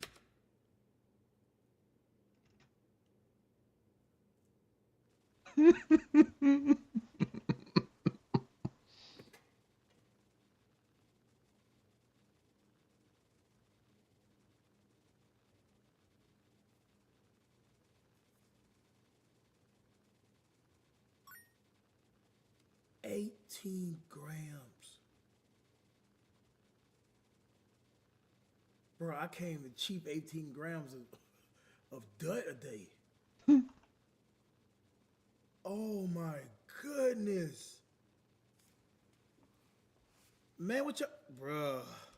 Initial noise about the incident on social media suggested Lamar had died as the result of a physical altercation with Rockford police during a traffic stop. As you know, that wasn't the case at all. These initial reports caused outrage within the community. Many demanded answers, and once they received those and clarification was made, those same people wanted the troopers to be charged as they believed they had delayed medical attention. 2 charges were considered: involuntary manslaughter and official misconduct. Ultimately, the state declined to pursue either. To prove involuntary manslaughter, the troopers would have had to take some action that directly caused Lamar's death. The state determined that the troopers followed correct procedures, did not act recklessly, and did not otherwise... What's up, babe? So I placed the order for a baked potato and a chili. Yeah. Hey, he was dumb. Sticker ripped off of it, so somebody's tampered with our food. So I had to call them and let them know that, hey, you guys, does your food come stapled, or like, do you guys put a sticker on it? You know, when we order DoorDash, and they were like, oh yeah, but we can definitely remake the order for you. I was like, there's no sticker on it. The food looked like it's tampered with. There's like fingerprints on the food. I was like, I don't like that. And they were like, yeah, if you can come by and like pick up the order, but I'm just like, The person who dropped it off, do you see? No, but the bag is ripped. Like, Oh, nah. Man, don't eat from it. It's good. The bag is like open. Yeah. It's ripped. There's no sticker. And he was like, yeah, we had trouble putting a sticker. I was like, there's no sticker on it. They were like, oh, we'll remake the order for you. What? I don't want to say what restaurant it is, but. Yeah. Okay. Yeah, our food was tampered with. So I'm going to have to throw it away and go get the order again. But it was leaving. Okay. All right, man. It caused his death. Huh? In GTA? No, man. Oh, sorry. Sorry. The result of his death came from narcotics ingestion. So again, the state said that an involuntary manslaughter charge would not stand. And to prove official misconduct, the troopers would have failed to assess whether Lamar was injured, whether due to use of force or otherwise, and failed to render medical aid within a reasonable time frame. The state concluded that the troopers acted within a reasonable time. Hey, man. How y'all feel about the situation? Do y'all feel like they did a good job dealing with him, or I feel like they could have did a better job saving him?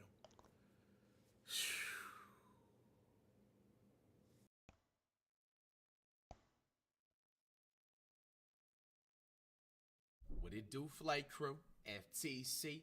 Flight team, stand up! Hey, man, we back on Man Patrick CC, man. We can't be sleeping on these types of videos. We got a so fresh, so clean kind of education. why fast food sucks now. Bro, I'm not gonna lie. I feel like over the past like 5 or 10 years, which honestly it could be a good thing if you think about it, because bro, you're not supposed to be eating fast food to begin with. It's actually really bad. There's all types of scientific studies. We all know that. We don't have to go down a whole laundry list. With that being said, bro, there have been losing a certain type of nostalgic feeling with a lot of these fast food joints. Like even bro, you go to the Taco Bell like early 2000s, bro, or like a McDonald's or a Burger King, or even a Wendy's, bro. I just feel like ever since Wendy's like changed their remember when they had like the yellow bags, bro? I ain't even gonna lie, Wendy's was like top 3, even like regular food. You know what I'm saying? When they used to have the yellow. Never had Wendy's, But, hey, man, Wendy's in my life. I'm going to show you a few different modern fast food locations with the look. Last quiz, you guys actually passed. So with that being said, there still is actually going to be a quiz this Friday, unfortunately. I know. Just let it out. Relax. But I'm not going to make it too difficult. You know what I'm saying? There should at least be a B passing rate with this one. All right? Logo's removed, and I want to see if you can guess which restaurant it is. Here is number 1. That is Panda Express. Here's number 2. All right, so I ain't gonna lie, I was gonna say something else, but besides the fact, I know I'm gonna probably be like babbling a lot, and mind you, you can always watch the original video if you just want to watch it straight through. Bro, when it comes to fast food, bro, it's like a certain type of nostalgic thing that it has to it. You know, so I'm gonna be explaining all types of different ways, and also it doesn't help because your boy just hit the dust, so maybe the munchies could be hot, possibly. You know what I'm saying? But whatever. Bro, I'm gonna be honest, I didn't really get into Panda Express until like after like 2016, 2017. I was super late. So can anybody let me know, first of all, like, how was the Panda Express back then, like the 2000s, or was it around in the 90s as well? Did it taste different compared to how it is now? I want to be That is Arby's. I'm not gonna lie, the Arby's hate has to stop. Panda Express. Here's number 2. That is Arby's. Bro, stop acting like Arby's don't smack. You know what I'm saying? If you get the right location, you know what I'm saying? I've had Arby's a cool little 7-8 times throughout my life, bro, and I ain't been disappointed once. I think the most of the time I've had Arby's was through the airport. I forgot which airline or airport has it. I don't know if I was leaving through the Orlando airport, South Florida airport, and they could have maybe built them more like throughout the years and stuff, throughout all different types of parts. Or maybe it was a Texas one, I don't know. But like nonetheless, bro, like you get that number 1, just some simple. Now I ain't gonna lie, I can't really vouch for the other menu items, but bro, just a plain. Oh yeah, I've also had it in like ATL a few times when I used to be at ATL hella like back then. Bro, yeah, you get the number 1 with just like, bro, come on, you're welcome. And just ask her to make it fresh too. You know what I'm saying? It's a sleeper. Damn. You know what I'm saying? Here's number 3. That is Burger King. Here's Burger King, man, lost hella aura through the years. Hey, here's number 3. I'm not gonna be Hollywood though. I still fuck with Burger King. You know what I'm saying? I don't respect people that be like, oh, who's keeping Burger King in business, bro? Stop acting like the Whopper with no onion, add cheese, tomato, lettuce. Burger King is fire. Bro. Like, stop yeah, playing. it's gonna fire, bro. It's gonna fire. You just get like a double cheeseburger. You know what I'm saying? I used to get that. I didn't start getting to the Whopper until I turned like mid-teens and stuff, bro. Or sometimes I ain't gonna lie, the chicken tenders and the nuggets, I don't know what happened. They actually used to be so good in the 2000s. I'm actually genuinely pissed that Burger King. Maybe that's why people be dissing Burger King like that, because you gotta remember there's some chicken tender eaters like anywhere you go, and there's nothing wrong with that. Like I fuck with chicken tenders heavy, but bro, Burger King definitely. I don't know what happened. They used to have some good ass chicken tenders and nuggets back then, bro. Early 2000s, bro. Like, and I don't know how it was for the 90s. I don't remember the taste buds. Your boy was like 2-3 years old or whatever. You know what I'm saying? You know what I'm saying? Hold them jokes in. People want to be like, oh, how you should remember, bro. You were in the 40s and the 50s. But nah, all jokes aside, bro. I don't know how long Burger King been around, bro. But nah, they used to have some really good chicken, bro. Damn. But nah, nonetheless, the burgers and the Burger King, the way they taste, they're 100% top 3 burgers. If you want to even put it in the regular burger category too, outside of fast food joint. That chargo taste, foil brill, whatever they call it, bro, that they advertise, yo, that's some good ish. Burger King. Here is number 4. Wendy's? That is Wendy's. Bro, Wendy's had the yellow bag logo back in the day, bro. I don't know why they took that out. Ever since Wendy's, this is another one I won't be Hollywood on. I still fuck with Wendy's like occasionally. You know what I'm saying? If that's like some Wendy's be open like hella late and it be coming in clutch. But bro, when they had the yellow bag, bro, it just hit different back in the day. Dog. Fast food restaurants in America have completely lost their identity. I ain't gonna lie, like, I don't really, the only thing that changed with Taco Bell personally to me is some of the menu items do be like random and seasonal or whatever. Not outside of that, but like the look of Taco Bell. Taco Bell used to have like a certain look to it, if you know what I'm talking about. I think we reacted to a video like that way months back ago or whatever. I was talking about was good now. It used to have some type of a look to it. Now it's just like they're just making it too plain and putting no effort. But I ain't gonna lie, Taco Bell, low key, their longevity has to be studied. And I will say it does depend on location you go to and how much you kind of like pitch in, like, hey, can you make this, you know, my food fresh type stuff. But no, I ain't gonna lie, it been low key consistent. Like I ain't gonna lie, you know what I'm saying? Like Identity, but it Chick-fil-A obviously, like, I ain't gonna lie, certain things and items on Chick-fil-A have like been going crazy like bad. Like the fries used to be way better. I don't know what they're doing in the fries now. Like certain items, we already know. Doesn't stop at these soulless gray buildings. Fast food. Yeah, McDonald's. This is crazy, bro. They used to be so. It's their identity, bro, but it doesn't stop. They used to be so artistic, bro. Like with the McDonald's back in the day, bro. I remember like as a kid, bro. I used to go to the McDonald's playground and stuff like that, bro. Like. Just the look outside, like they had the Ronald McDonald, bro. Like it's just like you just tell they're just only down to get a bag now. Like you feel me? Like this is just crazy. This is actually. I wish he had some before and after pictures too, like older. You know how these joints look, but it's these all good. We all know soulless what they gray look buildings. like. Fast If he food was used around. to be cheap, tasty, and most important, these soulless gray buildings. Fast food used to be cheap. Bro, you could get a quarter pounder back in the day for 70 cents. Tasty, and most importantly, fast. And on top of that, the experience used to be fun. Look at that. I'm glad he put the before and after. But now, I ain't gonna lie. And most importantly, fast. And on top of that, This looked like some 1970s, maybe. Maybe they correct me if I'm wrong. I never seen a McDonald's look like that when I was growing up. But you see what I'm talking about. Look at the creativeness, bro. Like McDonald's, do y'all recognize that if you go back to making something looking like this, bro, your sales will boost just all. Bro, I'm not gonna lie. I'm choosing, if a McDonald's, if I'm driving past down the street, or let's say you on a road trip, or whatever, bro, you motherfucking drive past down this, bro. Yo, forget about In-N-Out, forget about Whataburger, forget about these other, man, forget about this, like, actual real restaurant food, bro. I'm going to this. For real. They're like personally, and it's crazy because, like, you shouldn't really think, you should actually think about, obviously, like, what's going to be the best decision, deliciousness or whatever the case was. And also, I mean, you can't really get healthy with the burger unless you go, like, vegan or whatever. But, like, bro. Oh, bro, like this is amazing. appealing. It's like graphics when you're comparing it to like a video game, bro. Like, sure, we all care about the gameplay when it comes down to similar with food. We all care about how it actually tastes. But, bro, sometimes that artwork be helping too, dog. Like, the experience used to be fun. Today, the color is gone. The prices for a meal are almost the same as a regular restaurant, and the service is slower than ever. That is actually crazy, bro. Yo. The most unhealthiest food you get in for almost. But this did not happen by Might as well go to accident. Chili's. In fact, it's all by design. And today I'm going to break down why fast food today is colorless, expensive, and slow. And while it might sound like all hope is lost, there is something you can do to change it. And if enough of us do that, we just might be able to return to the glory days. Really? Modern American fast food buildings are the perfect representation of the soul that's been sucked out of the industry. Right. What used to be these creative architectural fun houses have transformed into sterile gray boxes that are severely lacking identity. Some of them kind of look like modern homes, some of them look like banks, some of them just look like corporate offices. Kind of look like modern homes, some of them look like banks. Hey, I ain't gonna lie, that actually kind of looks fly for the Taco Bell. That looks like something out of like 2037 or 2040, but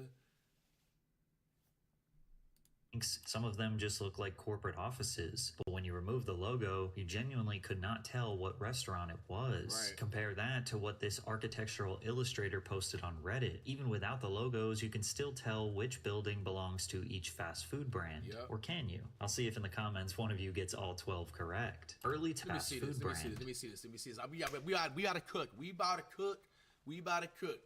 All right. Now y'all don't lie. You know what I'm saying? Let me know if you get all of them right now. All right, we just don't go through. I'm not gonna make it too long. Pizza Hut. Is this Fridays? You know that one restaurant Fridays? It's gotta be Friday. You remember? Yeah, the Fridays restaurant. It has to be. McDonald's, White Castle. Damn, this is hard right here. I ain't gonna cap. Nah, this ain't all fast food, Patrick. Come on. Is this Golden Corral? This gotta be In and Out.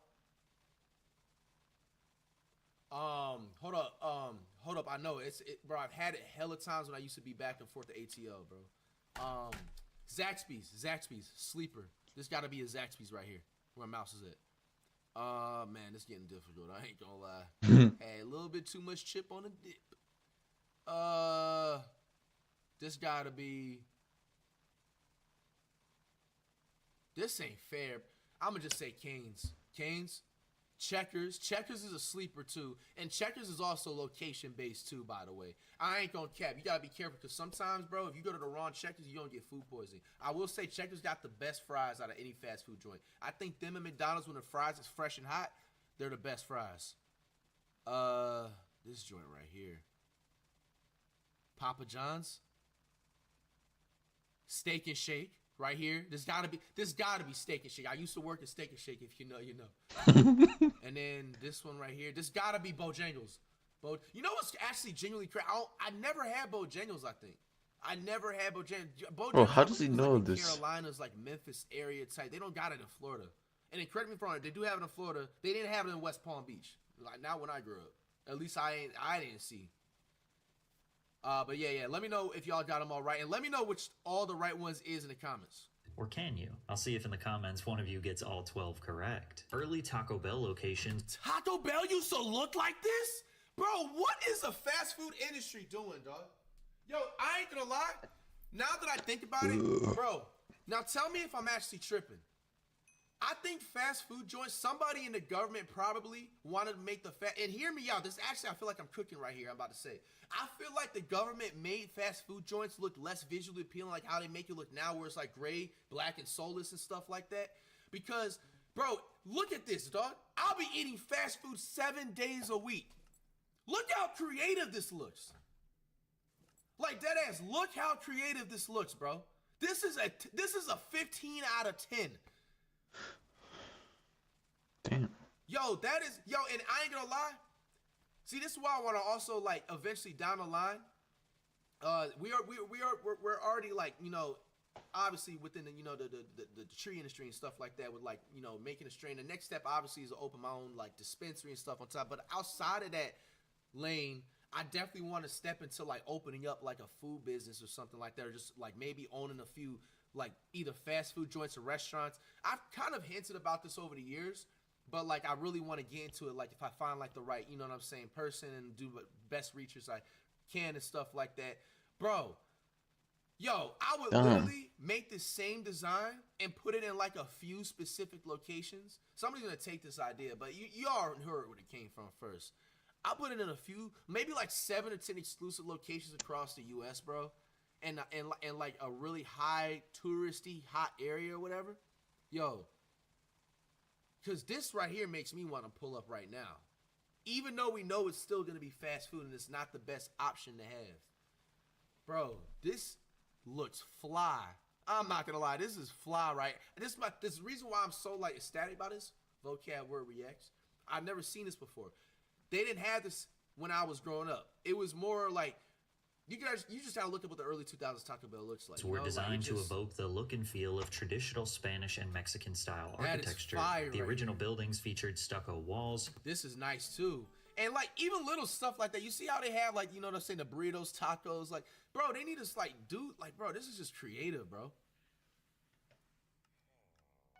Red clay tile roofs, Damn. exposed wooden beams, and arched entryways. Now, you get a gray box with a modern purple LED. This is crazy, dog. That is just, like I said, man, I just know the government did that from the last transformation to this transformation, so less people can go to fast food and people can't be sitting up there blaming, oh, like, y'all just making us trying to eat the worst food and stuff like that.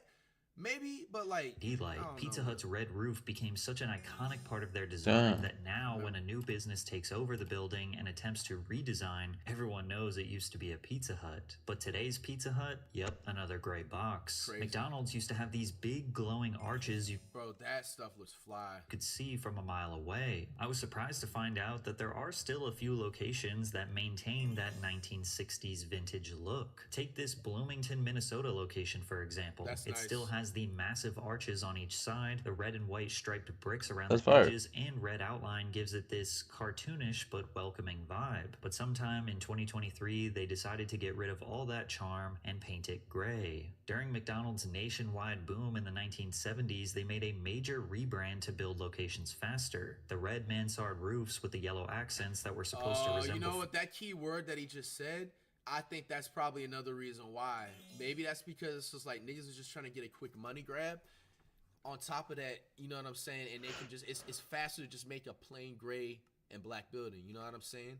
And I have a feeling Patrick, you know what I'm saying, it's probably going to be like, this probably takes longer to build because of the, you know, design. French fries is what most people remember visiting throughout their childhood. There are still a few locations out there that haven't been modernized. This one in Dunedin, Florida looks absolutely beautiful with the palm trees and the bright blue sky. Or check out this stunning Durham, North Carolina location. That looks nice. This photo was taken in 2021, but it looks like we took a time machine back to 1993. Right, that looks fly right there, man. Sadly, see, bro, that's why I always be like messing with like the South and stuff, bro. They got a lot of like vintage like stuff, and like sometimes out in the middle of like random places and nowhere and stuff like that. Like in the U.S., like they just have that vintage look, bro. Everything's becoming too Futurama looking. They gotta chill. This one was also painted entirely gray in 2024. Even this location outside of Disney. Oh, that is fly, bro. That is fly, bro. That is fly right there, bro. I'm not gonna lie. World looked like a theme park of its own, and I'm sad to admit that this creative masterpiece has been replaced by what looks like a corporate headquarters. Now, one of the main reasons behind the gray box trend is that it's a safer, smarter real estate investment. This strategy leans heavily on modular construction and prefab standardized architecture. When a previous brand needed a very specific build-out, which usually came down to their custom roofs, it just cost more. And in a way, they're also preparing for their imminent failure, because these vague buildings can be transformed into just about any other business. Bro, that just sounds so depressing, bro. He basically was just like the whatever fast food restaurant, just in case, because they think they're gonna fail most likely. It also is easier to just rebuild something because it's just a gray black, you know, skin building. In New Jersey, this Wendy's was transformed into a Burger King. In Missouri, this old Burger King was turned into a Wendy's. This former Taco Bell KFC combo was turned into a local pharmacy. What? And this former Arby's... That's real bad, bro. How you have a KFC and Taco Bell connected like that, bro? Taco Bell KFC combo was turned into a local pharmacy. And really not smart too, because there's too much choices, so maybe this former Arby's is now a local pizzeria. And to no surprise at all, the local pizzeria made a more charming and visually interesting design. Now my favorite is when chains actually do the opposite of this, when they repurpose an old building, like this old bank in Wilmington, North Carolina that was transformed into a Dunkin' Donuts. It's undeniably smarter and probably more sustainable to build buildings that can outlive the brand inside them, which will in turn reduce waste and provide opportunity to future businesses. But there's just something sad about it too. Each restaurant lost all its character. But it's not just the exterior that lost its character. The interior is where many of these places thrived. Stepping inside used to feel like entering a little world of its own. Taco Bell had these purple and teal Art Deco chairs, textured wall tiles, and neon squiggles that felt like walking through a 90s arcade. People today would probably call this tacky, and they might not be wrong, but damn, it has an identity. But before we dive deeper, the other day I wasted hours trying to cancel all those subscriptions I forgot about. Luckily, today's sponsor Rocket Money is here to help. Rocket Money is your and free. Wendy's had an immaculate 1970s grandma aesthetic. Dog, Wendy's, why did y'all change this? See, it has to go back to what I said too, bro. Imagine, bro, Wendy's looking like this right now, bro. Yo, nobody would be eating anything organic or real food, bro. Like, This is actually really bad. Like, bro, I deadass will be in here like 4 times a week. Just look, bro. Imagine you be like, hey, we gonna go to Wendy's tonight on a date. You know what I'm saying? Like, you can't actually, you know what I'm saying, bash a dude if they want, even if they do.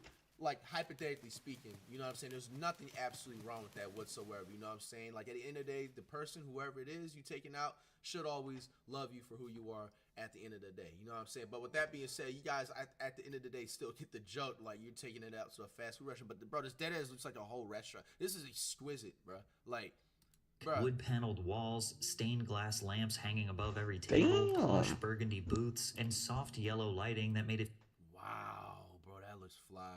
Feel more like a cozy living room than a fast food joint. And these sunrooms, dude, these sunrooms absolutely ripped. Pizza Hut felt like a legit sit-down restaurant. I remember when Pizza Hut looked like this. With thick carpeting, red vinyl booths, and those iconic Tiffany-style lamps that turned every meal into a dimly lit occasion. McDonald's had burger seats. Look at these. I don't remember the burger seats growing up. I think this was like a 90s, 80s, 70s thing, maybe? Burger seats. Are they a little terrifying? Sure, but I think we can all agree that we want them back. And when management started encouraging a more kid-friendly atmosphere, almost every franchisee built massive playgrounds and indoor sets packed with massive tubes, nets, and ball pits to play in while the adults got to enjoy their meal. However, for years, McDonald's had been dealing with injury lawsuits where kids hurt themselves climbing around rope What? ladders and monkey. What? I didn't even know that. And this is going on in 99. So that's why they stopped mostly with the playground. I didn't even know that. I mean, bro, that's low-key an easy lawsuit. You think about it. Like, you know, you sitting there eating and stuff like that. And it's sad because there's so many ways that they can, like, low-key go about it. They can just be like, oh, like, he just had some food and your food maybe was too greasy or something and it caused him to slip on the playground. Yeah, it's just too much of a liability, man. Damn, nah, bro. I ain't getting not one injury when I used to be a kid and play on the McDonald's playground, or Burger King had a playground too. I forgot which playgrounds were the better ones. I think, McDonald's probably had more. Yeah. Bars. In a 5-year span alone, from 1986 to 1991, 1,500 injury claims were filed against McDonald's when kids fell off their equipment or got trapped in one of their structures. What? Hundreds, if not thousands, of injuries went unreported, and not to mention the sanitation concerns. Even as a kid, I knew those things were filthy. Yeah, bro. I ain't gonna lie. I had to wash my hands like 2 or 3 times. Bro, how my voice cracked at the age of 30? Bro, look, all jokes aside, bro. I remember when I was finished playing on that play, bro, I had to wash my hands like 2-3 times, bro. Hand sanitizer, the hand sanitizer wipes, bro. I ain't gonna lie, them things was dirty, low-key, but I still had fun. Some places have still tried to hang on to that old-school charm well into the 2020s. I found this 1950s retro diner-inspired McDonald's location in Williamsburg, Virginia. They have a whole-ass 1957... Bro, I remember they had the car, the classic cars, and just that little classic 1970s disco era type of look. Bro, that was fly, bro. And I ain't gonna lie, that made the food kind of taste a little bit better, bro. Chevy on the inside just parked in the middle of the restaurant. This beautiful time capsule location was, you guessed it, grayed out and turned into another modernized hospital cafeteria a few years ago. A location in Bensonhurst, Brooklyn was redesigned to a 1980s theme for a Marvel movie, and to no surprise at all, everyone loves it. And even though it still doesn't look like a true time capsule, it's just enough retro and modern combined to give the place a lot more soul. And if you're watching this and you have a fast food location near you that still has some old school charm, drop it in the comments because I want to see. But the blueprint for the modern fast food gray box, the minimalism, the neutral tone textured wallpaper, the IKEA chairs that hurt to sit in, the inoffensive abstract art, the dim industrial lighting, it can all be blamed on Chipotle. Chipotle's early 2000s expansion marked a turning point in the fast food industry. Their concept was called fast casual. You still got your food quickly, but the experience felt more elevated. The menu was simple, the ingredients were marketed as fresher, and the interiors ditched the kid-friendly chaos in favor of something more modern. Because of this, they were able to charge a higher price, and teenagers, college kids, and young professionals were more than willing to pay. But they weren't just paying for vibes. Those 2010s Chipotle burritos were massive. Hell yeah, bro. I remember when I first had Chipotle, like when it was really like nobody knew what it was at all, bro. Like, I'm talking as early, I think like 2009, 10-ish, something like that, bro. Yo, and I ain't gonna lie, it used to really like, bro, it's weird. with me, because I just know like a lot of people love Chipotle, especially like the gym type of people and everything like that. I'm assuming, you know, I just feel like there's way better, not even just healthier options, but just better options. Just be honest, I always felt like after like 2014, 15, when I got like a really bad food poisoning from Chipotle, bro, like I ain't looking at the same after that, bro. Like tell me if I'm tripping. To me, Chipotle is only good if you have it like 3 to 6 times a year. Like, I probably had it about 4 times this year, so I'll probably have it 2 more times before the end of the year. But that's just personally to me, bro. Like, and yes, I do like actually go there. I know Chipotle is not something you're supposed to DoorDash and stuff like trust. Like, it just doesn't hit after like 2014, 15 to me. Like, that's just personally me. Get at least 2 servings of food for one price, which made it comparable to 2 fast food trips. Chipotle's success came at a time when McDonald's and other giants were on a rapid decline. In 2003, McDonald's stock price fell to a 9-year low, and in Q4 of 2023 was the first net loss in profits they ever had, losing $344 million. Public pressure around junk food intensified during this period. The Super Size Me documentary further tarnished the company's brand. The doc followed Morgan Spurlock, who ate at McDonald's restaurants 3 times a day every... I mean, yo, I remember when my mom put me on to this movie because it gave me an idea of like to be careful, like no matter how hard you work and stuff in life, take care of your body and just don't abuse it with fast food often and everything like that. But bro, I ain't gonna lie, he exposed the hell out the the fast food industry. I was about to say music industry. He exposed the hell out the fast food industry, bro. Like. And to be honest, he did kind of go a little bit overboard because if you're being real, like, bro, if you're eating not even just McDonald's 3 times a day, but fast food 3 times a day, like actual fast food 3 times a day. I'm not talking about like if you go to the gas, because I understand like if you're on the road and stuff like that, your work, you don't got like time and stuff that not everybody does. But bro, you can always go to the gas station and get like a Smucker's or a PB&J type of a sandwich or whatever. That's not fast food. Like actually legitimate fast food like McDonald's, Burger King, Wendy's. Bro, if you are eating that in any given circumstance 3 times a day, there is something mentally ill with you, bro. You know what I'm saying? Like I said, he did kind of go overboard because nobody on earth, I can maybe see 2 times max. You know what I'm saying? You're moving out somewhere, you're driving through the road across the country. You have maybe the fast food breakfast and then like the dinner later in the day because you just had no other option. And that's on some rare blue moon stuff.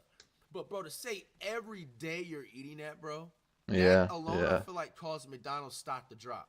Because he did expose so much stuff, for a bro. month, consuming every item on the chain's menu at least once. At the end of the experiment, the 32-year-old had gained 24.5 pounds, a 13% body mass increase, increased his cholesterol to dangerous levels, and became the proof the media needed to paint fast food as the face of America's obesity crisis. So while McDonald's scrambled to repair its image, Chipotle was thriving, offering a cleaner, simpler, healthier experience that looked and felt like the opposite of everything fast food had become. In response, McDonald's started the Forever Young campaign to transform the playground feel into a cafe-style space. What resulted was a push for a more contemporary aura, accented by terracotta, olive, and gray colors paired with wooden furniture. Of course, other fast food restaurants saw this change and followed suit. I also believe that the success of Starbucks and maybe even the Apple Store had a big impact on the aesthetics of fast food chains. Starbucks proved that people would pay a premium price to hang around in a space that felt upscale. And Apple taught the entire retail world that an ultra-minimalist design could signal trust and quality. Today's... I mean, bro, like, we gotta keep it about food, though.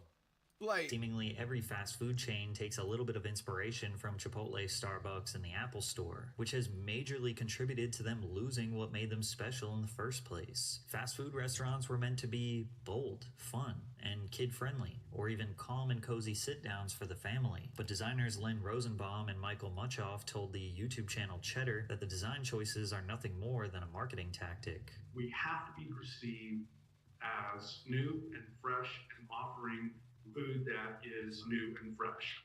What has changed within our restaurants? We want to communicate that to the customer on the outside, and the easiest way to do that is through architectural and interior design. How can we make it look healthier, but not actually make it healthier?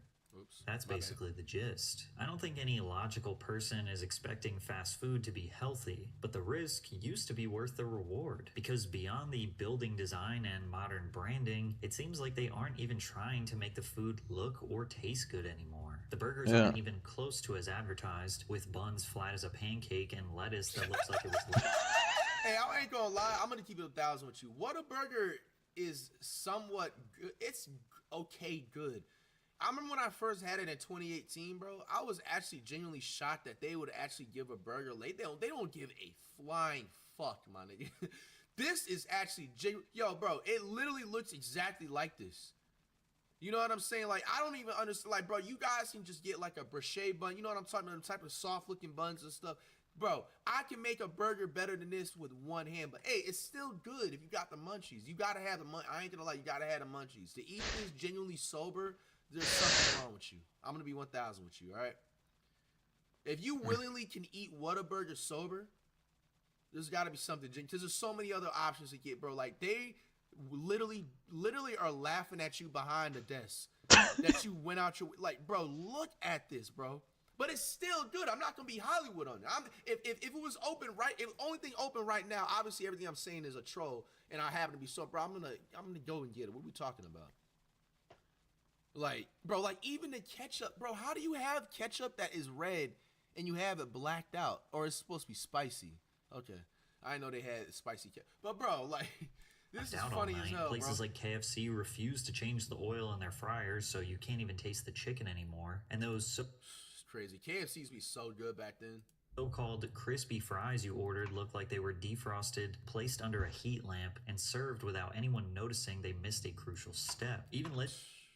I will say, if you get them hot, Burger King fries is a sleeper though. Legendary YouTuber The Report of the Week, who has spent the past decade reviewing fast food menu items, just about had a meltdown over the decline in quality and service across every big chain in the US after countless bad experiences in 2023. Instances not as bad as this, but where there have been problems with my order, with the quality, it's just elapsing more and more. And it's not just Culver's. It's every place. McDonald's, Burger King, Wendy's, Taco Bell, you name it. There have been so many places, and I'm sure you've noticed this, that I've reviewed in the last couple years. Thank God it's food fake. has just been awful. It's quite frankly disgusting. Thank I God hate it's when fake. this happens. And what bothers me even more is when it's becoming more and more of the norm. When I'm trying out these sorts of items, and time and again, it's some burnt piece of garbage. It's some just vile slop. For lack of a better word. And it's getting to the Bro, vile slop. point now that pretty much every other Yo, this guy's item funny, that I bro. review is just, it's disgusting in some way or another. Or it's just so overpriced that it might be alright, but it's like you're burning your money. What's even the point? But even if fast food companies lost the fun, lost the undeniable guilty pleasure taste, at least it's still cheap, right? Nope. Chick-fil-A, Arby's, Wendy's, Jimmy John's, Chipotle, Taco Bell, Popeyes, and McDonald's all raised Oh, their I know I prices messed by up, bro. I forgot Popeyes in the damn, how I gonna forget Popeyes? 55 to The test earlier 100% we between had. 2014 and 2024. Most of us can remember a time where $5 could fill you up at most restaurants. Maybe you'd snag a couple of grillers or a fill-up box from Taco Bell, a McDouble, McChicken, and fries, a famous bowl from KFC, and even if you wanted to get full I never had a meals, you'd KFC still bowl. spend less than $10. What I found shocking is that Columbus, Ohio has the most affordable fast food in the country, but meals still cost $10 on average. Most cities average $12 to $13 for a fast food meal, and I can say with certainty, at least where I live, that there are plenty of local restaurants serving way better food for $13. Some McDonald's Damn, they locations low-key trying to tell you to just go and get the real organic food if you want to live longer, bro. It's crazy that they'll subliminally say that, but us as people, and yes, I'm saying us, don't act like you perfect, don't act like you still don't eat fast food, all right? I Yes, don't. I said us. It's I crazy don't. that us as people still will go out the way. I haven't in like a and go couple of get some years. Like even Okay. tonight, I'm probably gonna have some McDonald's, bro. I'm not What? even gonna cap. Quarter pounder with cheese, no onion, 10-count nugget, barbecue sauce, some sweet and sour, maybe a high C orange or a Sprite, large fry. Oh man, that sounds good right now. were charging as high as $18. Why do you not That would order probably end real up being food? about $24. I could go to Chili's and get What is the thing that Little Dippers, bro? Them things is good as hell. I can get that if I pull up and go like to go type shit around the same price, and it's still obviously not organic and healthy. I mean, it's maybe something like that, organic, whatever, but it's not healthy at the end of the day from the options on it. But it's way better than getting McDonald's. For a Big Mac meal. In 2024, the McDonald's president Joe Erlinger attempted to address many of the concerns that Americans have. How often you think, so he's a McDonald's president, that's cool. How often do you think that Joe Erlinger eats McDonald's? It would be funny as hell if he eats it like 2 or 3 times a year, bro, and he's just eating straight, healthy, home-cooked meals, bro. That'll genuinely be fucked up. With McDonald's prices significantly rising. You know, no glaze and pause. Like, I mean, it's hard to tell you he's sitting out, but he doesn't look like he's out of shape. You know what I'm saying? For some of that is a actual president of, we're talking about the president of McDonald's, bro. You know what I'm saying? Like, what's funny is that they made this graphic that claims to debunk a bunch of myths, while claiming that the facts state that they have only raised their prices by 20 to 40% since 2019. Like, they put this obnoxious claim as a myth. Yo, McDonald's, bring back the 24-hour breakfast. What's wrong with y'all, bro? Please. McDonald's medium fries. We need 24-hour McDonald's breakfast and 24-hour Walmart to come back in 20. Bro, I guarantee 2026, if that comes back, bro, that's going to be the best year ever. Yo, the world will finally be at peace once McDonald's and Walmart has 24 hours of their breakfast for the McDonald's and then the Walmart to eat. Increased by 138%, just to attempt to soften the blow when they say that the fact is that the average price of a medium fries was a 44% increase. Like, we're supposed to be like, oh, only a 44% increase for fries that are soggy, cold, and take 20 minutes to get? That's so much better than 138%. The reality is that fast food has entirely changed its value proposition to customers in America. It's no longer about being cheap, it's about being lazy. A professor of marketing at Johns Hopkins said, these chains are not charity organizations. They're not trying to serve cheap food to people who are complaining about high prices. They're trying to get people who have either stopped going to the store or never went there. I suspect the value pricing approach is working for McDonald's. Okay.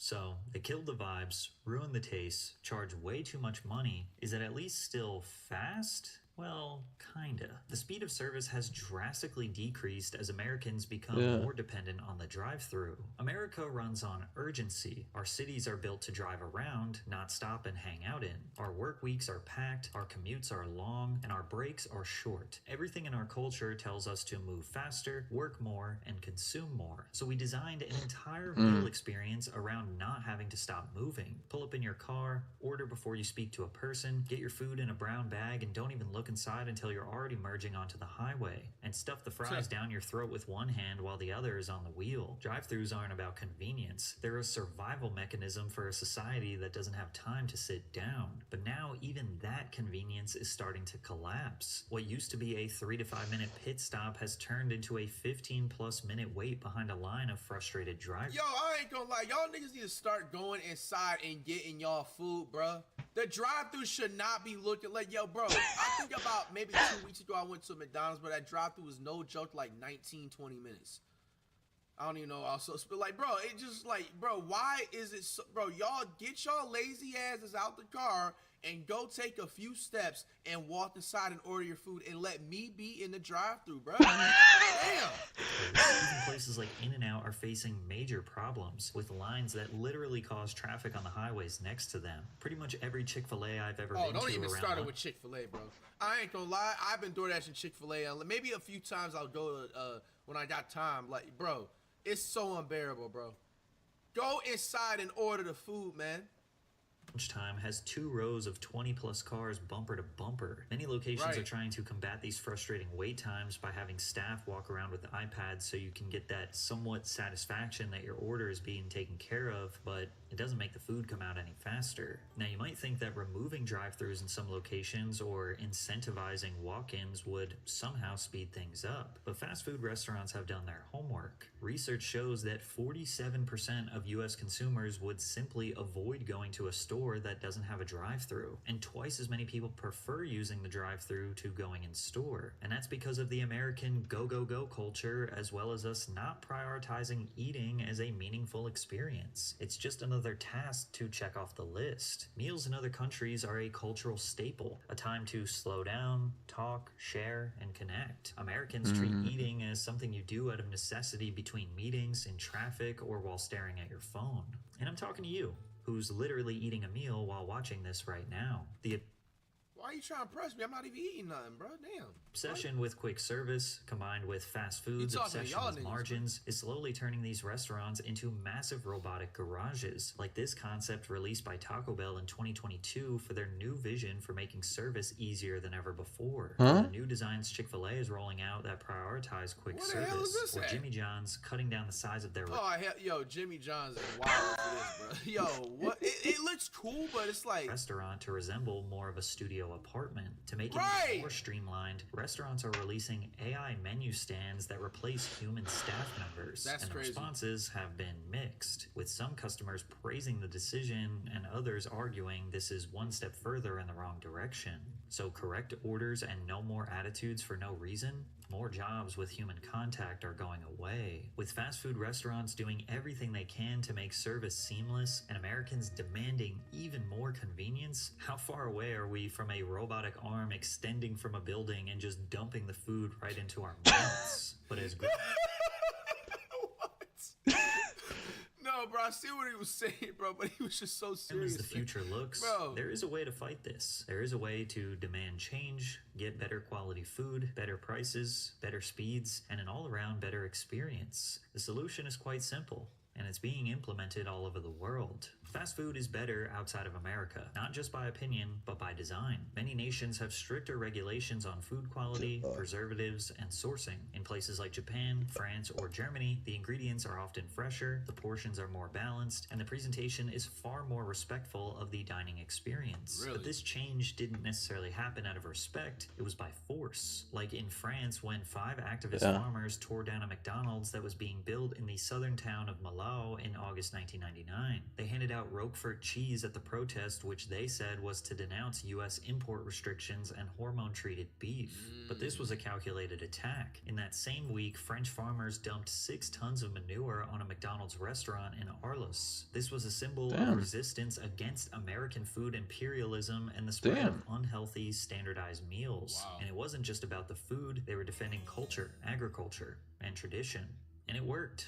French consumers began demanding locally sourced ingredients, and McDonald's responded. Today, around 75% of the food served in McDonald's France is sourced domestically. Now, this doesn't mean go and destroy your local McDonald's, but it is proof that a protest goes a long way. Also, McDonald's Europe became the first food service retailer in many markets to sell Marine Stewardship Council certified sustainable fish. The MSC is widely considered the gold standard certification for sustainable wild-caught seafood. Because if they did not meet these standards, then European countries would simply not allow them to serve fish. In India, they mostly don't serve beef or pork items due to religious values held by the citizens. In China, they serve taro pies. Taro is a plant native to Southeast Asia whose roots and leaves are used for food in this region. In Saudi Arabia, 100% of their menu must be halal. Therefore, all products served at McDonald's restaurants are inspected and approved by local authorities and Islamic inspectors at the countries of export. The point is, McDonald's and other fast food restaurants will abide by socio-cultural, religious, food preferences, and environmental factors, or they will simply not be allowed to serve food in that country. And they might even complement the country with a vibey atmosphere. They'll serve food in decommissioned planes in New Zealand, a colorful building pagoda in China, or a ski up in Sweden. The end result, better service, better food, better vibes, and customers who treat eating as something worth sitting down for. All of these point to the fact that fast food restaurants can still be colorful, fun, cheap, and have the best quality food available for their meals. It's just that they only change when people finally start to walk away. This is not the answer you want, but it is the truth. Sure, the buildings are gray and bland. Sure, the service is slow. Sure, the food doesn't taste as good and corporate greed is driving up the price. But you can protest protest. You can just stop going, and they will be forced to resort back to the things that made these restaurants special in the first place. But until most of us refuse to order from these fast food restaurants, then nothing is going to change. Hey man, Patrick CC, what a great ass video. I ain't even gonna lie to you. Bro, there's a lot of key things to really like sit up here and like just think about, man. Like, I mean, bro, at the end of the day, we shouldn't even be really eating fast food. Like, and I just feel like with them making the buildings like gray, you know, and black and white and soulless and stuff like that, it's just gonna drive more people away. Or really, would it really? I mean, because at the end of the day, people only want to worry about the taste. They only care about the taste. So, I mean, comment down below, man. Where do y'all see where fast food will be going in the next 10 to 15 to 20 years? Do you think they're going to start to go back to that, like, nostalgia? What it do, flight crew? FTC. Flight team stand up. Why you lie is It's a lie. we back on Patrick CC once again. When degenerate streamers get desperate for views. Let's check it out. One hell of a drug, and these online personalities became addicted. What may have started as a genuine desire to entertain an audience slowly turned into an endless need for attention. Because once the views start dropping and the money dries up, desperation kicks in. And that's when things get dark. Today we're diving into the craziest stories of streamers who went to unimaginable lengths for internet fame, starting with Arab Andy, whose brainless antics may have inspired an entire generation of toxic streamers. Jamal Haraz was a part of the IRL streaming wave that grew out of the CX community. A crazy circle of creators formed around controversial Twitch streamer Ice Poseidon. There was a trend of Andy streamers, like Asian Andy and Mexican Andy, who were pushing the limits of what they could get away with in public. But Arab Andy was one of the most extreme. He farmed donations by letting his viewers control his surroundings. Arab Andy had an audio speaker on full blast strapped to his backpack. Viewers would donate money, and the message they sent or the audio they requested would blare out loud so anyone near Jamal could hear it. I'm going to be starting up donations, self-stick and other stuff like that, just to do more equipment and, there's more things. Now, this could often be seen as a harmless prank, but since Andy had absolutely zero moderation, many of the donations consisted of racist language, threats to others, and anything to become a public nuisance. It was only a matter of time before one of these live streams got out of control, and on May 31st, 2018, that's exactly what happened. Arab Andy casually walked onto the University of Washington's campus looking to start trouble. He was not enrolled as a student, but he had his backpack on, and his speaker turned up to max volume. First, he entered a random lecture with the intention of interrupting the class. Well, when random people show up to my class and start recording me, I want to know why. Yeah, I bet. I don't know why. I didn't send me, dude. You don't. Who sent you? Authorities. Who? Do you have any kind of identification? I work for the UW, facility for filming. The filming. No, I've never heard of such a thing. You never heard of that? No. We just started hiring last year. Uh-huh. Anyway, dude, I'll come back later when there's less pizza. Okay. Enjoy your class, dude. Okay. What? Then he moved on to another area of campus where a small end-of-year gathering was happening, and this is where things took a darker turn. Nobody around him knew who he was, and without warning, a donation alert blared from his speaker. C4 has been successfully activated. Bomb detonation countdown successfully started. C4 has been successfully activated. Bomb detonation countdown successfully started. Yeah, bro, you lame as hell for this, bro. This is lame as hell, bro.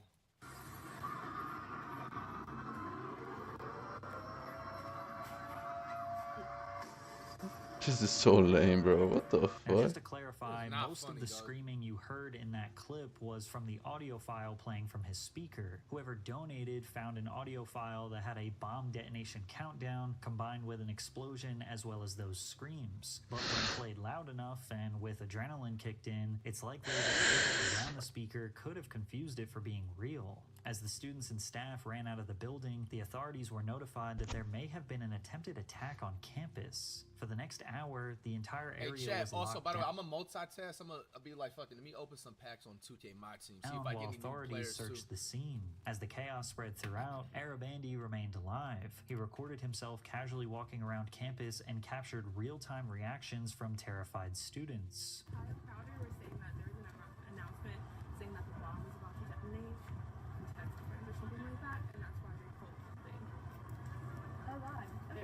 what? Someone made an announcement in the building? No way, someone did that? That's fucked up. As Andy heard the deafening sirens from police, fire trucks, and ambulances approaching the school, he realized his desperate attempt for virality may just have gotten him in huge trouble. I mean, you think? You have a bomb scare on the campus, dumbass. Was it worth the views? Was it worth the likes? Holy That's a mean charge too, low key. It's not even a bomb, guys. I don't know why.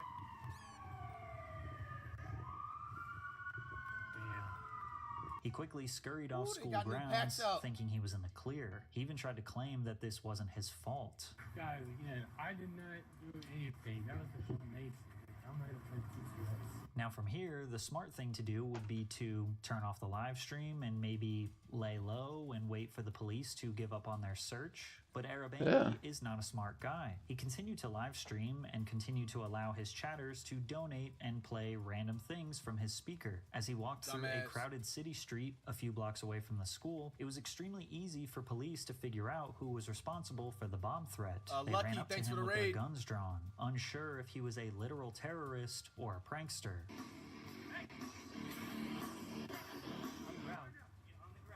Wait, what's going on? You know what's going on, nigga.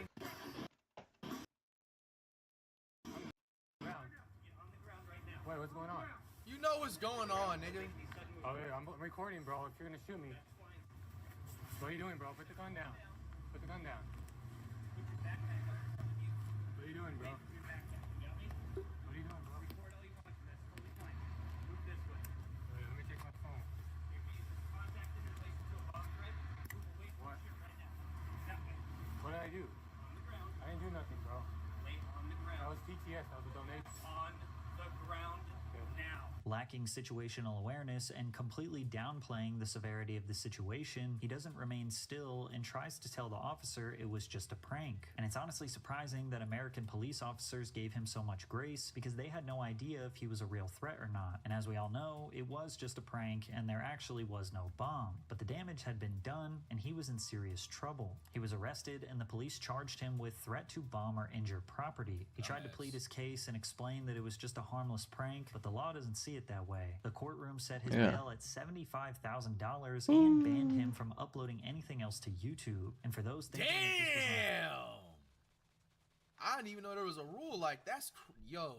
I mean, bro, what do you expect? You had a bomb scare on a large school campus, bro.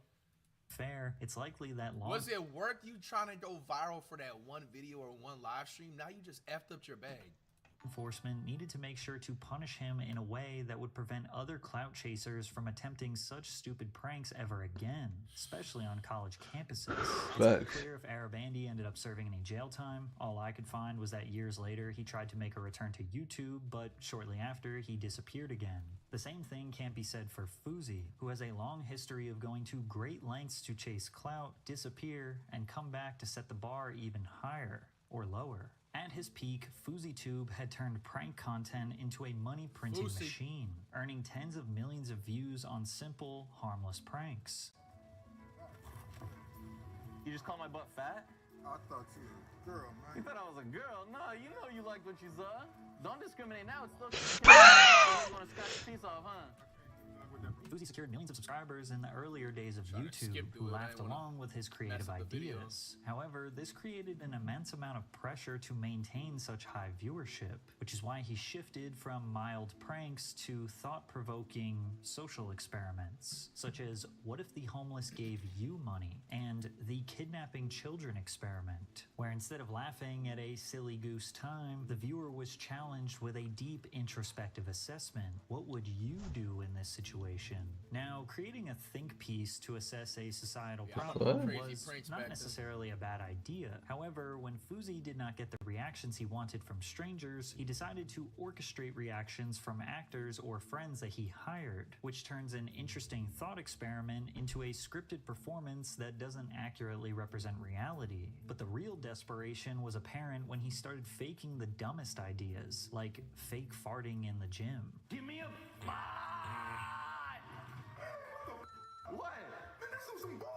Man, you fart when I'm lifting weights. Why are you worried about my farts when you're supposed to hear trying to stop the sag? I mean, but damn. Other rising prank YouTubers like Danny Duncan were on a crusade to call out Fousey for his fakery. But he's still lying by saying this prank's real or this prank's real or this prank's real. Yeah. Like, and you don't need to do that. That's why I'm here. It's like it's just the principle of lying. Like, you don't have to lie to people to make a video. And while it may seem like Danny was being overdramatic, he had a simple point that many agreed with. Pranks are supposed to be these funny, spontaneous, and ideally harmless moments that capture the hilarious, authentic reactions from people. But the moment a prank is staged, it becomes soulless, defeating the entire point of having fun. Fousey initially tried to justify his actions by saying that every other prankster faked their videos, but his attitude and hypocrisy made him easy to hate. It was the fakest reactions I've ever seen in my entire life.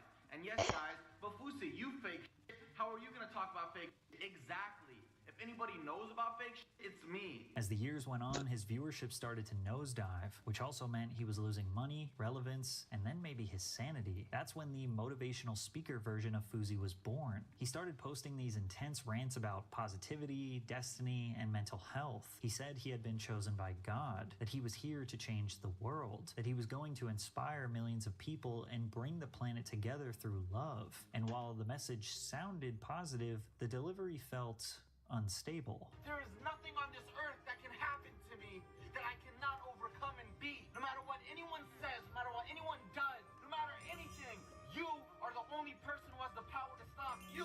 You are the only person who has the power to win this fight. But even with all of these positive messages, people could tell something was off. His behavior felt erratic, and the way he talked started raising concerns about his mental health. Anybody at the bottom in a YouTube comment section who goes, you go through depression, you go through bipolar, how the hell are you going to be a motivational speaker? I can stand up strong and say, watch me. But then he announced something that totally shocked everyone, that he was throwing an event. I am now, for the first I time, remember this going stuff. back to the city that destroyed me, Los Angeles, California, The and Drake taking back concert. ownership of my life and my power and throwing the biggest event that Los Angeles has ever seen on July 15th. I'm so excited. I'm so excited. We're just getting started. Here we go. Fousey named this event Hate Dies, Love Arrives. He claimed it would be a massive Coachella-like experience that would be completely free of charge at the Greek Theater in Los Angeles, all meant to spread peace and positivity. Now this sounds like a massive project, something that might take months, maybe even a year to plan, but Fousey announced the event just 7 days before it would actually take place. They're getting a free, basically Royal Rumble Coachella experience because like it's just gonna be 10, 9, 8, a different artist comes out, and it's just gonna get bigger and bigger. From there, Fousey uploaded daily videos hyping the event, even titling them Drake July 15th with pictures of Drake as the thumbnail. He even launched a line of merch that had the date July 15th on it as if it meant something huge. This got people talking. It was easily the most attention Fousey had gotten in years. Keemstar even announced that he was going to be making a documentary about the event. That's what I'm saying. All of the signs that I see is leaning towards a shit show, and I want to be there to document the disaster. However, others like FaZe Banks had to step in to remind everyone to be cautious of Fousey because he seems to be mentally unstable. We're not talking about someone who's all there right now, okay? He's going through a manic episode, 1 trillion%. I don't know if that's true. 1 bajillion%. Fousey started prophesizing his own life, going on rants about how this event was a message directly from God, and that he was going to unite the entire entertainment industry in the name of love and peace. His desperation for views was so high that he was tagging celebrities in his Instagram posts such as Ellen DeGeneres and Diddy, asking them to show up to the event. He even begged LeBron James to show up and promised him that 1 million people would be watching the event live. When the event started, Fousey live streamed it from his YouTube channel, and only about 2,000 people tuned in, so he made the title Need 2 million viewers for Drake, as if he was going to magically appear somehow. Fousey tripling down on the idea that Drake would be there is maybe the only reason why a couple hundred people even showed up. And to no surprise, they never got Drake. Instead, the crowd got embarrassing performances from no-name rappers.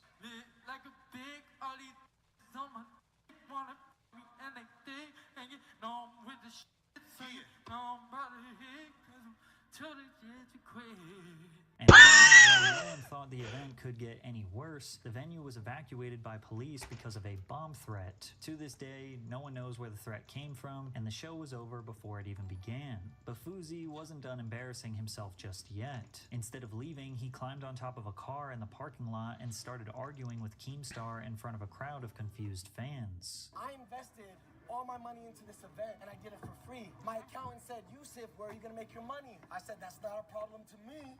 I didn't care. Why is his shirt rolled up like I that? even got to do the event, before I even got to tell my story, you're making a documentary on it so you can post it after the fact. So if it flops, you can have the hot news on how Fuzi f***ed up and he should. In the middle of the argument, Fuzi started rapping. You're still talking about the little things. You're heating up your breakfast when I'm heating up my dinner. Hey, in the summer while I'm bundled up in the winter. Immediately switching back to expressing serious mental health concerns. I rewatched videos going viral after the attention you're giving me now of you saying Fuzi is the biggest piece of shit, egotistical asshole on this earth. I have bipolar and depression. That what you put into my head made me want to. For the next 10 minutes, as helicopters swirled above, Fuzi tried to explain why this event was supposed to change his life, why it was a calling from God, and that he actually wasn't lying about Drake. I call OVO Johnny and I'm telling him what's happening. And I'm like, am I a leech for this? Am I doing something wrong? He doesn't tell me to stop, and he doesn't say, I'll text Drake for you, or my brother OVO Ryan. He goes, just put your faith in God. So I keep going. I called Lexi Pantera, a beautiful artist and dancer. She was also in Tyler Perry's Boomadier Halloween 1 and 2. Shout out Tyler Perry for being my mentor always. I call her just to get her energy. I'm creating energy, right? Around me, through everybody, the universe. Everybody's on the same mission. I think YouTube has destroyed and rotted his brain.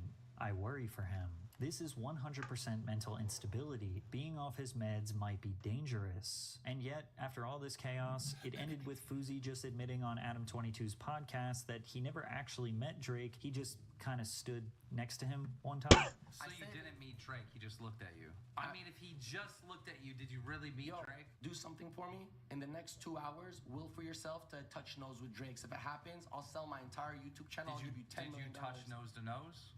Literally like this. That's how close he was to me. I did that because I manifested that because I believe in myself, Keem. This has always been me from the start. And then a day after this failed event, Fuzi decided he would drop a diss track on Rice Gum called Four Ghosts. Rice ain't got no spirit, got no deeper layer. One ghost rider, one ghost Fortnite player. Fuzi lied about Drake performing at his event, caused a bomb scare, and destroyed his reputation worse than it already was. And the sad part is, his unstable mental health and addiction became his entire appeal as a content creator for the years after. When he returned to live streaming on Kick, he openly spoke about battling bipolar disorder, depression, addiction, and anxiety, turning his meltdowns into viral content.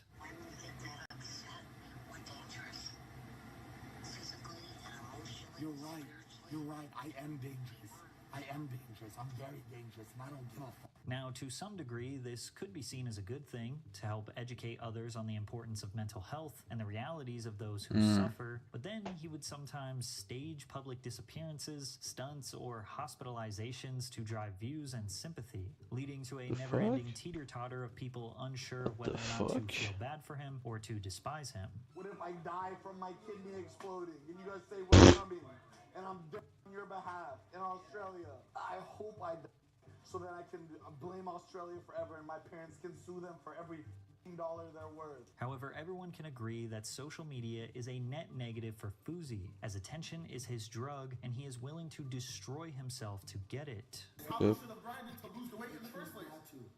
So now before they make them up every day, he just likes to eat. Stop justifying being fat and not having a Ow! Justifying being fat. I'm not justifying not working. And yet, Fuzi's past decade of clout chasing doesn't even remotely compare to Johnny Somali, whose desperation for views got him literally banned in 2 different countries, and now he is facing prison time. Johnny Somali initially started creating content by vlogging his adventures in Japan. Many American live streamers visit Japan because it is safe, clean, and visually interesting. Its vibrant cities, unique fashion, and amazing food allow for an affordable, yet high-quality experience that makes casual streams feel exciting. But But somewhere along the line, Johnny's intentions shifted. Broadcasting his fun adventures turned into what he called trolling. But his version of trolling wasn't just jokes or that is harmless not pranks. trolling. He went into public spaces, usually with a speaker strapped to his backpack, and tried to annoy as many strangers as he could. He'd say offensive things or blast disrespectful audio clips, all while live streaming to his small audience. Johnny got a taste. Y'all gotta stop. Your IRL streamers gotta stop going to other countries and trolling like that, bro. They do not have the same rules as the U.S., bro. Exactly. You fuck around and troll in the wrong country, you's doing like 45 years and they gonna chop your hand off, nigga. To the attention he so desperately wanted when a clip of him Can't be that harassing dumb. someone on a train in Japan went viral. You know Hiroshima? You know Hiroshima? Nagasaki? You know? This is my first time Why hearing you do about, this? buddy. Pearl Harbor? Hiroshima! Nagasaki! Johnny berates this man for 4 minutes straight, repeatedly saying Hiroshima and Nagasaki, which are literally just the names of 2 Japanese cities. Now we know he was trying to make some sort of edgy joke in reference to the devastating bomb Ski mask, attacks what that the up? American government dropped on those cities during World War II. But the innocent man on the train probably had no idea. He was just confused and probably annoyed. Hiroshima! Nagasaki, you know? You know Hiroshima, Nagasaki? We're gonna do again. Hiroshima, Nagasaki. Real David. We do again. You understand? Bro look like he wanna swing on him.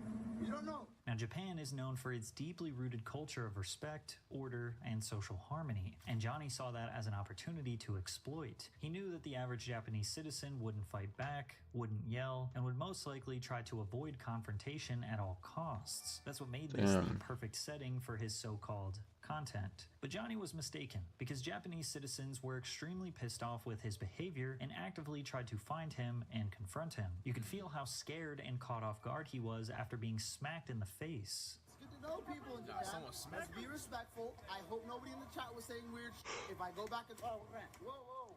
Ooh. They cut it out.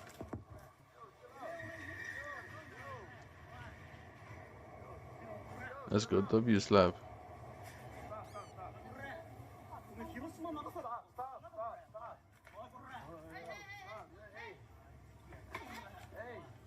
Hey, relax. Relax. Relax. Nothing, no problem. Relax. 1 week later, he was attacked again. They pressed him. Hop in Discord. Oh, whoa, what the?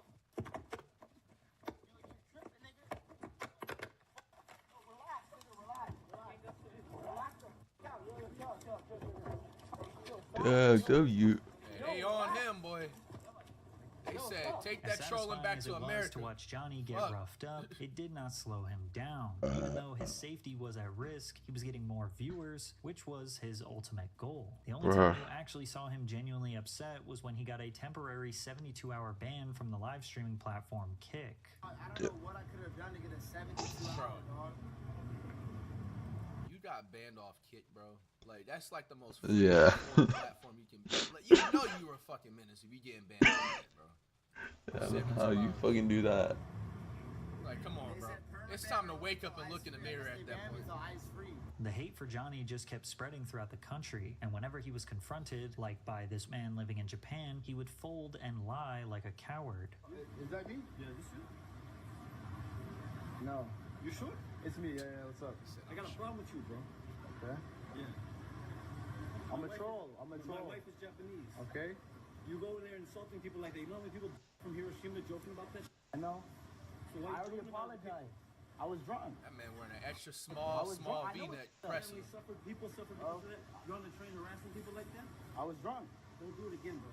I haven't done it again since. I've seen how people in Tokyo whoop your ass. You lucky I don't do the same, bro. Is that a threat? It is, yeah. Because you go out harassing people like that, innocent people who didn't do anything, Japanese people. Bro, I was drunk when it happened. I apologize. Polite people I ever met in my life. Okay. And you're on the with them like that for what, bro? For a little bit of clout? It's pathetic. Come on, man. But sadly, his antics persisted. You watermelon nigga, what? Show these niggas psycho, nigga. Keep moving, nigga. The fuck? The more he made it clear that he did not respect Japanese culture or Japanese people, the more they retaliated. And it seemed like every other day he would provoke others until they felt ain't no like way the someone more stole off on him and then it took off. they retaliated, and it seemed like every other day he would provoke others until they felt like they had to physically defend themselves from him. There was one incident that is far too graphic for YouTube. Johnny and his friend got knocked out cold for provoking the wrong guy, leaving his face busted open. What the fuck? And you would think that after Johnny Somali got the Mario coin smashed out of him, he would change his behavior, but he didn't. And soon, the police would have to do something about it. During his time in Osaka, Somali entered a hotel construction site without permission. He started laughing and taunting the workers. This is lame, man.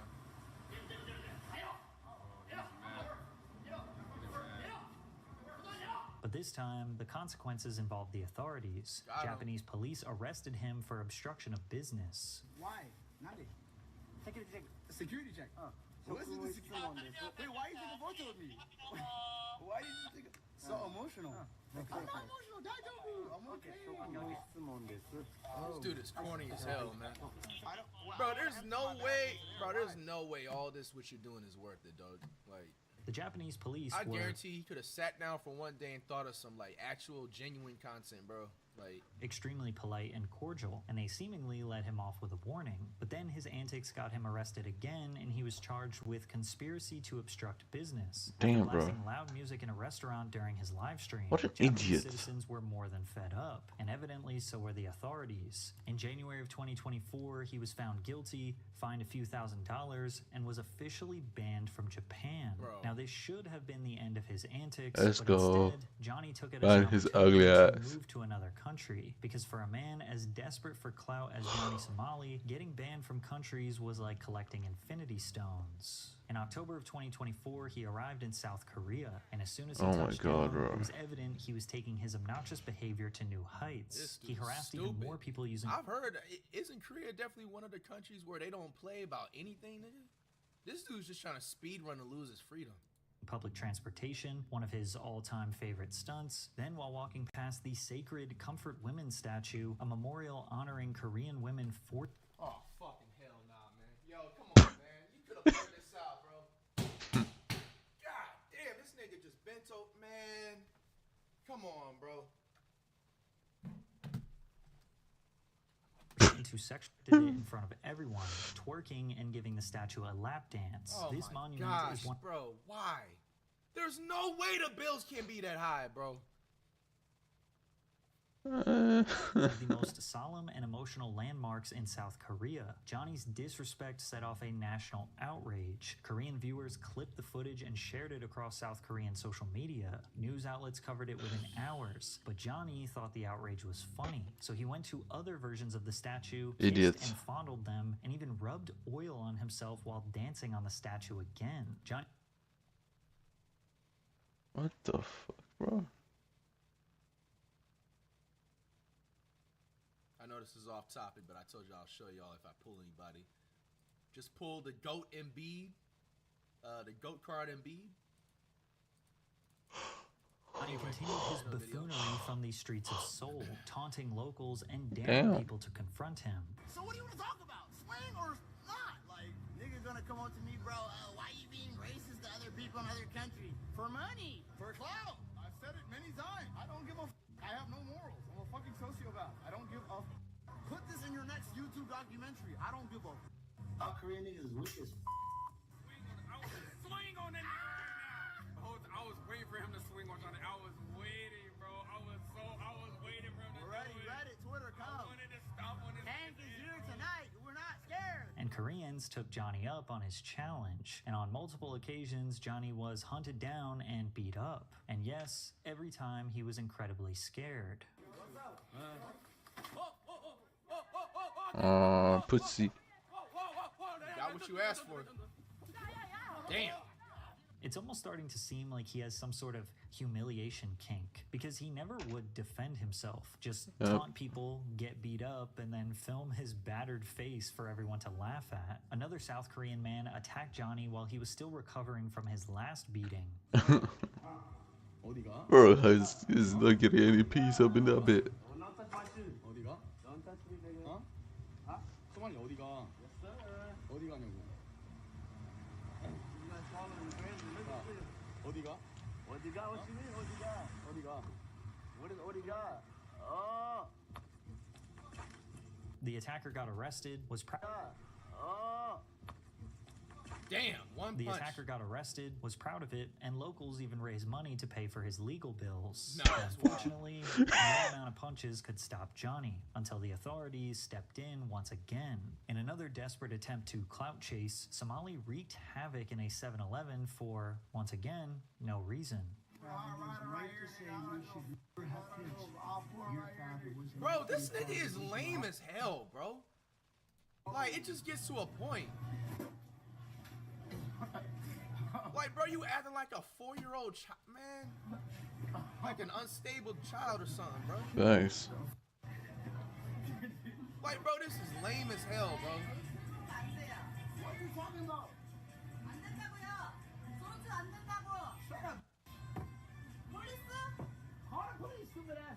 He was not detained the Bro, evening and of see these the sad thing about this too. Now anybody that in the Oh, future, that's so it's crazy, unfortunate. This is recent, 2024. Anybody that comes out there in the future, a lot of the workers, it depends on the country or whatever, they're now going to be looking at people that are IRL streaming sideways. They're going to instantly think that everybody is like this dude right here, when it's far from that.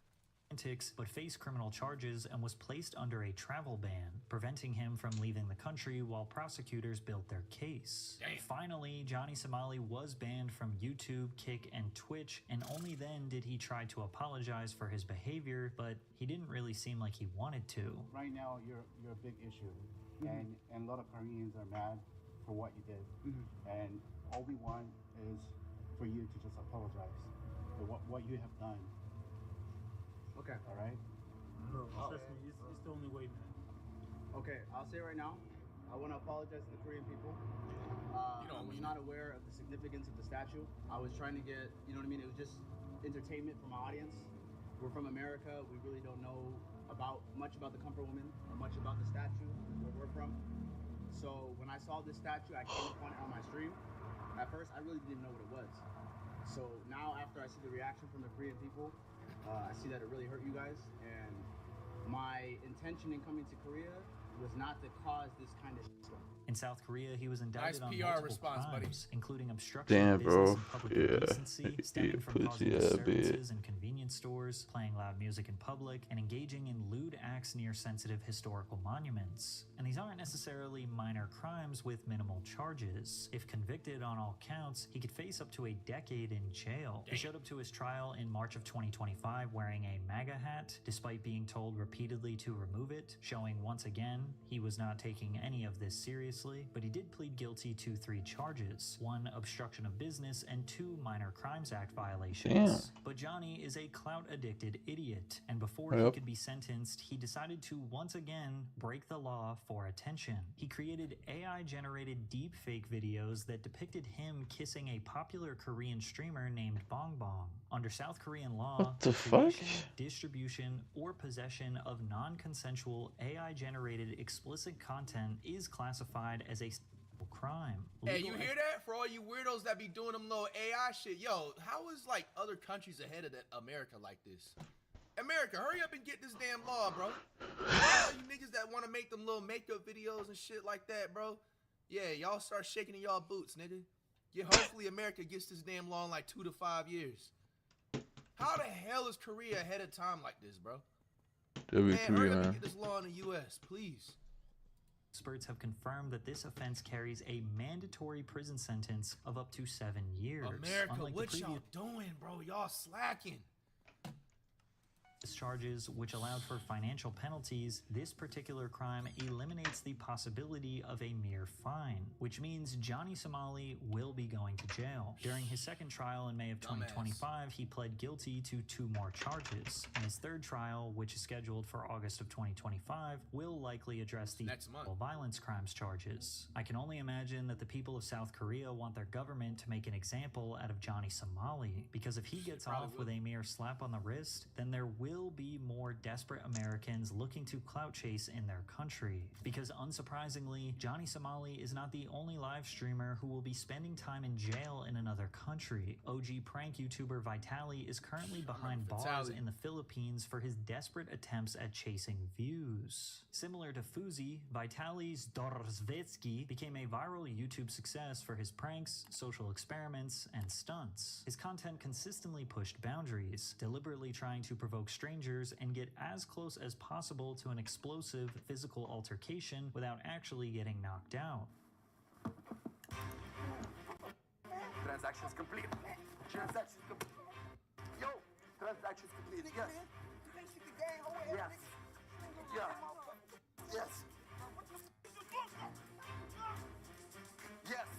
You got it. Yes. But that's only true if you thought these videos were real. After all, we are talking about the guy who in one video apparently got 4 women to give him their underwear in public by simply just asking. Ask you. I just misclicked. I remember Vitali's pranks like way back then. Some of these are new to me. Ask you for your panties. Why? Because you want to be in my video? We're actually filming a video right now. Where? Right there. Sure, why not? But for every fake prank Vitali did, he would follow it up with an undisputable stunt. Like when he ran on the field and removed his shirt at the 2014 World Cup, or when he sprinted on the court during the NBA Finals. That's the Warriors and Cavs? Oh, I remember that. Now we're out covering the Trump rally down at the Kimmel Show, but right now we have a guy named Vitali up here on the D of Hollywood sign up on Mount Lee. He's got a sign up saying, "I'm back." And even though he was detained and fined multiple times throughout his career, he was pretty much able to avoid all consequences. In fact, the more he pushed the boundaries, the more successful he got. He amassed over 10 million subscribers, generated 1.5 billion views, and even though he had a pretty classic downfall as viewers lost interest in pranks as a whole around 2017, he was considered a legendary prank YouTuber. Before the pandemic, he basically retired, and honestly, it seemed like a natural, normal way to exit his career. But we would come to find out that the only reason why he stopped was because his life was spiraling out of control, as he was arrested in Florida after attacking a woman while he was heavily under the influence. Your boy can stay back there. Put your hand on the car, man. No, put your hand on the car. This nigga went to greet him like he was trying. Yo. Oh my God, I lost everything. You didn't lose everything. Yes, yes, here. Let me see. Put your hands here. Check it What's out. up, Reese? I'm gonna put them in the front. You gotta leave your mask on though. Bro, for Matrix is gonna take so long. Do you know me? Do I know you? No.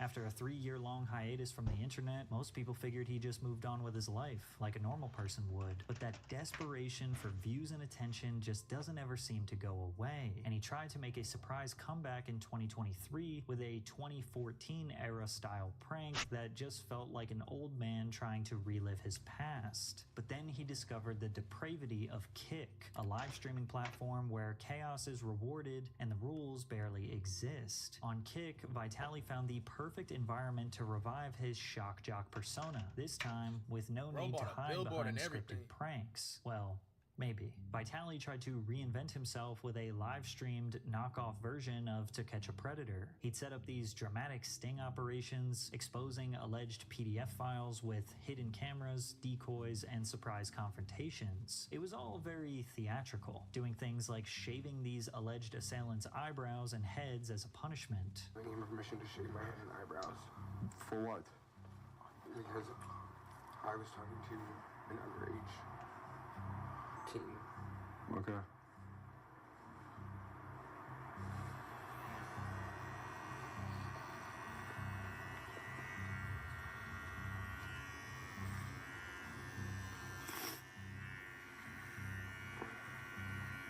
Him embarrassing these men made for extremely viral moments since, well, nobody felt bad for them, and That's why the would only you? positive These are thing he people did who so are far, I've admitting to endangering minors. The crazy part is he started doing collaborations with the likes of Ryan Garcia, Sneeko, and rappers Ty Dolla $ign, Lil Pump, and The Game.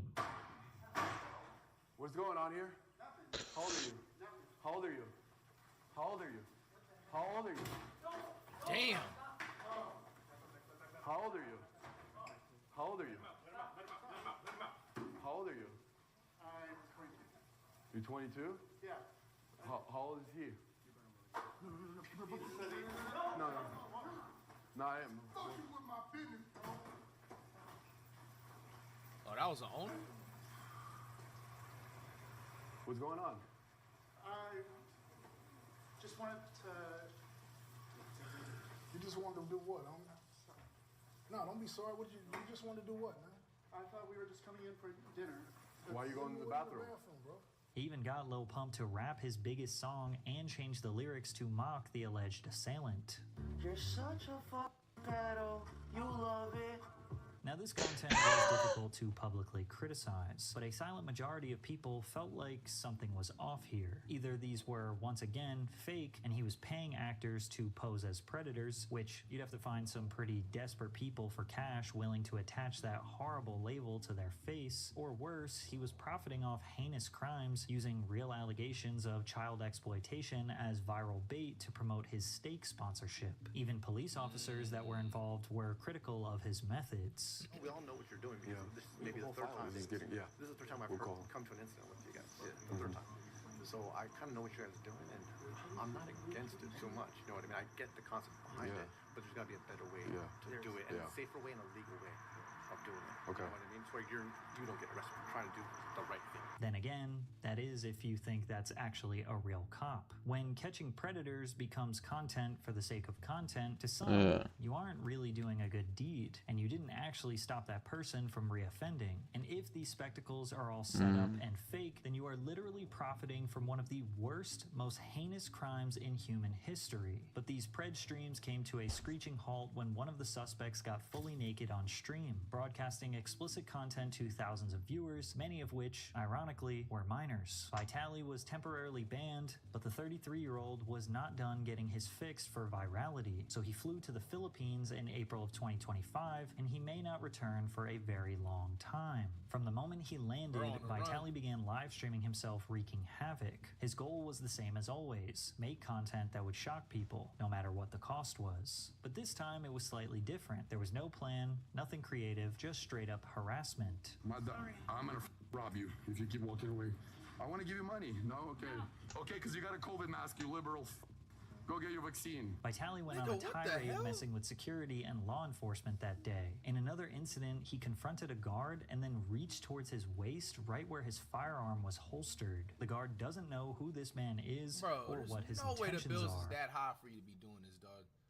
All he knows is that a stranger is reaching for his weapon. Vitali knows he could never get away with that in America. How did the because guard, he would have been security guard, not react to that? Like, turned into a memory on the mantle. Minutes later, he walked over to another guard and asked him if he could sit on his motorbike. Keep in mind, this is a piece of equipment used for actual law enforcement, not a Lime scooter. The police officer was obviously confused and didn't say much, but Vitali decided to not only get on the bike, but started moving it down the road like he was trying to steal it. The next day, he went even further after seeing the views his recent antics were raking in. He decided to enter a McDonald's, not to order food, but to annoy as many people as possible and make an ass of himself along the way. While standing in line, he looked at his cameraman and said, "Follow me." He pushed past the service area, walked straight into the kitchen, and began asking for the toilet and bothering people just trying to do their job. In the United States, you might see someone acting like this and get away with zero punishment, but other countries are not willing to put up with these antics. Vitali was labeled by the Bureau of Immigration as an undesirable alien, and by the Department of Interior and Local Government as a flight risk, which ultimately led to him being detained by authorities. The US refused to help him. Russia, where he was born,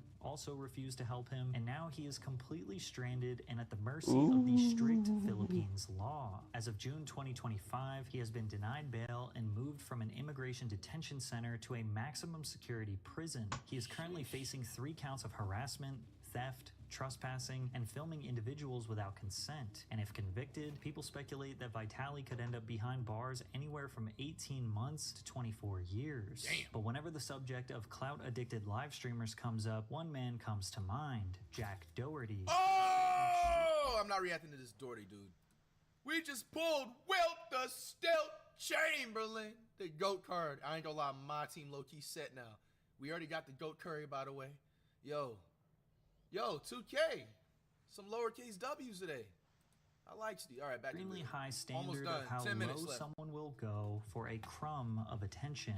Jack Doherty is what happens when you let social Next media time when I like algorithms open pass, like while I'm on stream watching a video, I'm gonna do something where I set like the shit in the corner so you can see what I'm pulling. replace parenting. While watching For his the video. entire teenage life, he has been documenting himself trying to do literally anything that will get him views and attention on the internet. His earliest viral moments came from copying prank trends like prank calling a killer clown goes wrong, doing your dares in Walmart, and taking candy from kids on Halloween. Cops called. Considering he was a high school-aged kid, it's not like anyone would expect him to be the most morally righteous individual. Then again, he did know what he was doing was wrong, as he multiple times ended up in the back of a cop car. But there was a worthwhile reward for these antics: views, which led to ad revenue. Jack was already making more money than his parents before he could drive. Jack's parents took him on the Dr. Phil show to hopefully have Phil talk some Who's on sense into Dr. him. Phil? But the entire time, Jack had a smug look on his face, knowing that this ultimately was good for his exposure. Jack was actually kicked off the show because he constantly tried to talk back to Dr. Phil instead of just listening to his advice. One thing about Doherty is that he will religiously study the algorithm. Whatever trend is happening, he will be one of the first to attack it. If there is a new format or medium to exploit, he is all in on it. When the Walmart prank stopped working, he moved over to the short-form brain rot content that keeps people doom scrolling.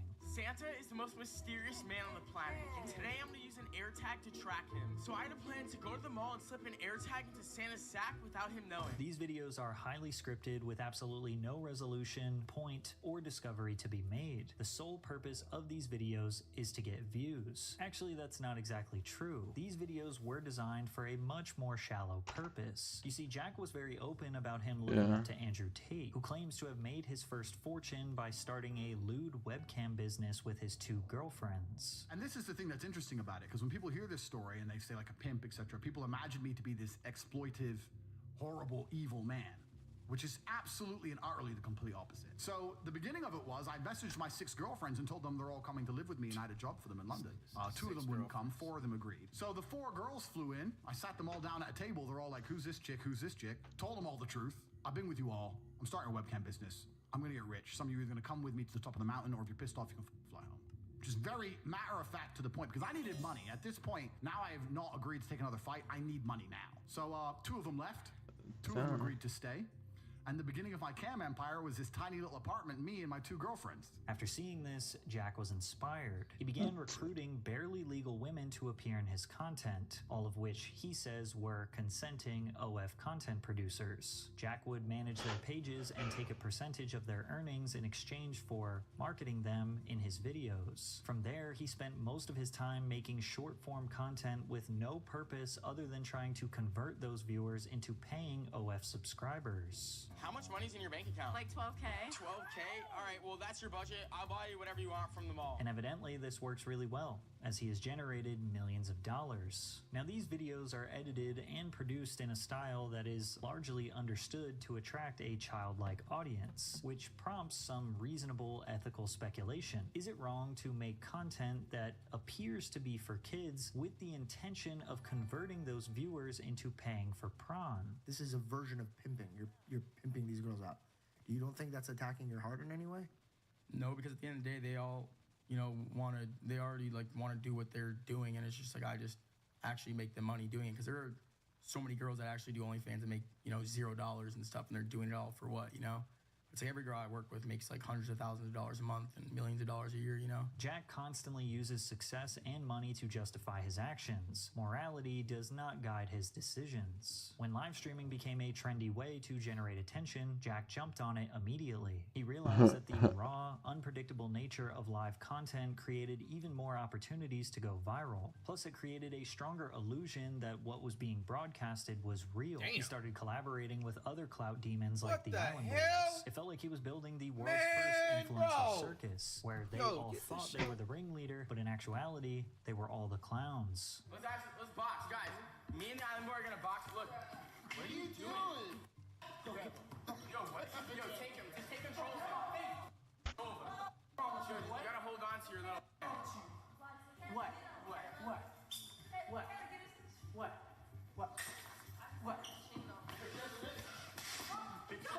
To manufacture I heard more someone viral get moments, slapped. Jack started walking around with personal security guards, sometimes 2 or 3 deep, just so he could safely provoke strangers in public. He talked Damn, trash, get in people's Bro, faces. imagine getting hit in the face with a water gun, bro, and his security picking you up like these. So he could safely provoke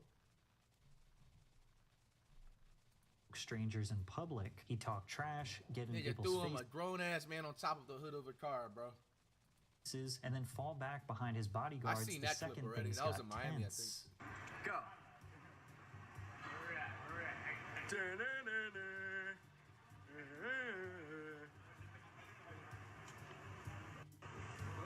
What? Little prompt, what you gonna do? What you gonna do?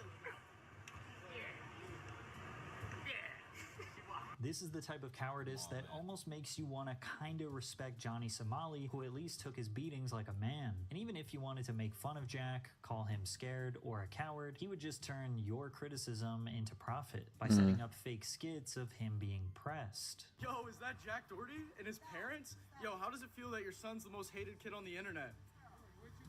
Yo, he's like, I'm the most hated kid on the internet. Why are you at my door? yo, he's broke, he's banned, he kissed the Island Boys. This video went viral where he is seen holding his security's hand like it's his daddy, but this was staged. Nigga, it ain't staged, bro. You can't man. Bro, there's no way he's paying you that good money to be holding hands, bro. 2 grown-ass men doing that shit. That's, bro. And filmed by Jack's internal team, knowing that it would go viral from people making fun of him. And Jack says he does this because people are dumb. I feel like that's what I've been doing recently. Like, I've been a lot more chill, you know? A lot of people think I just go out and start problems with people, which is like, show me a clip in the past year where I've like actually done that. Like I really, or even 2 years. It's like everyone judges me off these fake clips of me like walking up to people like this with the bodyguard, but like they're not even real videos. Like people are just so dumb and they just judge me off of like that was a script. Little clips that, you know, I just make to troll and stuff because I know they're gonna go get posted. 90% of the time you only see Jack on your feed by accident, and he is most likely being slapped, punched, almost jumped, or looking like an absolute fool. And that's by design. You'd be happy to know that Jack isn't exactly popular. Sure, he does have 15 million subscribers, but his numbers are way overinflated. His YouTube videos can't even crack 100,000 views, and he doesn't actually have fans. He never built a real connection with an audience because he was never likable enough to earn one. But he does have viewers. Most of his streams sit around 2K, and that's if you think those are real. In one stream, he had 17,000 viewers, but only 3 people were actively typing in the chat. Therefore, the only way Jack maintains relevance is by creating an ecosystem that relies on him entirely embarrassing himself so that Twitter, TikTok, and YouTube drama pages will post the clip and hope that it goes viral. And to some degree, you do have to put a little blame on people who are willing to amplify his content in any way. You could even argue, I'm doing that right now. But sometimes, the only way to shut down a clown is to stop laughing and start booing. However, I think beyond the antics and stunts, what really makes Jack someone worth criticizing is how he treats the very few people who care about him. Like when he nearly killed one of his only friends and didn't care. Jack was in Miami, live streaming himself behind the wheel of a $200,000 custom McLaren. Outside, it was pouring rain. Visibility was almost non-existent because it was raining that hard. Common sense would tell you that the road was probably slick. Sitting in the passenger seat was his friend and cameraman, Michael. Normal people would focus on the road, realizing how dangerous the situation was. But Jack was more worried about his stream and reading his chat on his phone. Bro, driving like 80 plus in a foreign whip while it's raining outside and texting and driving, bro, like a joke about crashing the car. Y'all think shit like this is funny, bro. Like, don't be afraid to call your friend out doing stuff like this, bro. Don't be afraid to get out the car and call an Uber or call somebody else for a ride, bro. Like, I'm most likely going to crash this car. No, I'm kidding. Hopefully not. Then, in a split second, it happened. The tires lost grip, the back end of the McLaren kicked out across the wet pavement. Jack tried to correct it, but it was too late. The car skidded sideways and slammed into a metal barrier. Because of the impact, the camera cut off for a split second. But y'all think I mean, this sounds crazy, but you think he kind of wanted to crash on purpose for the like? After the stream came back on, blood was running down Michael's face from the crash. And instead of immediately helping his friend, Jack's first instinct was to grab the camera, keep recording, and worry about his car. Oh, my car, bro. Bro, there's no way he's a real hero. Bro, look at this.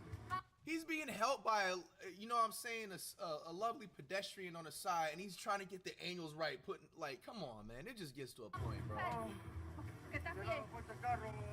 The vehicle mattered more than the human being sitting next to him. Don't Then, even just check up on your cameraman. Like, seconds later, he asked Michael to take the camera and record everything.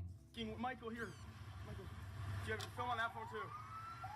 His priorities could not have been clearer. Michael had been taken to the hospital where he received stitches for the injuries to his face. And even that part was filmed and posted to social media. The guys were in the hospital after the crash. How you feeling, Michael?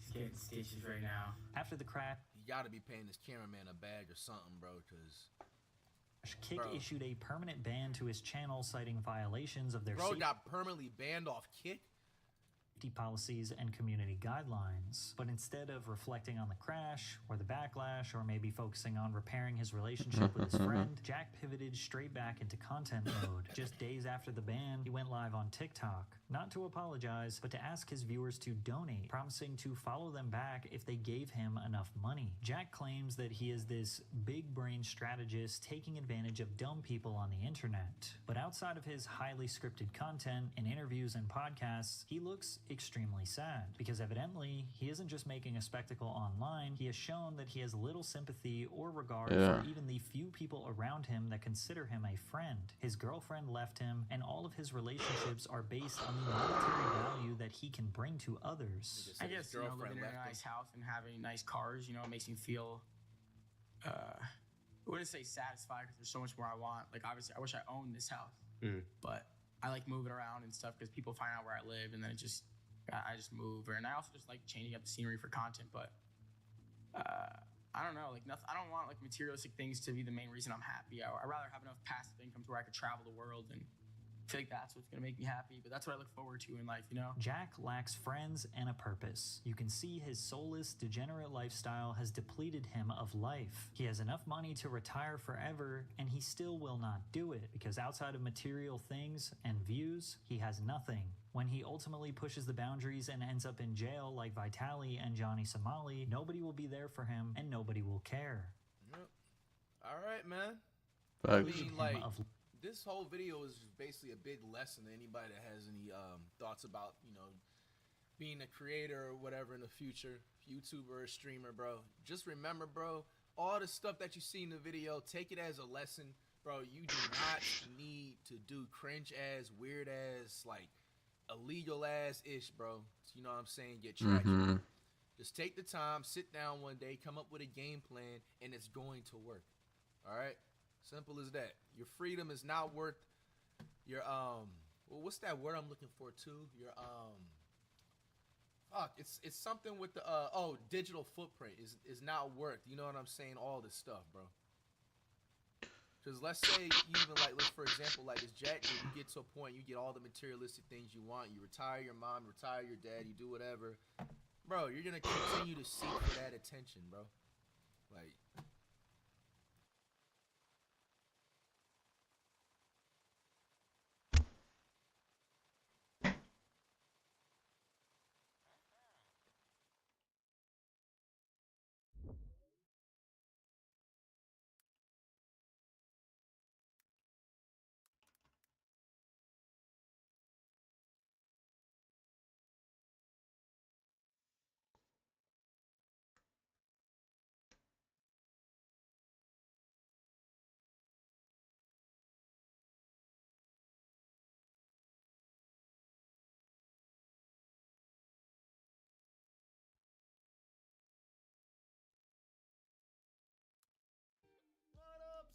Gang, and welcome back to the channel. Hot Sauce Beats here with a banger reaction for you, because the one and only Mr. Main Pair is back with a brand new video, Spear versus Mace. Now, as you guys know, both of these weapons are absolutely OP, and they are both movement weapons. So the more movement, the faster you are. They both are going to do a lot of damage, chat. And I think that's kind of like Main Pair's shtick right now, is becoming the master of the Spear and Mace combo, and the dude does it like a spicy meatball flawlessly. But anyways, chat, I'm hyped to jump in this, but before you, can you please show Mr. Main Pair some love by subscribing to his channel? You know the deal. We're trying to get to 4 million subs. Join the Sauce Gang. Stop playing around. Please smash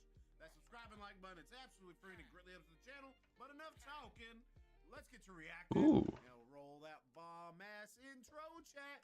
Pew! Hot sauce beats is finally here. Hot sauce beats is finally here. Eat, sleep, make beats. Eat, sleep, make beats. Hot sauce beats. Woo-hoo! Hold up, wait it. I know that was a very dramatic. Pew! I just felt like it. I just felt like it. Let's go. I'm currently 1,000 blocks in the sky, above the clouds, fighting the strongest mace fighter on our server to prove that the spear is the superior weapon. Now, why am I in this situation, and how did we get here? Well, it started when I first joined the server, just wanting to play the game. Trident spear combo, I bet's pretty sick too, huh? Oh my god, his name. It's revenge time. When the cousins attack! When the cousins attack! It was the Blender Gang, a group of players who've been chasing me down on every server I joined just to try and kill me. I was not gonna die to these people today, though. And thankfully, I knew a trick with the spear that they didn't. Egg him. Yes, sir. You got me crying. What trick did you get, man? I no problem. I'll take that. Oh, Wait, Seer Master. And coins bad. He had nothing. All my resources. I'm not gonna. How low are you? How low are you? Be honest. No. No. Let's see if I can scrap out some coin here. Down there. Wait, Agula, get him. Agula, get him. And I mean like anything that can stop. How is he so much faster? The Seer Master almost killed him. Oh, yo, he's killing him. Now, he put that boat there on purpose. Oh, dude. Oh, yeah, Chat, he's gonna, watch. I bet you he's gonna jump and try and, like, go around and spear them all in one fluid motion. Alright, we're killing him now, bro. There's nowhere to go. He's gonna land in the boat. He's gonna boat clutch. Bro, damn, bro. They all have to be in a line, though. You know how many times we have sit down? He's gonna die, bro. Watch. What's he gonna do? He's naked. He has nowhere to go. Oh my. What the hell? Wait. That was clutch. So you got Huh? That was clutch, bruh. How did you What the fuck? Why do you think he put a boat there? We all knew that. Oh god, he almost Bro, hva er dette for noe? Hva er det for en melding du sender her, Nikolai? But after using my trusty dusty spear to save my life, I couldn't help but notice the kills that were appearing in chat. Hey, that's going crazy.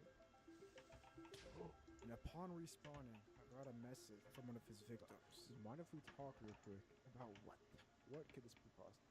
Midnight. Midnight. He's going on a murderous craze, chat. So, I just died to Midnight a little bit ago, right? And basically, I was in call with him earlier about like some sort of team up thing. Yeah. And I don't know what you're trying to do, but I see that both of you are getting multiple kills in chat, but it does kind of seem like Midnight is taking this as kind of a competition. So I think his whole goal is to try to get like more kills than you or become a better player than you in some way. I was thinking, because you have died and he hasn't, I was wondering if you wanted to go kill him. Where is he? He is in a trial chamber, and I know exactly where it is. Yeah, we can get that done for sure. So, the plan was in motion. I don't really care too much to fight for titles, but if Midnight wants some competition, that's exactly what he's gonna get. Wait, you know what color his thing is? Like his locator bar icon? Damn. Yeah, it's like a purplish pink. Ja, men det er en praktfull dag, det er solofin dag ute. Nei? What if this guy has some like freaking enchanted diamond armor or something? You have to gear up a little bit before hunting. Det er faen meg ikke iskaldt ute. Watch out! Watch out! Watch out! Yo, like, why are you trying to jump me, bro? I didn't jump. I didn't jump. I don't even know how to jump, bro. Well, I do remember you jumping a bunch of people last server. I'm just saying. That's not who I am. Yo, what? Like grade 1 level, bro? You don't know how to spell jump? I'm great at it, bro. I'm very smart. Okay, how do you spell box? That's not me. Box? Yeah, how do you spell it? It depends. Boxing or like the. No, just box. Just box. Like wait, so you mean like if you box someone, or like the cardboard box? Like a cardboard box. So you don't mean if you box? Damn. Like if you like. Husker du når jeg du sure ass. Du er faen meg ass. There's no way that you don't know how to spell B-O-X, bro. Box. Wait, I know how to spell it, bro. B-O-X. That's because I just. And after showing a display of my world-class IQ, and getting a little bit of gear, we are on our way to kill Midnight. But yeah, no, I don't understand. Oh, that's the door. Minecraft and retard. Just slam them out. Why are they crouching? They know we're Tell here. you what, dude, I'm Where excited. are they? I wonder. Yo. Oh, they're so cute, bro. They're like little, like, I'm freaking excited bugs. Not even I find that much enjoyment in killing kids, and I've been doing PvP for a while, bro. I'm excited Kan to Pookie. go back to that scene I with helvete tror jeg. with him going spinning with the Pookie main. Midnight up in the air with the mace. These people are good. 2 players in fully they're not enchanted, but they have full diamond armor. These 2 sets would give us a massive upper hand in killing Midnight. And since my teammate Era and I are both good at PvP, this seemed like a worthy fight to take. Wait, low key. They're jumping me. They're jumping me. They're jumping me. Yeah. Nei, jeg spiller ikke Among Us. Why are they killing us? Jeg er ikke homo lenger. Die, yeah. Damn. Dang. It's not good. Hey, good. I'm alone. This is not great either. Nei, bro, jeg slutter å være homo. Please. Leave me alone. Alright, you got this, man. Time to lock in. I can come back. Hold on. Wait, I'm fighting one, and I was lucky beating him up. Not that bad. I'm getting chased still. Okay, I have an idea. This might be.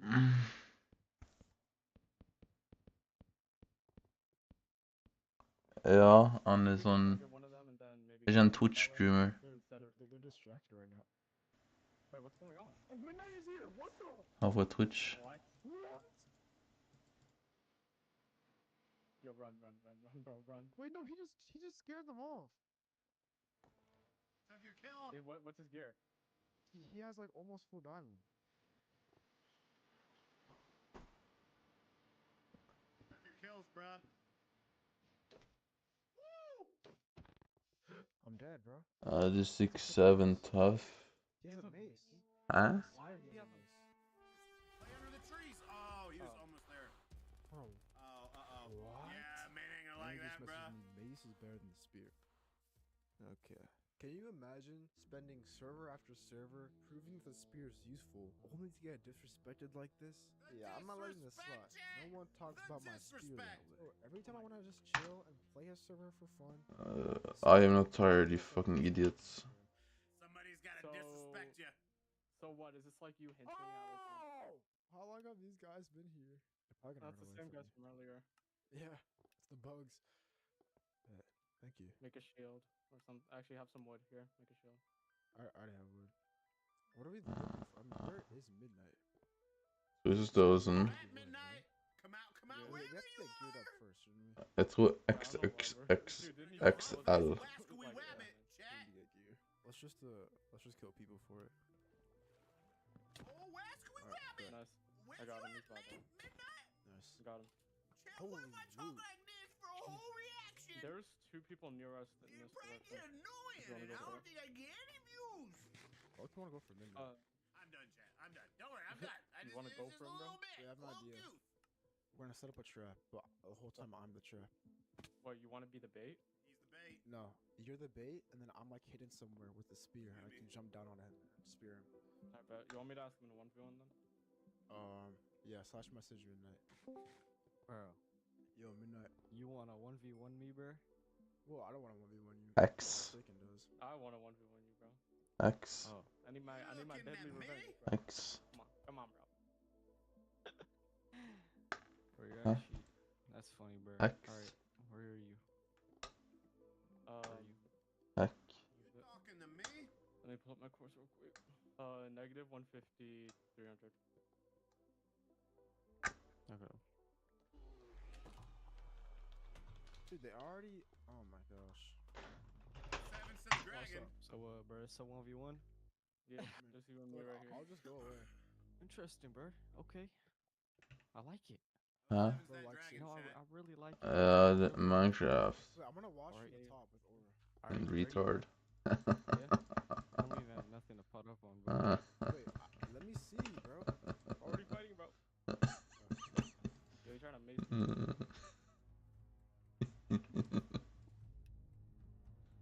Jeez, bro. Jeez, bro. Damn. Era didn't survive long enough to bring the match with me, so I had to take matters into my own hands.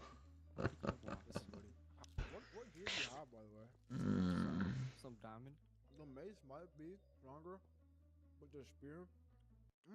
Oh my god, this really about hitting, bro. I'm sorry. Yo, oh my god, bro. Just get to the point, bro. The spear is the weapon of potential. Nice, bro. That did literally 2 hearts, bro. What'd I do?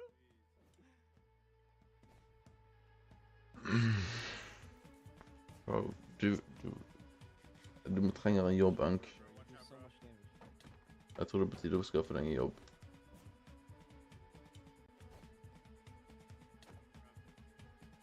Why can I just like not stick sling, bro? You see it? Yeah. Time to lock in, chat. Time to lock in. This spear genuinely requires no skill, bro. Literally Time to log in, chat. No skill, bro. It requires no skill. You're literally jumping up and down. It's your mace. I know, bro. I got a stun slam. Ja, jeg har hatt masse tur.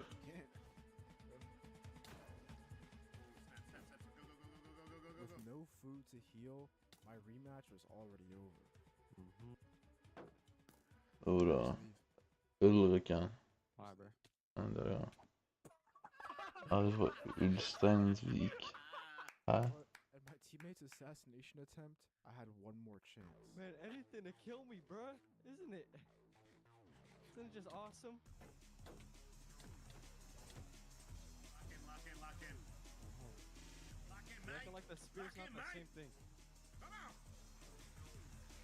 Oh, 100%. The mace just makes the player stronger. The spear is an amplifier. It's like a super soldier serum. Dronning Sonja, hvem er det? I like how you think, but I don't think Hvem er det? that's true. Lock in, chat.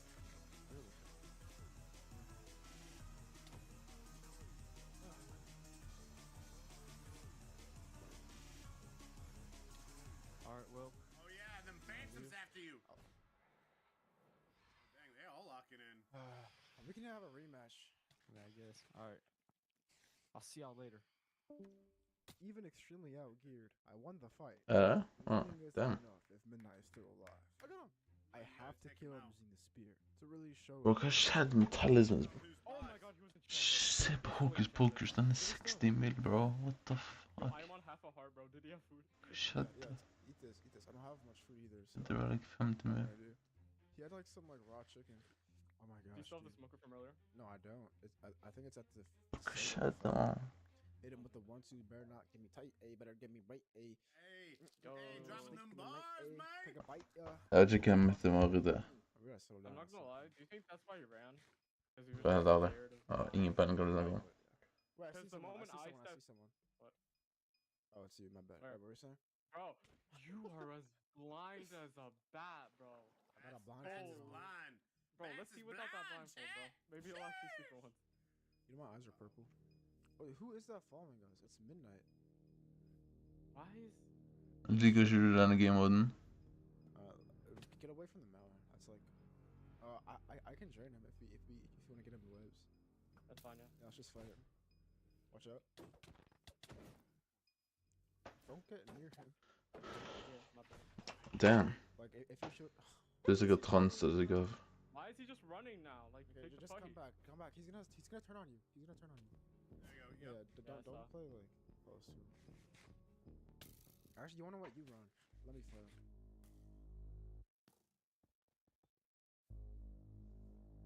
Alright, Midnight, let's see what you got. Be careful, bro. Bring it, midnight. Hæ? Er ikke du transe? Damn. Du misser out, Ank. Tell me when you want me to step in. I'm just in the back in case you need to run. Okay. Any way you need it, that's the way you want it.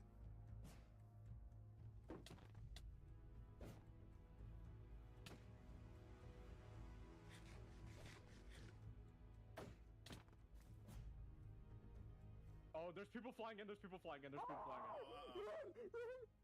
Oh my god, they're jumping him. They're jumping. Yo, watch out! Watch out! Watch out! Watch out! Oh, watch out, creeper behind you. Creeper behind you. Hide. Get in the I'm key. literally behind you. Oh, Run! Why are you running? Crouch. Are they fighting? I I don't know. Bro, get in. Don't let them see you. Oh my gosh.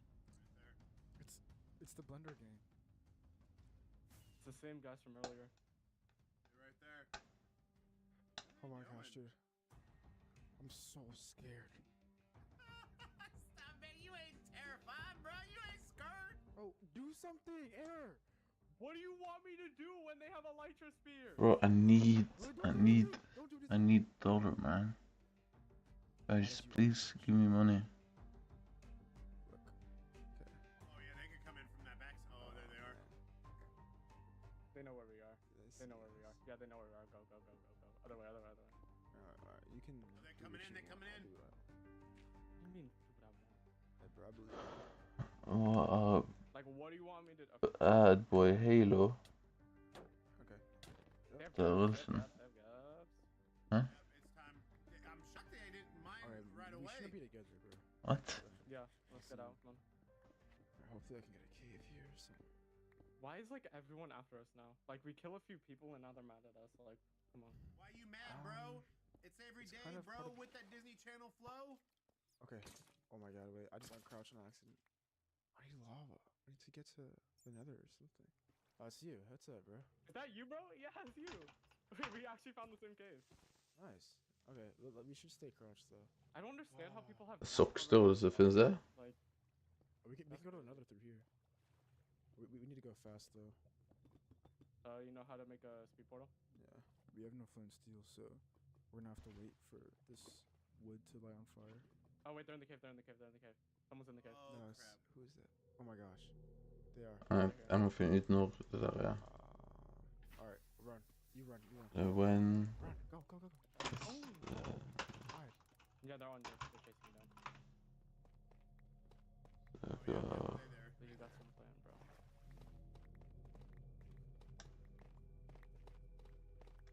Dang, bro, you gotta hurry, bro.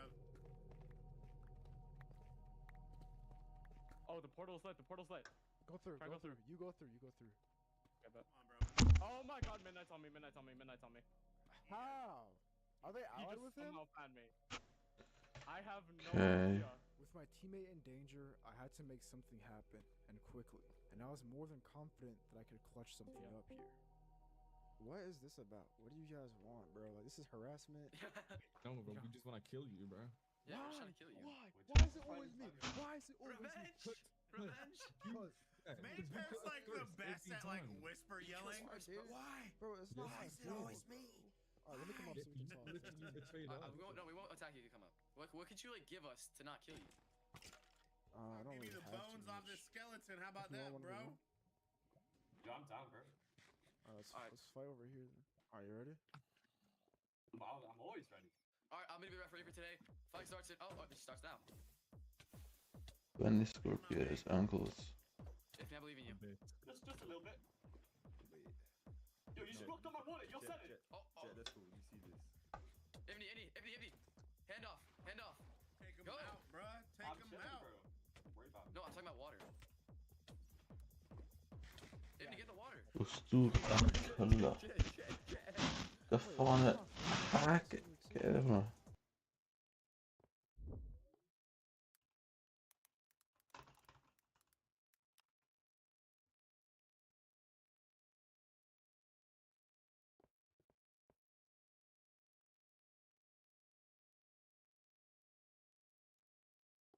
What the fuck? What the fuck? Hell no, bro. Get a spell on. No, I'm blocking it off.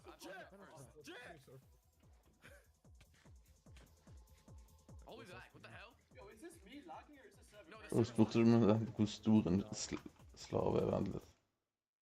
Ja. This guy's trying to intervene. Put a creep on him. And then If they know. make him die from that. Oh, I'm chilling, bro. Oh, you're chilling? Worry about it. I'll take that lava, thank you. Shoot it at him. I love that, dude. I love when people use creepers like that, bruh. Oh, yeah, I got you. Let's go. Oh, nice.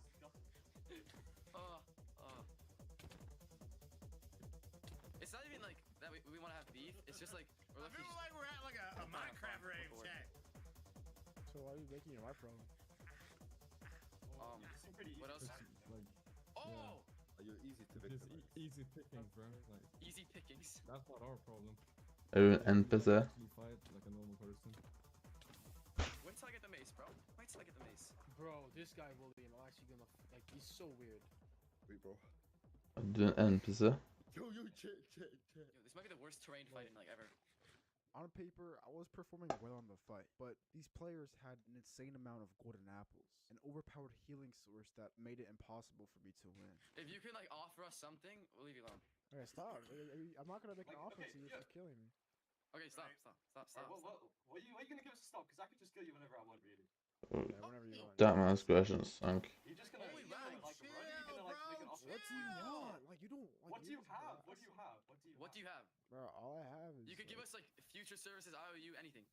Oh yeah, I guess. You can take that, but we could just like kill him now. The only way they'd let me live would be if I used my skills to help them achieve their goals, whatever they are. They were using their gear advantage to force me to be their weapon.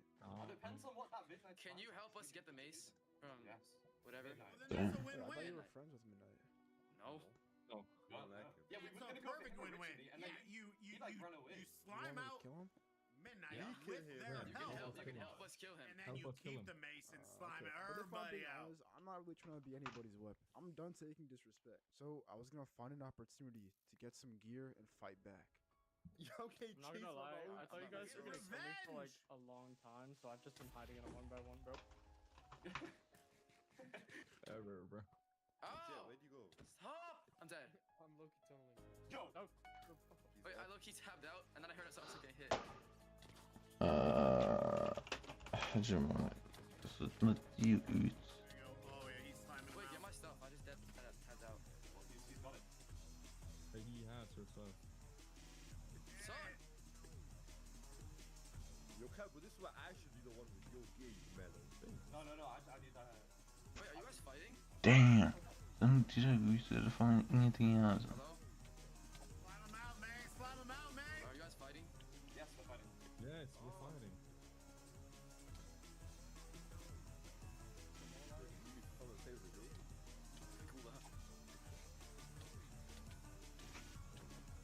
Je peux bloody respect. Oh, minute on me. You see me ran away, Vessel? Dude, It's midnight twice? liker du hot sauce beats? I don't know. I tapped out because I thought we were making alliance, and then I got killed. Like, Vad fan är du ser för några? Harassing me! Oh no! Yes, let's go! oh! You got him with the spear though. Oh my too. God. Oh my Hey, Come back Perry up, can be come back having up. that, bro. Holy. Oh my god. Yo, why is Midnight on me? What did I do, bro? Like, I guess, bro. I did not do anything. In a matter of seconds, all of our momentum fell apart. Bro, I'm heading. Hot follow me, Magandhi, just chat. Hot ignore me. Magandhi. Bro, I'm trying to get to you, right? I got a mace, bro. I got a mace and I had a spear with.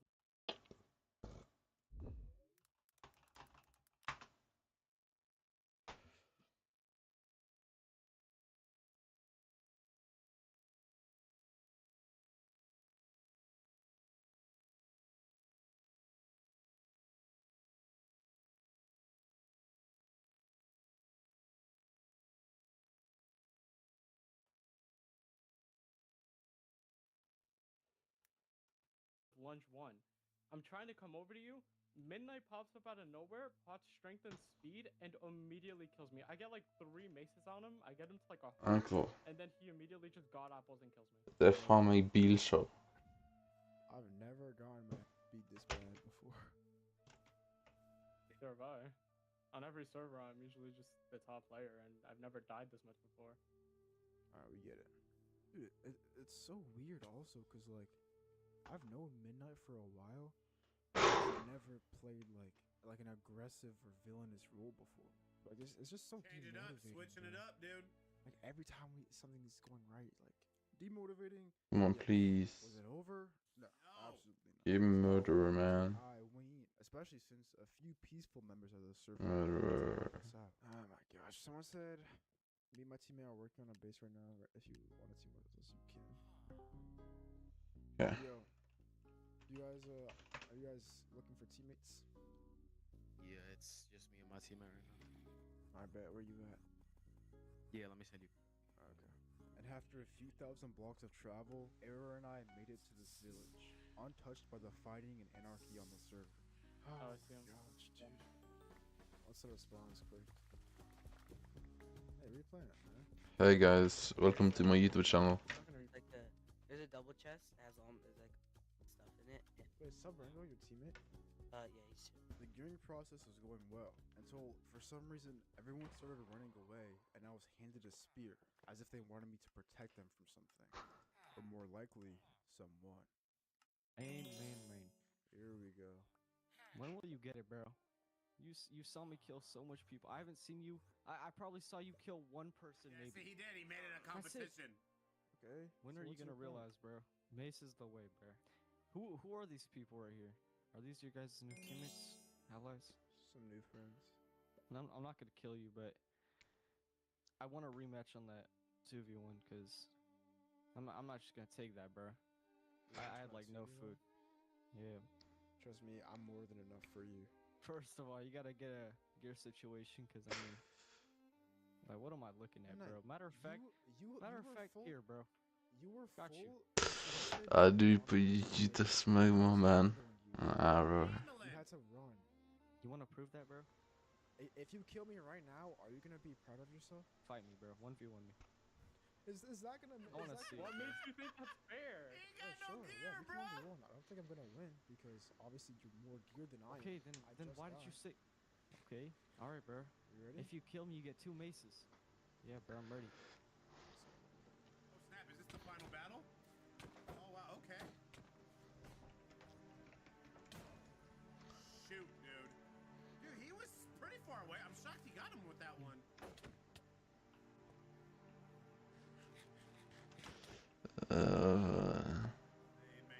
Jag hör på ingenting.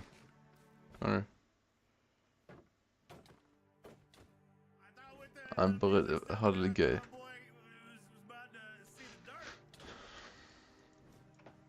I haven't even actually been swapping, bro. And I'm still getting more kills than you. I haven't died a single time. Yeah, you've died countless. It's more of a playstyle thing.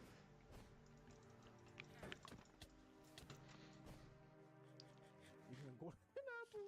You can go get an apple. Okay, GG, bro.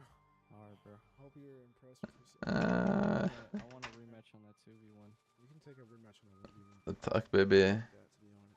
You were barely handling me in clean armor. You had to eat a golden apple just now, and I have nothing in my inventory but an axe. Honestly, you can't handle it. So. Prove it, bro. I want to see you like fight soon. Your mace is losing more value the more you sit here and. Trust me, bro. I've been. Have you seen the chat? I'll kill you later. I'll see if that's true. I'm just gonna go mining for netherite.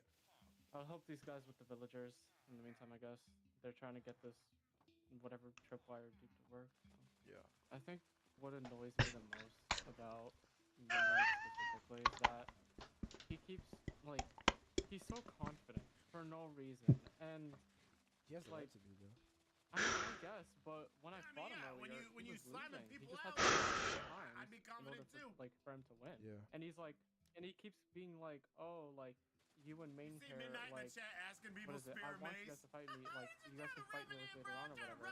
But I don't like the way he said it. He treats us like we're nothing just because we've died to him so many times. Yeah. That's just like the cycle. Like you die to someone. You know. Bro. Talk crap. Oh, I got freaking netherite. Bet. Hey, there you go. Hey yo, bet. Hey yo, chill, bro. How much? 1. Should I just X-ray? No, bro. Why would you X-ray? It's just breaking the rule. You're right. Don't X-ray. Like what? That's not how I am. Alright, guys. If you're watching, the viewers watching this, make sure don't use X-ray on actual server. Wait, what?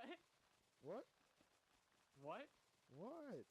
No, I'm saying no X-ray as in like when you X the ray, like not like X-ray the texture pack. You know what I'm saying? And after spending a while in the nether, I came back to my team to dispose of my loot. Man, that's wrong, dude. That's wrong. I'm here, but I'm out of food. Literally. Oh, Yo. Alright, what's up, guys? I have some goodies. Bro? That's freaking blaze rods. I got 24 ancient debris, and I mean we're pretty rich here. How are you guys so stacked? What the heck? You know what I got, bro? I got a stack of XP. I have a strength, multiple strength pots, a snout trim, you know, a stack of diamonds. Yo, chill. Yo. How are Don't you judge guys me so because you're poor, rich? bro. Man, I got some. Man, they rich, Oh, chat. okay, bet. Come here, so this guy doesn't take it, bro. What's up? Yeah, no, we got something better than lunch for you, bro. What? Is it a trap? Don't kill. Okay, now you, man. I got that specifically for you, He's bro. like Christmas came early. yo, this guy's eating all the loot, bro. Bro dropped his whole inventory. Here, look, I have a gift for you as well. I want you guys to actually both have this. I'm gonna give you half because I interrupted your peaceful grinding session and I kind of brought a bunch of violence to your village. You're humble above. Yeah. And I want to give you this Thank you, bro. for being my teammate and helping me with all the stuff that all the BS. I haven't tried it. It's math. You want Actually, can I have it? it? Yeah. I want something on return though. Okay. I'm not gonna lie.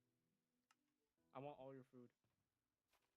I literally, I mean, you can take I'm whatever's playing, bro. left I'm here. playing. No, I'm Oh, playing. bet. Just take it, bro. Oh my gosh, you got me. I want your got scraps, me bro. right. I want your You know leftovers. what I want to do? I want to show Midnight my spear mace method, bro. You know what I'm talking about? What, like you wind trap and then you like spear to them and then you mace them? Yeah. Do you guys have any maces or anything? Or like a heavy core? No, I don't have anything. I haven't been neither to do I. trial. Okay, that's fine. I think I can trade for it. What do you have, bro? I know someone who has one. I'm over here, bro. Where are you? Up here, bro. Oh. Yep, that was a trap, by the way. Actually? Yep. I need to close my curtain, bro. It's way too bright. It's way too bright. Take a bite, yeah. Here's the dealio. Familia?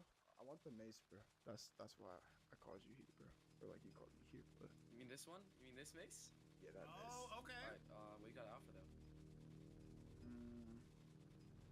Oh. I don't really have much. I have a spear. I have a trident. Oh, wait. Did you have an elytra? No.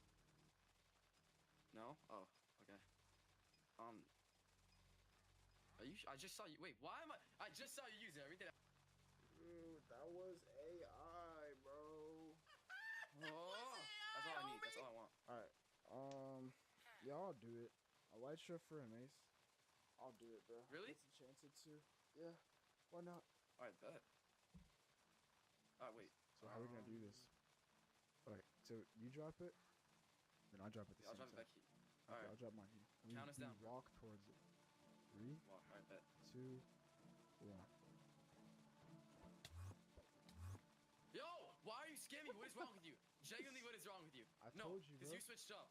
Bro, nice. Oh! Yo, what are you doing? No, I was kidding. Yo, stop. I was kidding. This is a setup? Guys. Oh, God. Yo, I was making... If you scammed me, I would have done it, but... Yo, stop. Yo, he didn't scam me. What are you guys doing? Where is he? You know, I don't care. It's an opportunity, bro. It's an opportunity. Yeah, the Nook doesn't. There he is. Wait, why are you actually fighting? About to start taking them out. Time to take out the trash, chat. What the? Are you dead ass? Who just popped? How did you fall? Idiots. Hold on.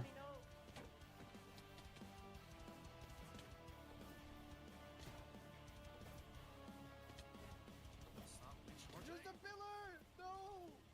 Don't die! Don't die on me, gang. Not me. Guys, leveling, bro. so much we outnumbered damage, every chat. single time, and you got actually. Yo, Chip, why you acting like you didn't die first thing almost every time? Yeah, watch out, flip. Because you Flip, sacrificed flip. me, bro. You sacrificed me. You leave me alone to fight him. Yeah, Jay, you're pissing me off. Yo, I don't know who's using lava. That's yeah. I see. You guys get him in here real quick. This is crazy gameplay.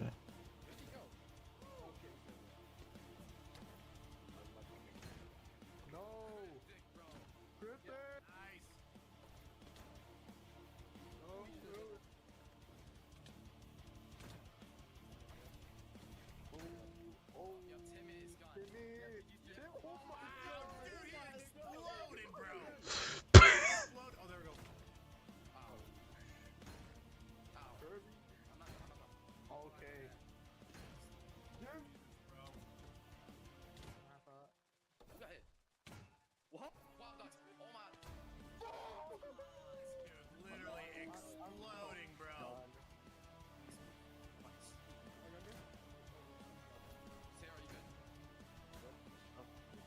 This is insane. Wait, what is that, bro? What? Wait. What's that? Oh, behind you. What's that on your head? Yo, this guy just full ran. Juicy, come back. Juicy help bro. He's so good. He's getting that revenge. Damn. Oh my, I'm turning Thunder Assassin. Reps. Oh my. Are you all dead? You're the last one, Kerbo. Oh my, I'm running out of stuff. This is not good. I'm willing to let you live. Don't die for no reason. Oh, chill. Oh, we're set up for the final scene, chat. Stop. How many totems do you have? Oh, this is my last one, please. Throw the elytra down. I want the elytra. Alright, bro. Throw the elytra down. I want that. Alright, stop pressing. No, I'm not Is done that with you, enough? bro. Throw me a totem too. Give me a totem. Who do you think you are? Alright, so. Who do you think you stop. are? I'm not giving you anything else, like genuinely. Give me a chest plate too. I want that trim chest plate too. Oh, this is my chest plate. Look at my aura. You can never have this. I'm not giving you anything else. I don't know what other choice you have, to be honest. I kind of. I'm gonna kill you, bro. You're gonna kill me? You're gonna kill me? Yes. You just watched me kill your entire team by myself. How are you gonna kill me by yourself, bro? Who said I was by myself? Oh, Midnight just showed up. You're working with Midnight? Oh, poor little main pair, bro. Oh, bro, here we go. Oh shit. Yo, Midnight, drop him, bro. Go. Avenge me. Oh, this is looking crazy. Oh my god. Where are you going, bro? Why are you running? Oh, God. This is epic, dude.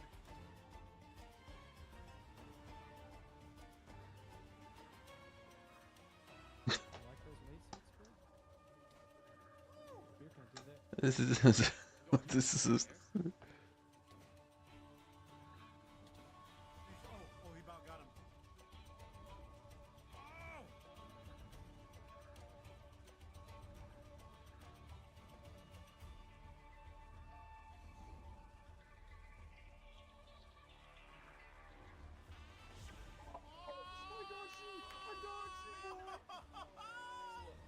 That's right, sucker! Well, you said you had Kerbo's back. Wait, yeah, wait, did he just say that? Wait, how did I die? If you master the spear, you would know that the spear has longer reach than the mace, so that's how you motherfucking die.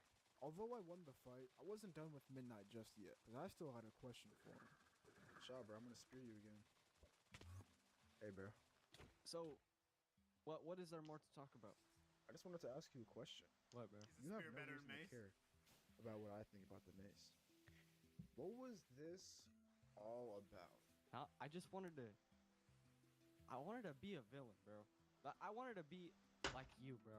You're literally like known for being a villain. You're known for being that big scary lion that on the server that everyone's like, oh, blah blah blah. He kills every player. They Boom, about to boom, team boom. up? You dominate every server. You kill every player. Midnight, bro. Boom, boom, boom. You always have a goal to kill Midnight. something or kill someone.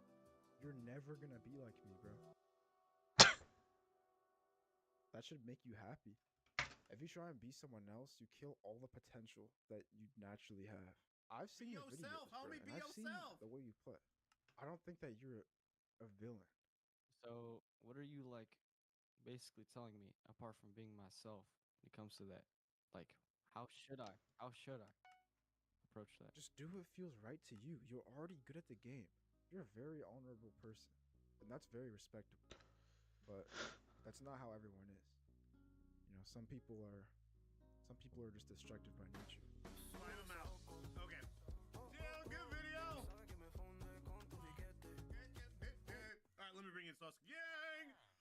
Excuse me. Hey, hey, dude.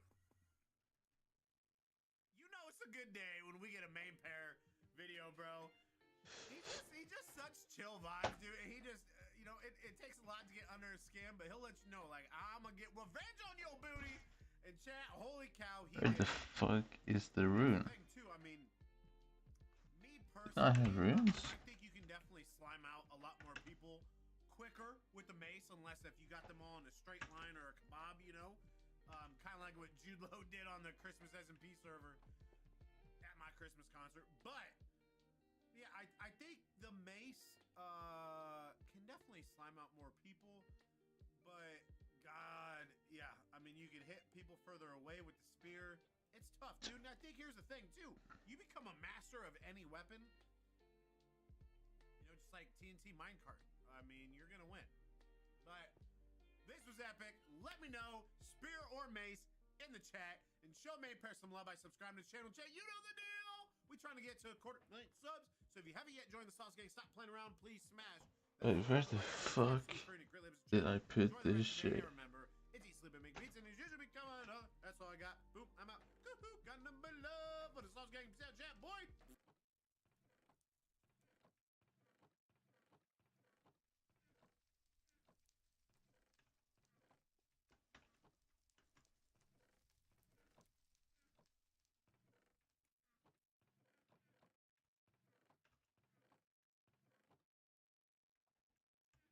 Wait, where the fuck is it at? No, man. Is there anywhere?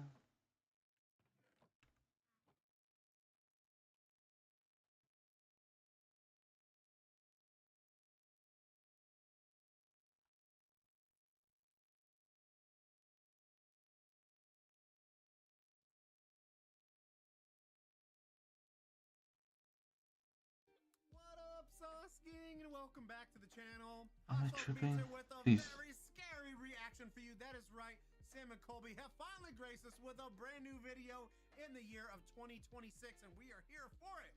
But today we're checking out their video, Ghost Hunting in 3 Terrifying Vegas Hotels, featuring the Stonolio triplets. That's right. I think this is the second video they've done with them. And chat, you know the deal. We got an EMF reader. We're gonna peep if, I don't know, just if anything weird happens during the video and it comes through the screen, I don't know, but I do want to know. But before we jump into this, can you please show Sam and Colby some love by subscribing to their channel? Chat, you know the deal. We're trying to get to 250,000 subs, so if you haven't yet joined the Sauce Gang, stop playing around. Please smash that subscribe and like button. It's absolutely free and it greatly helps the channel. But enough talking. Let's get to reacting and roll that bomb ass intro, chat. Pew. Hot Sauce Beats is finally here. Hot Sauce Beats is finally here. Eat, sleep, make beats. Eat, sleep. What the fuck? Where's the runes? Hold up, it's time. It's time for Sam and What's up, guys? It's Sam and Colby. What up, Sam and Colby? We're visiting 3 hotels on the Las Vegas Strip to determine which is the most haunted. And why Vegas? Well, thousands of people die on this strip every single year. And the 3 hotels that we're investigating have people die disturbing on the- history of what? mob ties, murders, and unexplainable deaths. And speaking of 3, we have some very special guests who we're gonna do some crazy paranormal Triplets. challenges in each hotel. I cannot believe we're actually doing this. Don't trespass. Dude, we actually might have traumatized our friend. The Vegas hauntings. Hey, introducing. Look at that. That's actually pretty sick looking. I feel like it's genuinely veterans at this point. Veterans. This is their third, fourth with you guys, I think. Wow. For some reason, I feel like this is the best time that you guys have been here. Excuse me, bro, have I sold? Y'all ready, chat? Let's get spookified. Spookified. Circus is like one of the most infamously haunted houses on the strip, and it's our first investigation. Oh. One of the oldest hotels here, and none of the hotels we're going to tonight allow filming, so we're gonna have to sneak to our hotel and not get caught. Perfect. You guys love illegal activity, right? Yes. Love it. What happens in Vegas stays in Vegas. Love illegal activity, chat. So we're gonna turn off the light of this camera and try to get in there without getting detected, because we could ruin the whole investigation right now. We could. Let's go.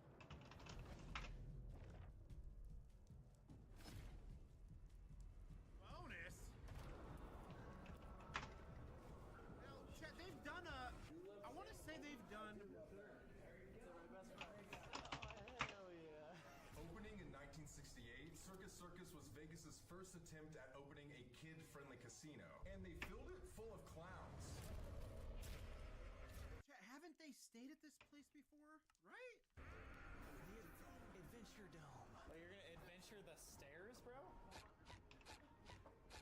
The last time I came here, I was like 5. I'm not even Okay, maybe not. I got lost from my mom and dad right here. This is a scary place to get lost. Are you feeling like a trauma revamp from that? I feel scared. I feel like I'm gonna get lost without my mommy. Can we go in? I don't know if they're gonna allow us. Yeah, that's a lot of people right there.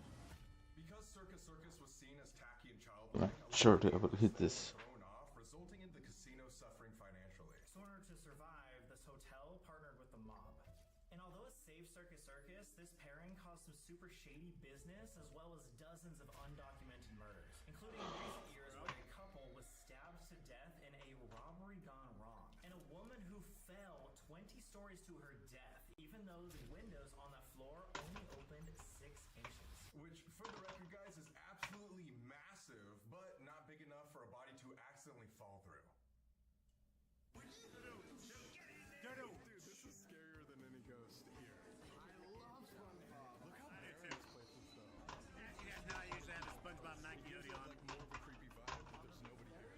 Empty and run down out of any casino I've ever seen. It's the manor. The manor. Dude, they don't even know about what's in the manor. That's terrible. You gotta love when they just say something. This hotel, this whole place is creepy because it's empty. This might be a crazy memory. If there's an escalator to the left, I'm gonna shit. Oh!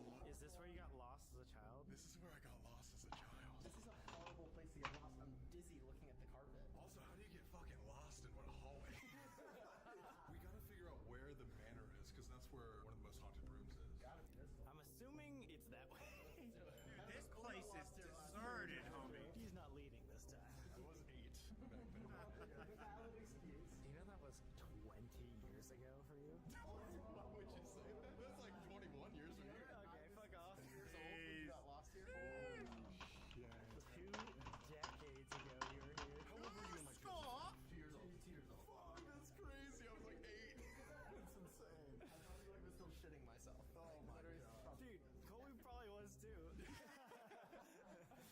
Urban legend says that the most haunted areas of Circus are rooms 666 and room 123. Although room 123 doesn't actually exist, the legend is based on a real room in Circus Manor, which is the area that we're going to be investigating tonight. I think this might be the manor. 666. I mean, if there ain't a number that is more. That looks like a creepy Motel 6.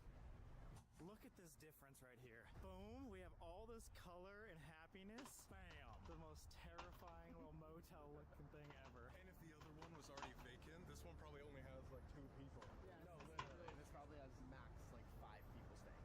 And it's only us 5. Yeah. In this manor, there was a mother who shot her own son and then died immediately after. This has led to many stories of a female shadow figure being spotted, as well as hearing a little boy spirit crying in the halls. Guests also report seeing this They phantom always boy got writing these "Help me" on spooky the bathroom pictures, mirrors. chat.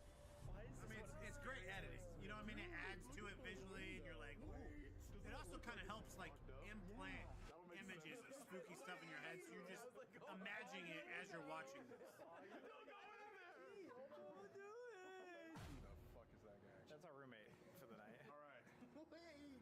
How's I'm like, oh my god. Oh my god. Holy shit. scary looking. I feel like I'm in a room with 2x4s right now. I feel like we're about to become the ghosts. This is so Oh, yeah, sketchy. the best lighting in the hotel is in the elevator. Holy, oh my god. We'll get in there and tell you about something, but one of the craziest things that happened at Circus happened in this room. Right here. Oh god. Oh my god. Jesus, this smells like the Driscoll room. This is bad. Dude, if I spent one night in here, I'd need like 40 things of Claritin. We're not exaggerating. This is really bad. This is like mildew. The lamp doesn't even work? What? What the fuck? Are we doing a 1-star hotel review right now? Like, what is happening? I was about to say, you guys have taken us to some stinky places. This is number 1. Alright. Our school, our house. Oh, okay. So much stinkiness. I thought it was like chewed, like the cord was chewed.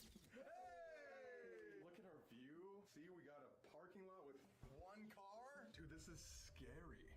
There's only one other like light on over here. That looks like you just opened Narnia. Why'd you make that face? I heard something in the hallway. Did you guys? What? I don't know, guys.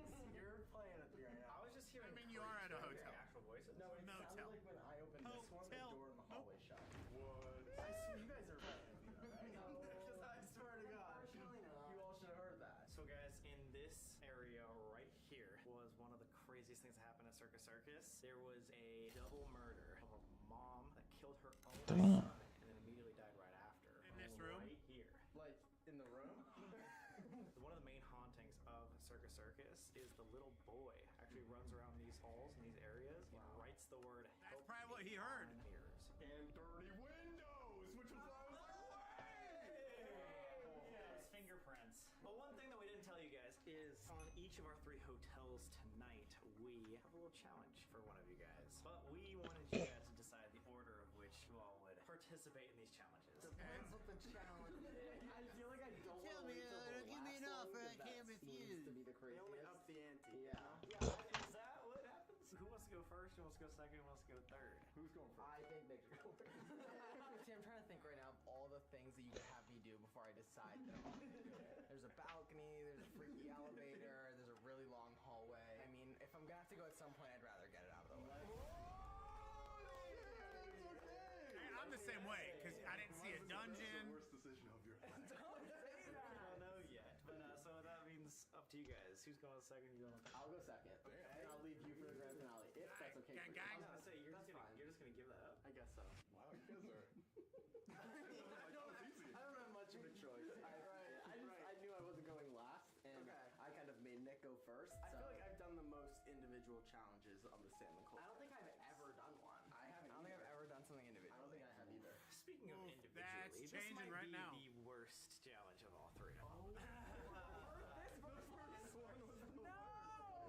Is it spend a night in this room? In this stink? Close. So anyway, guys, we got 2 rooms. Breathe one in mold. here at the Manor and one in the nicer hotel across the street. And so we're going to summon some spirits into the Circus Manor. Kind of want to just stop pest farming for a bit. Back to normal farming. Are you happy with your decision to volunteer to go first? Not at all. Not at all. He's turning bright red. I need company, actually. He's turning bright red, You'll be a Shaq. ghost by the time we get back. Well, good luck. That's awesome. You're so brave. In order to start the summoning, we're gonna start the shower to get some steam up in these bitches. Yeah. We gotta wash off really quick. Oh my god. Wait, so what's going on in here? I'm just steaming it up over here. You're just like ripping ass over here? What? No, I'm starting the shower, bro. Oh, okay, my bad. That sounds crazy from the other room with no contact. What the hell? Let it do. The shower smells the worst out of anything in there. Wonder if it's the water. It's be Nick. Yeah, that sucks. That would really suck. That would really suck. That really It's sucks. steamy in the shower. It's time for our shower scene. 5 guys in hotel room. What? The most fucking mildew ever. Already at the Alright. Manor, Nick. Are you excited? No. We think you should be the one to write this, but for a trigger event, we wanted someone to write "help me" into the shower steam in the mirror. Awesome. Let's get in there. So you're just trying to trigger the little demon. I'm so excited. Nice. Trying to get him stirred up. Stirring up that pot, chat. Stirring up that. Oh, wow. Nick, you want to write it? Want to do the honors? Gotta write help me. Help me as big as you can. Ew, I hate that. Oh, it's dripping. Oh, That's spooky. Oh my god. Great lettering. Great writing. Chris, the whole thing is capital. Dude. I'll claim to. Ew! Oh, wow, Nick. I hated that. You might hate the next part of this even more. We are hopefully triggering the ghosts here, especially the one of the little boy. But we are all going to go into the main Circus building, into our other haunted room, while leaving you here with 2 pieces of ghost equipment and some handcuffs. What?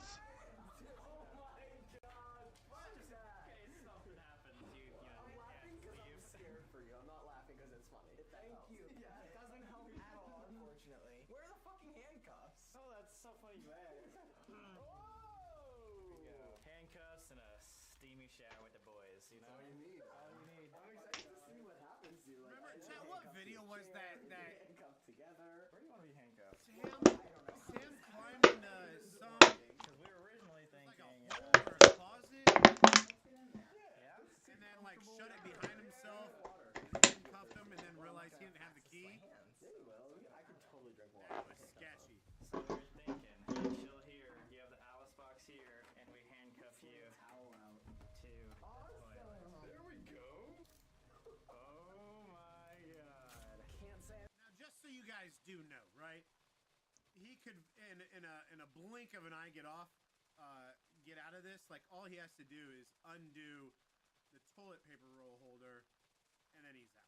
I've done this before. This kind of looks pretty fucked up, actually. How do I get out? You have to step over me. Get up and give him some time. My ex, I get out. I can. Oh yeah. So easy. Look at him right now. That's crazy. And then the help me up next to it's like, damn. Imagine like housekeeping comes in and they're like, No. It's like, how did you get in that position? I don't know. And that's the creepiest part. Is to hear the water dripping. Damn, he sounds so sissy. Don't play. So Nick, you're gonna be using what we call the Alice box, which is an ITC device, basically. Bro, sounds sissy shit. Here, which are. Okay.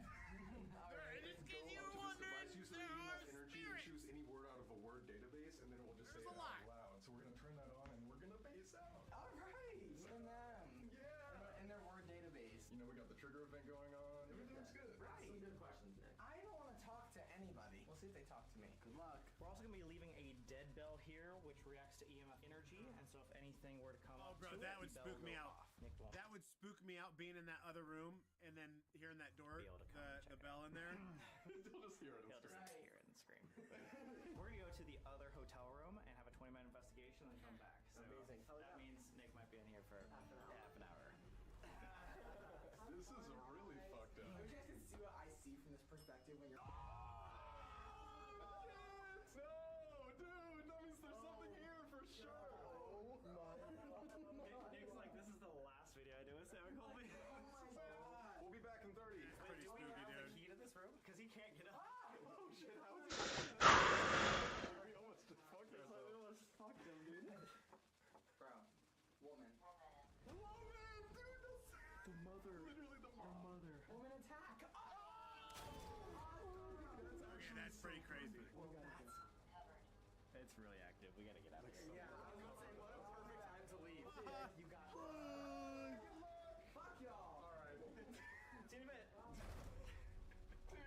Dude, I feel so bad. I'm really happy that he went first. It wasn't really forced upon him. I think it was slightly suggested. This is just some character building. He volunteered. Yeah, right? I think he wanted to do it. If there's any spirits that are in here already, follow them. We have to go all the way to this building over here. Nick's gonna be in there handcuffed for 10 minutes before we even get there.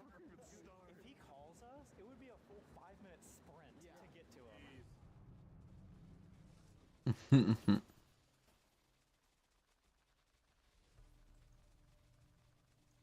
That would be spooky. I don't think you guys understand how quiet. Mattress. What about the mattress? And the doorbell? Oh, I hate The bell? Oh, I knew it! I knew it! Oh my god, I have full body chills. Oh my fucking god. You guys don't even know what I can see right now, and it is genuinely the most horrifying vision. I cannot even explain it. Let me take a picture of what I'm looking at. Oh. Nor. Who's Nor? I don't think you guys understand. My hand's literally shaking. Like I am fully trembling in fear. Imagine you see a shadow. I haven't even started yet.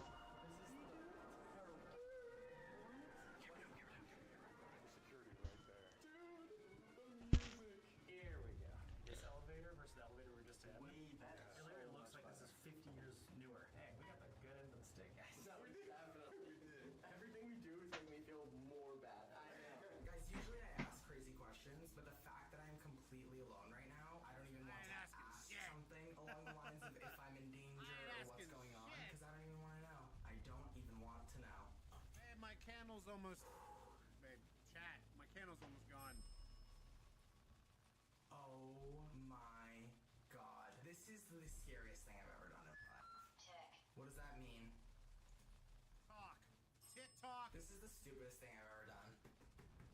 Circus was also known for a bunch of mob ties and mob activity. So in general, there was just a bunch of murders that happened here, regardless of the one that we just talked about. Thousands of people died on the strip every single year. The last one on the right. Time for pizza. Pizza free delivery. You guys go first. Oh god, it's so dark. Alright. Less harsh smell. Hardwood floor. It's a little funky. There's like a twang of like celery or something. I honestly am totally aligned. You smell that? I completely agree. You smell some celery? A little celery twang. A little bit of celery. Really do the difference. The coloring in that room is weird, bro. I'm sorry. Let's see what he's doing. Bright orange everywhere and an orange wall. Right. I did write help me in the mirror. Is that what you're talking about? Fuck. It is deafeningly quiet in this room. Terrifyingly quiet. I don't even want to look forward. So you don't want to make Nick wait any longer than he has to, but dude, it's our first investigation of the year. How you feeling? Dude, fantastic. Guys, there's so much that goes into making these videos and also just trying to compete with the years prior. But this year, 2026, get ready. We have so many things planned, like mentally. Oh, we we're ready? feeling great. To be honest, I feel like both of us have had a lot of mental breakthroughs over the past couple months, which is why we're stoked that BetterHelp is sponsoring this video. Personally, for me, therapy is something that helped me understand that anxiety is conquerable if I use some techniques. Like, for example, tonight, as we were walking into the hotel, I just practiced deep breathing, and it already made me feel so much better. For me, I'm really Like working on woosah. negative self-talk. Sometimes I'm a pessimist. Well, 'cause but remember, yeah, I mean, he got experts, I kidnapped remember there. A lot of new ways on how to stay Or not positive, lost, even sorry, when things lost. like seem rough. Yeah, dude, it's all work in progress, but it's even better when you have a professional that can actually help At any time for 0. get 10%. That bell ringing out of my sight. Yeah. Oh my god, I just got full body chills. I think full body chills. te- Are you talking about the definitely young not boy being that able to see inherently it. haunts these hallways? You have an obelisk and an EMF rope that goes all the way into the bathroom. There's a lot of screwed up things. We want to get to the bottom of why Circus specifically is haunted. There's any spirits in here in the Circus Hotel? Make sure you keep Come an up to eye on any of these the purple EMF lights. reader. Let me know in the comments if you see it move. Yes. I was like, oh my god. Yeah, I just let if there's any. If anything, shoulder. Does anybody like? Did anybody feel anything? No. If there's any spirits here, go to the bathroom and touch one of those lights. Easy. Boom on. Can you use your energy to go walk where these lights are? They'll change colors. Even if you go over there to the bathroom with a seat. My palms are sweating. That's the scariest noise I've ever heard in my life. Freeze. I was just thinking, literally in my head, how I'm frozen in fear right now, and I don't want to move. And it said freeze. Like, I just got so scared because the word freeze was the first thing in my brain. I'm gonna have a nightmare tonight. Nah, bro. Seriously, no. Do you know about any of the mob activities that are happening here at the Circus?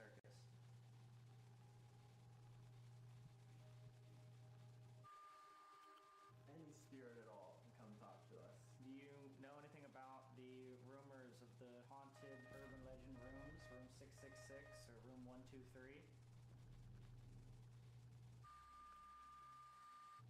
Are you still here with us? Let's go to the bathroom. Yeah, let's try it.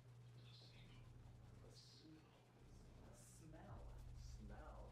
Like fake smell is what it said? Placebo smell? Debbie. They said woman before we left with Nick. Little Debbie, a smelly little Debbie snack? Somebody say snacks. Gag. The girls are gagging. Noise. What noise? If I hear... Direction. Are you talking about a noise from a specific direction? Bro, I can't. It said noise and direction. No. Oh my god, if the bell goes off... Watch. Oh my god, please do not let the bell go off.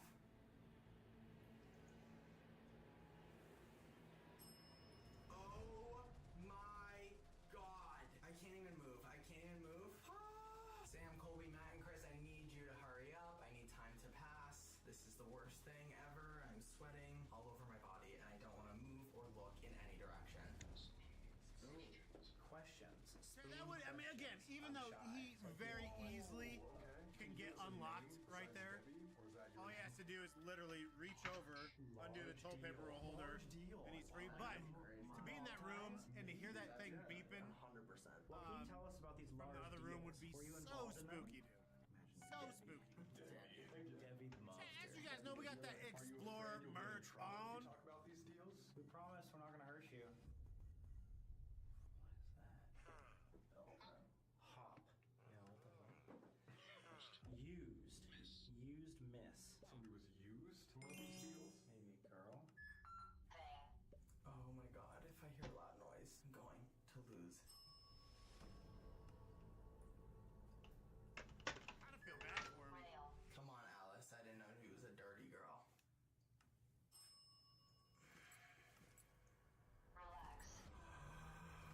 Oh my god. Oh yeah, dude. My god.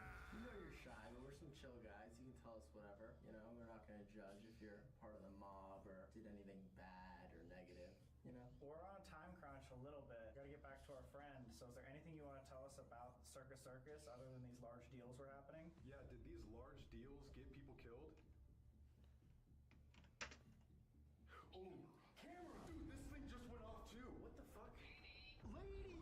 It just went off, like, behind the yellow. Behind the yellow? Oh my. Sign! Yes, sign! Lady, yes, sign! And it said Debbie. A cross! Across a Nick! Oh my god. It's a sign across. Oh my Wonder what the mom's name is. Chills, dude! What the fuck? I got chills, electrifying. I don't want to ask this, but are you talking about the kid that is here and his parent?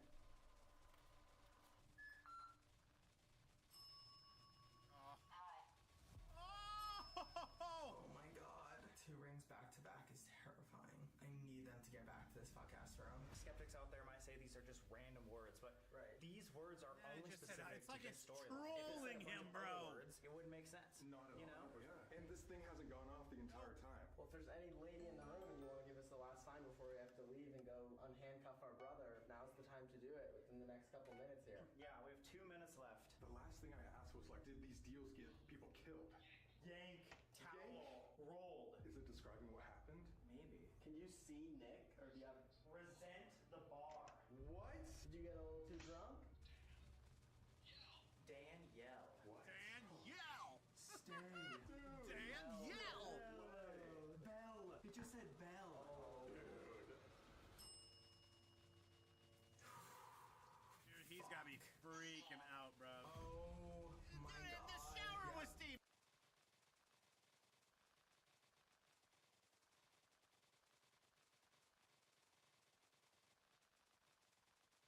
Oh, okay, chat, we're back. I don't know why my PC does that sometimes. Damn. What happened? Alright, here we go. There we go. Steam. Fuck. I'm psychic. Oh my god. Yep. There is steam in here. Chat, I'm psychic. I'm Batman. My back hurts so bad. So bad. I've been pretty nervous to ask questions this entire time. I don't know what that means. Is there anything else you want to show me before they get here? It's gonna be just me. I've never even heard of that word, dude. Farthing? Why am I doing this? Why am I inviting them to talk to me? Ooh, yeah, Farthing. Heard about 25 times now. Oh my! Is that what you wanted to show me? He's freaking out. Real shock. I feel so bad that he's even in there. We're just on our way to gamble more money. Let's go! Running through Vegas is something I never thought I'd do because of the paranormal. Never feels Nick was handcuffed to a toilet. Don't play with me. Don't play with This me. is creepy. Written and compare? Are you saying that I wrote help me and compared it to when you did it? I'm stressed out for him, dude. Housekeeping. Thank God. Thank God. What was that? That was awful. Dude, I was stressed out for him. That was crazy. While we filmed one of these videos, but that was easily the scariest thing I've ever experienced in my life. No way. Oh my God. Easily. What happened? Easily. A lot.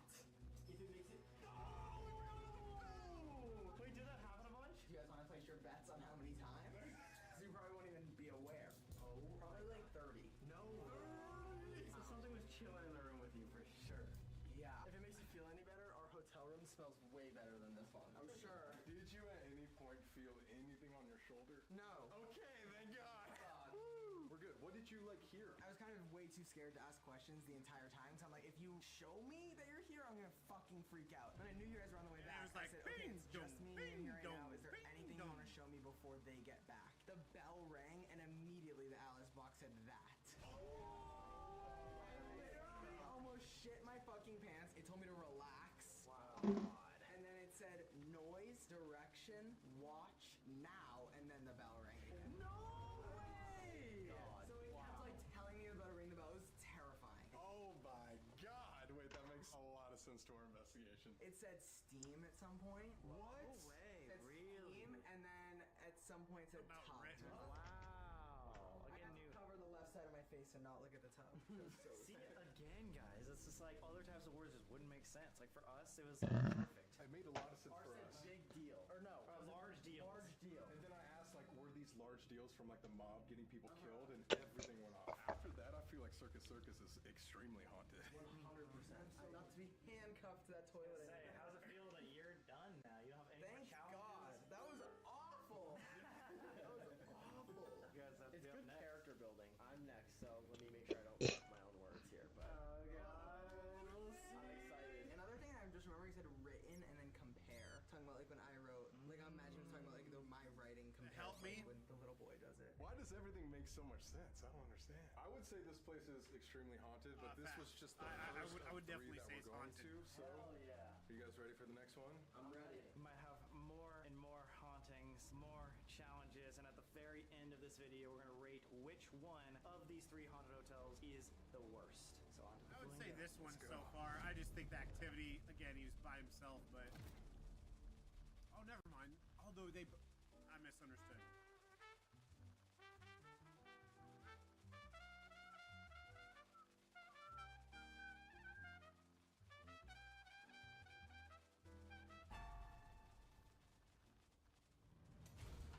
All right, guys, we are at the Flamingo for the second hotel on the strip. Are you boys ready? Let's go. My middle name's ready. I'm ready. And Chris, specifically you, man. This is your challenge. Challenge has begun. The challenge is not going to be in this room. We're actually going to go downstairs and try to find a monument of a guy named Bugsy Siegel. Commissioned in 1945, the Flamingo Hotel is the oldest operating casino on the strip. It was handed over to rich mobman Bugsy Siegel after the original owner started running low on funds. Siegel raised the cost of the project from $1 million to $6 million, and it's even rumored that he took $1 million of that for himself. But because of this, he was killed by a hitman less than a year after the building was finished. Bugsy Siegel was then given a monument in the courtyard for all the things that he did for the hotel. Bugsy Siegel was like a huge guy, part of the mob. Wait, he's a huge guy? Huge guy that was part of the mob. Like he was like one of the big. Overweight? No, dude. I don't think he was overweight. He was just a leader of the mob. So he's a huge part of the mob. He's like, oh yeah, he's like, no, sorry. He's a huge part of the mob. And that's why it's so controversial that he even has like a monument down here because he might have killed people. A bad guy. Bad guy. Yeah.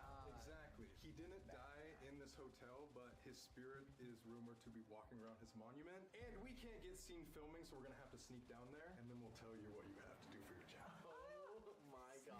Sneaky, I Chad, really hope my sneaky, challenge isn't sneaky. too like. I hope it's steal the monument. That's the only way to compare to what I just did. This is honestly like the scariest part of probably the whole night because we actually are going to do the entire investigation in a courtyard of this hotel. So if we get kicked out, it kind of ends the whole investigation. Nowadays, guests hear disembodied voices. Employees see towels move on their own. But the most notable haunting of the entire hotel is Bugsy Siegel himself. He's most often seen smoking a cigar by his monument in the garden. Damn. So let's see if he can tell us why Las Vegas has become such a haunted city. You guys hear the steps? We just turn the corner and someone. Bugsy. What if Bugsy was a big guy? It's a big guy name. Yeah, that is a big Not so. Oh my god, look at that nice flamingo logo. Almost as good as our Explore logo. That's fucking right! Let's go! Till death do us part, guys! Check this out. Newer Get collection. that drip. I don't know if there's something on the back. There is. It's like a photo of me and you on the back.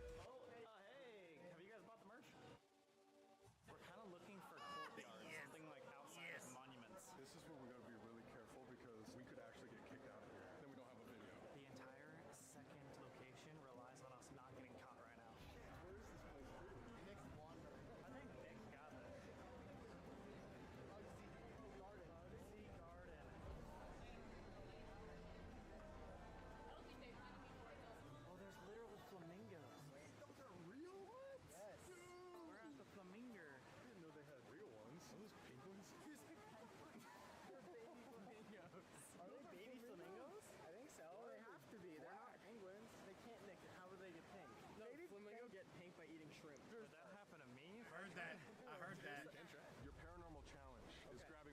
You heard that, Chad. Taking it back to Heard LA it. with me. You heard it here first, Chad. That's a good challenge. These don't smell as bad as other flamingos I've seen. How many have you smelled, bro? Unfortunately, a lot. They smell horrible. Not as bad as the first room we stayed in. No, that was actually significantly worse. It's gotta be around here. That's Bugsy. He's a big deal. He's a large guy. That's a Buddha. That's Buddha. He's around here for Buddha, rub his sure. belly for Maybe good luck. Bugsy's already with us, because he does haunt this place. Oh shit, there's a security guard. Yeah, that security guard looks like he takes his job very seriously. Very seriously. Wait, yeah, we can't get seen coming in here. This is actually... Okay, go. Is it in here? Here's the Damn. garden chapel. It has to be like right around here. Yeah. But we're trespassing, so let's get out. I'm on Pokemon Go because monuments and things like what we're looking for are Pokestops. So, and this is one of them, but my internet isn't that good. But right now we're on the opposite side of it. So we need to go through this whole thing, across that, over that bridge, over there to this. What? That is actually the Bugsy Siegel Right, monument right. on Pokemon Go. I'm telling you, That's funny. in Pokemon terms, You know how to get us there? I would, but Come on, Pokemon Master. my character isn't on the screen because of my internet. How are we finding this from Pokemon Go? Google. I knew it. We look so suspicious though. Let's I keep know. it up. Aw. All right, guys, it's been 1 second for you, but it's been 30 minutes for us. We've walked around this entire pool probably 5 times. We can't find this place. The plan is if we can at least see the monument, I'll just jump the fence, go give Bugsy his offering, and then we will talk to him somewhere else. So we're about to go out there, but it's a very public area. As soon as we get out there, we need to act fast. And if you're gonna jump, you just jump. Do we have the offering ready? Should we bring that out now? Sure, we can do that, and then maybe you just film on your phone when you get over there, unless anyone wants to go with them. I'll join you if you don't trespass, but if you do, I'll probably opt out. I think it's smarter if only one of us were to get arrested if it were to happen, so the other 4 can bail us out. That's true. Mugshot merch for Sam and Colby Part 2. That's true, guys. If I get arrested, please show us where I come. So here, look, If you look. look through here, that gap, isn't that not it right in front of there? Well, That's it. look at the map right here. That is Monument. Initially, we were going to have Chris do the paranormal challenge where he would offer Bugsy Siegel a cigar so that he would talk to us. But I'm just going to go over there and do the offering myself and then ask him to follow me. As soon as you get back, Mike, we gotta run. I'm gonna hand it through right here, okay? Here we go. Ready? All right, go for it. I'm going. Holy fuck, guys. This is not good. I only got like a couple minutes to do this. Got to go all the way to the other side. I cannot believe we're actually doing this. There's this monument right here. Here we go. Cigar on the floor. Bugsy Siegel, I invite you to follow me. Please communicate with us. Again, Bugsy Siegel, I invite you to follow me. Please communicate with us. I'm leaving you a cigar for an offering. Let's go. I'm just hoping that there's not gonna be any security guards right here because we have like 2 minutes. Oh my god, a light just turned on. A light just turned on. Fuck. Yeah. A light just turned on. What? I gotta go. Yeah. Come on. Let's go. Let's go.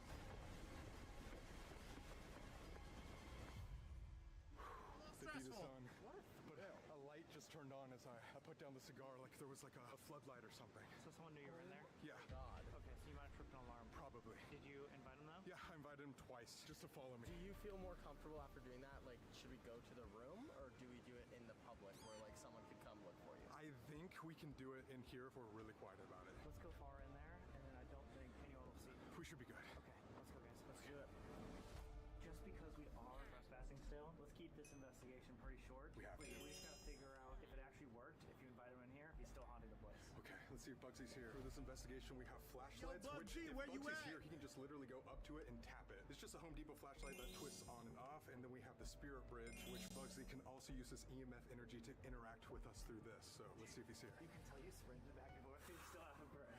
I wish I knew what to say because I would have done it for you. You guys are all chill. I'm like, guys, come on. Oh, wow, okay. All right, Bugsy, if you're here, can you please turn on one of the flashlights? Exactly when you It's so dark in here that I couldn't tell it turned off. That's crazy. Or no, it's so bright. That was instant. That is like instantaneously. Thank you. Yeah, thank Wait, you, did you say Bugsy. Bugsy specifically? Yeah. So Bugsy, you're willing to communicate with me? There's people right there. Bugsy, Bugsy, are you willing to talk to us right now? Can you come and tap this one again like you just did? What just did you just turn on and off? A little tiny tap. Okay. Wait, that's actually amazing. Oh my god. Perfect time to turn this on. Yeah. This can be really loud sometimes though. Fuck. If it's really loud, turn it off. Oh shit. Both lights are flashing on. I think it's really ready. Say Sam or Dam? Sam? I thought it said 10. Damn. I thought it said damn. Stores. This is flashing. Bugsy, why do you stay here? This is ramping up pretty quick, chat. Oh my god, it just keeps going up. There. Lies? Lies, yeah. Lies. Oh my god. Christ, bro. Accuracy. Fudge nuggets, that Dude, was loud. it's not stopping. What the? Farting? What's that? Demonic. Sounds like a demonic laugh, like a Oh my god. Dude, it's going crazy. Test. Light. Test the light. Testing the light. Affiliation. When has it ever gone this crazy before? Ever? We are in such a public place. There's probably like a ton of spirits here. Bugsy, is this hotel extremely haunted? Is there a lot of spirits here? Oh my god, right off the bat. Better equipment. Oh my god. I'm gonna upgrade like Beyonce, chat. Fucking roaster. Triplet? I heard that. Is it triplet? That's what I heard. Invisible! This is terrifying. I had to turn this off just so you know. Dude, this thing usually like takes a long time in between. Oh it's not shutting the fuck up. That's crazy. Guys, can I be unserious for a second? Uh-huh. Okay, Bugsy, if we should bet on red, hit the red flashlight. If we should bet on black, hit the blue flashlight. What's the opposite colors? Black. We are betting it all on black. Put like $100. I feel like we have to. We're not doing it. Bugsy's doing it with our Okay. money. Bugsy, were you like a leader to the mob, or were you like Chubby? Instead of big guy. You called him chubby in the beginning. He knew, bro. I didn't mean to. Call me aggressive. Effectively, you called him Lars. I'm sorry I called you that. I didn't mean to. Some bad Did juju a lot on of you. people respect you? Like, were you a well-respected guy? Madly. And the light over there turned on. Madly respected. Oh my god, I just Boom. What is going on? Dude, that light's still on over there. Sensitivity. Sensitivity issue? Aware. Dude, this is going insane. Yeah, what the fuck is happening? How many spirits are there? Did you just see that? Narcos shut that light off and it shut it down. Dude, what? Oh my god. There are some bad spirits here. Okay, that's pretty creepy, chat. These two said there was some bad spirits here? I never, ever felt Luthi I got a full sentence from anything ever. Crazy. Bugsy, are you referring to people you may have known that you think are bad people? Oh, I didn't like He's like that. thinking. Oh my god. There's a lot of people here. Is there anything at the Flamingo that's actually trying to hurt people?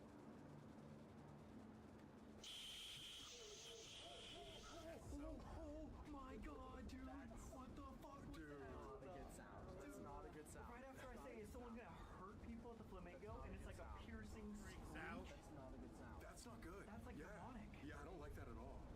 That's not a good What sound. the fuck was that? Yeah, there's a lot of people around here too. One more question each and then we should probably get out of here. Yeah, okay, let's go down the line. Bugsy, do you think this hotel is the most haunted on the strip? What did that say? Everything is awesome. Bugsy, are you happy that we came to contact you today? Assumptions. Tomorrow? Assumptions. You said today and tomorrow? Does that mean you're not happy? You are very sincere. Be very insincere? You are.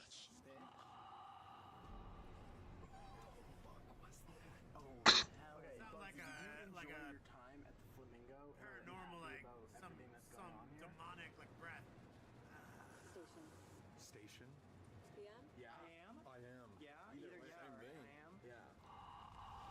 I don't Two in a row. I don't is like that, this bro? very thing. Same breath. Alright, that sounds like two different things. It sounds like Bugsy and then something else. When I asked, like, is Damn. it weird to harm people? I think something else came in. Emily. Bugsy, if you didn't die here, why do you stay here? Good question. Pittsburgh. Pittsburgh. Because of We'll have to Pittsburgh. Google that. That would be He fucking crazy. died in Beverly Hills. Any last thing you want to tell us, Bugsy? There's a security right there. Leave! I think it said leave as I pointed at security. Let's go. Let's do that, Let's go. right? Yeah, let's go. Chris, you skipped out on your paranormal challenge. Yeah, I got really lucky with how long it took us to find Mr. Bugsy, so I got out. Since we had a little side note of putting 100 on black, what if that's your $100 bill? I'm prepared and I'm ready. I'll only gamble if I'm willing to lose it, so I'm willing to lose it tonight. Here we go. You could win, bro. Lucy could be on your side. If you win, you win. If you lose, you're out $100. I feel like you kind of want to bet too. Betting $100 on black, handcuffed to a toilet for 30 minutes. Like, I'm not really seeing how this is adding up. This is like a paranormal challenge, like 100 on black. What? Right. How you feeling? Amazing. Ecstatic. Bugsy told him to do it. Bugsy, please. He's the king of Vegas, so why not? Hundo bet on black. That's all it is. Here we go.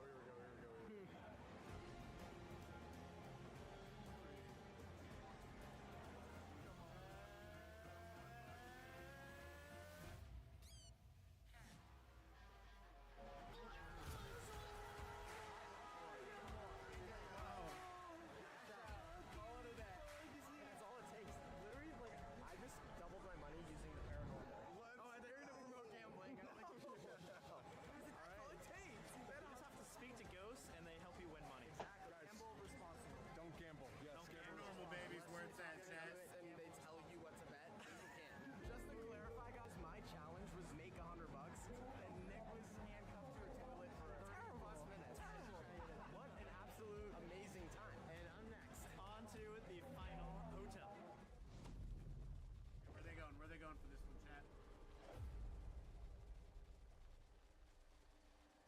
The most haunted of them all. Could I get a chicken quesadilla and a large Diet Pepsi, please? The amount of different drinks we got after we ordered what we ordered, and they're all different sizes and like colors. Yeah, didn't we all order the same thing?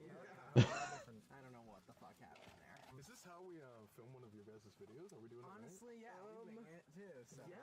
What the fuck is this? What is it?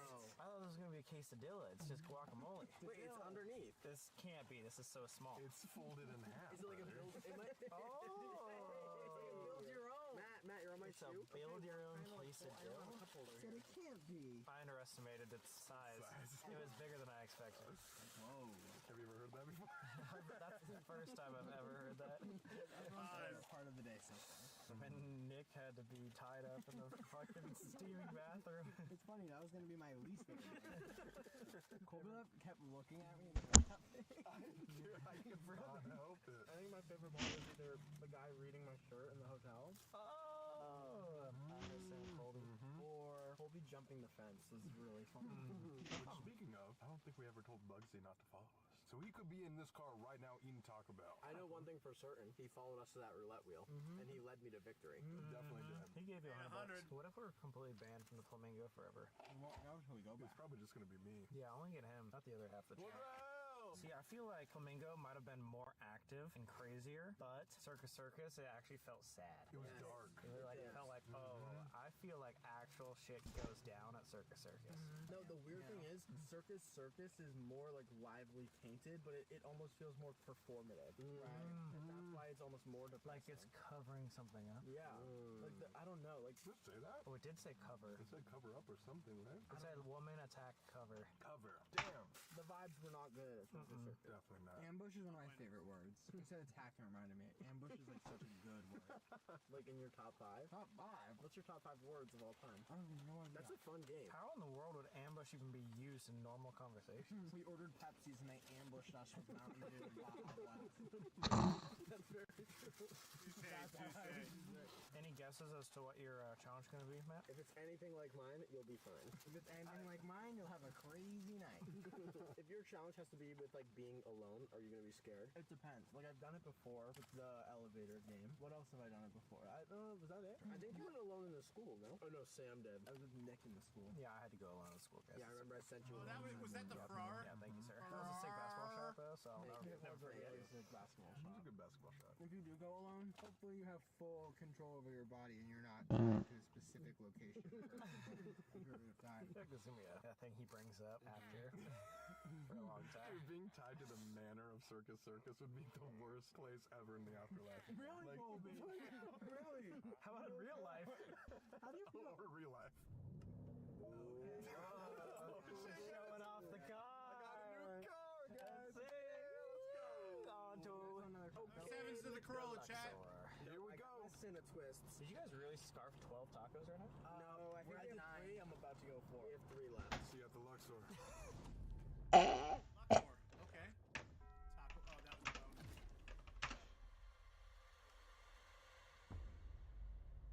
Luxor. Last hotel, boys. Here we go up here first. Dude, look at this. That's crazy. Many people believe that the Luxor is the most haunted hotel here on the Strip because it's rumored that there are more than 1,000 deaths per year just at this hotel alone. These deaths started happening the moment construction of the building began. In the 1990s, this insane project to build the third largest pyramid in the world caused hundreds of construction workers to die. And since this is one of the only hotels on the Strip to have an atrium, it's much easier to fall to your death. Look at this. It's basically a giant atrium. So everything in here has access to every single room. So every single floor you can fall off from. They find bodies on the other side of these buildings. They have to go in and sweep around all the time looking for bodies that fall onto this food court. All the time. There are rooms like all the way up daily. There's rooms all the way to the top. Speaking of, that's our room. Let's go! All the way at the top. Seeing this Sphinx like reminds me, a lot of people think the Luxor is cursed because they just like misrepresented the Egyptian culture. Yeah, and then dude, here's the Titanic exhibit.